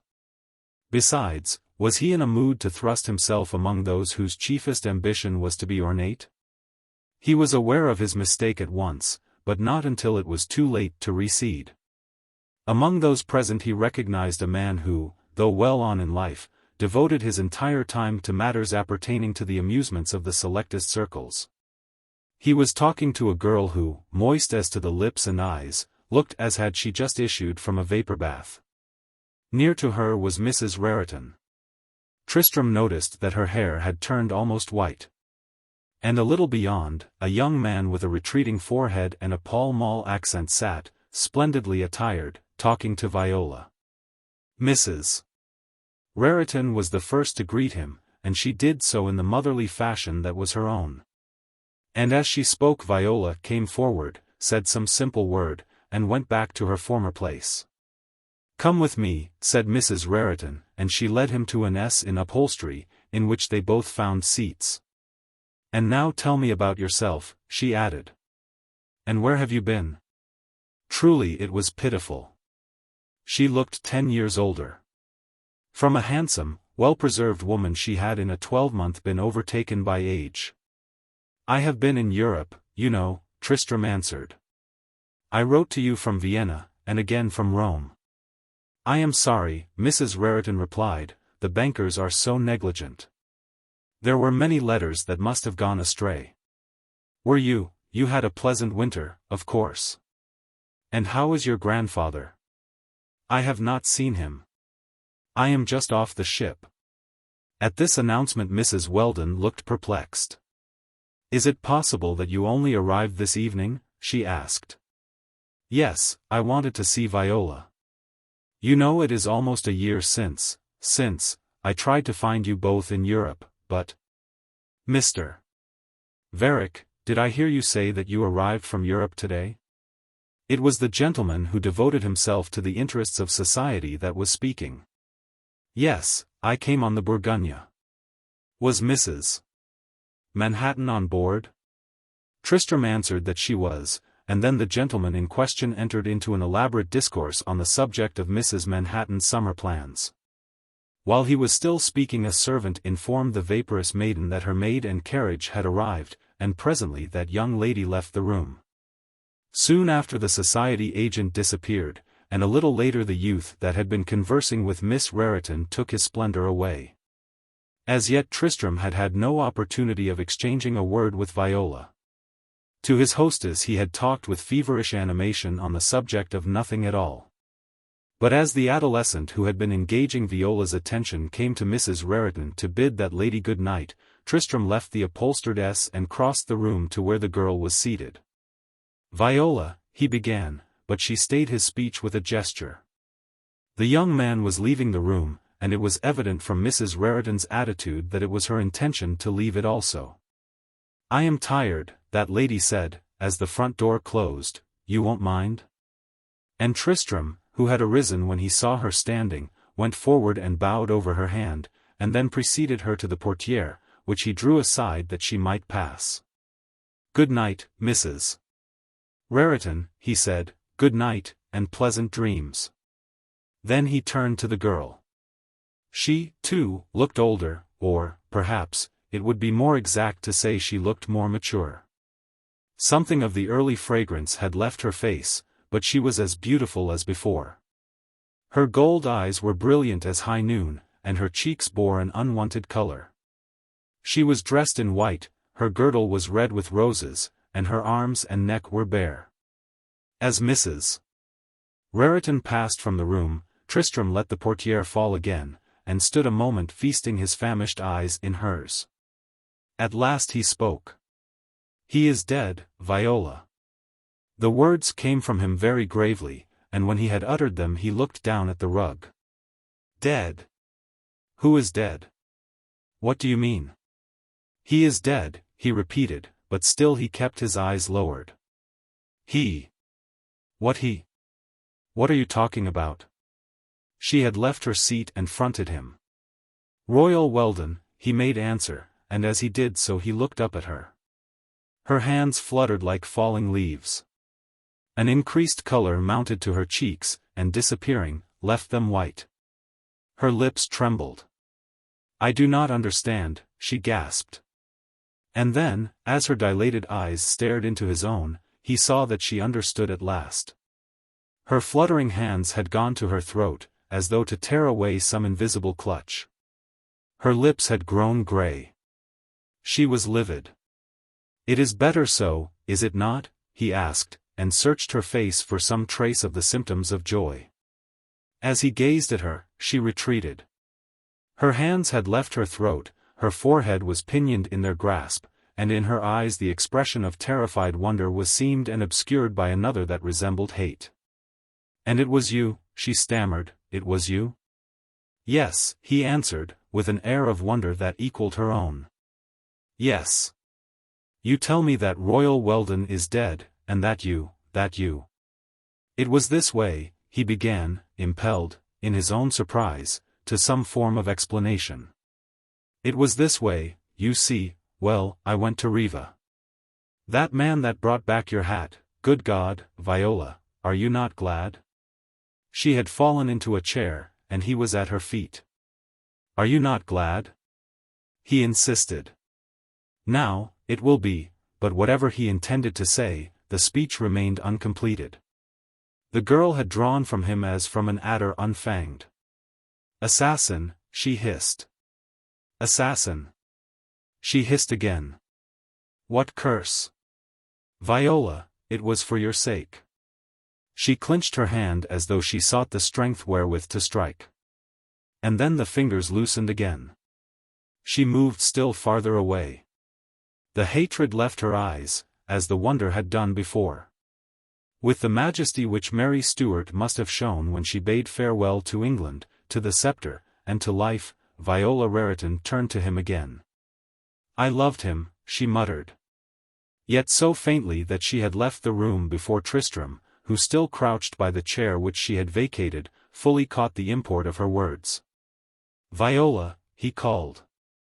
But she had gone. "Viola. No, no, it is impossible.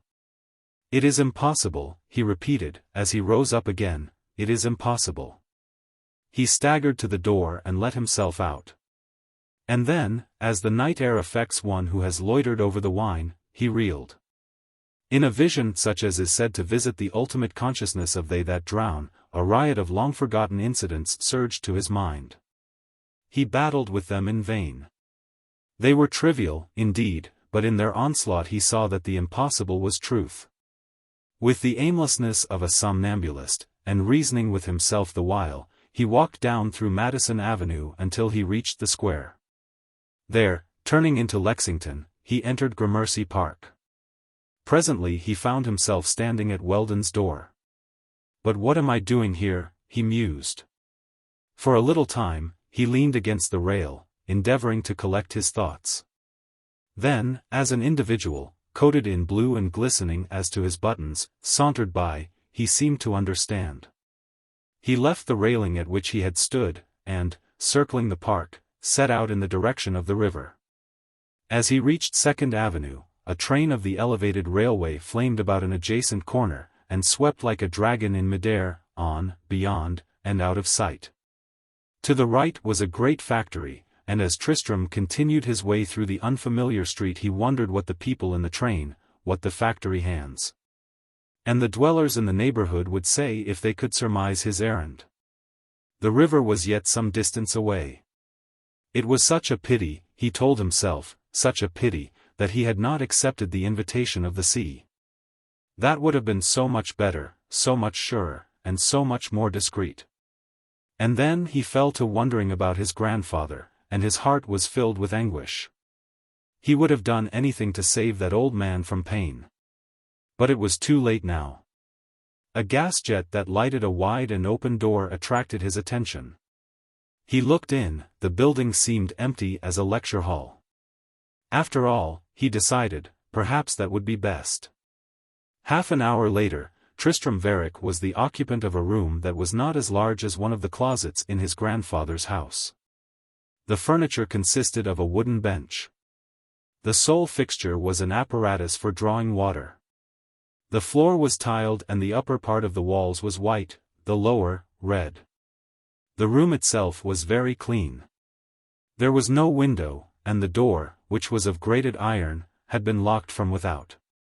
From an adjoining cell, a drunken harlot rent the night with the strain of a maudlin ditty. Chapter 17. It was some little time before the powers that are could be convinced that Tristram Varick was guilty of the self-accused murder. It was not that murders are rare, but a murder such as that was tolerably uncommon. The sergeant who presided over the police station in which Tristram had delivered himself up was a mild-mannered man, gentle of voice, and skeptical as a rag-picker. He received Tristram's statement without turning a hair. "What did you do it for?" he asked, and when Tristram declined to enter into any explanation, he smiled with affable incredulity. "I can, if you insist," he said, "accommodate you with a night's lodging." And he was as good as his word. But the cell which Tristram subsequently occupied was not opened for him until the sergeant was convinced that death had really visited the precinct. Concerning the form in which that death had come, there was at first no doubt. Weldon had been found stretched lifeless on a sofa. The physician who was then summoned made a cursory examination, and declared that death was due to disease of the heart. Had Tristram held his tongue, that verdict, in all probability, would never have been questioned. Indeed, it was not until the minuter autopsy which Tristram's statement instigated that the real cause was discovered. It was then that it began to be admitted that violence had been used, but as to whether that violence was accidental or intentional, and if intentional, whether or not it was premeditated. was a matter which, according to our archaic law, 12 men in a pen could alone decide. The case was further complicated by a question of sanity.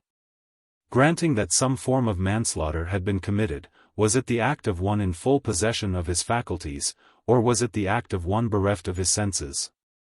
Generally speaking, public opinion inclined to the latter solution. Indeed, there seemed to be but one other in any way tenable, and that was, that the blow was self-inflicted.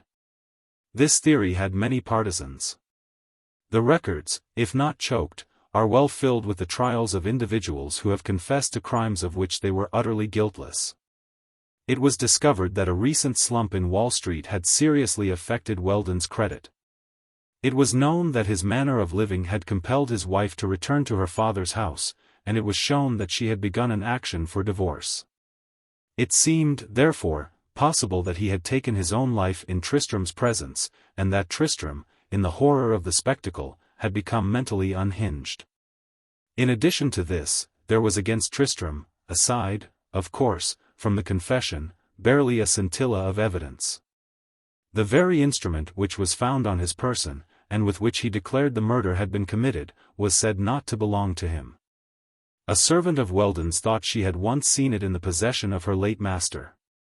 And it was argued that Tristram had caught it up when it fell from the hand of the dead, and, in the consternation of the moment, had thrust it in his own pocket.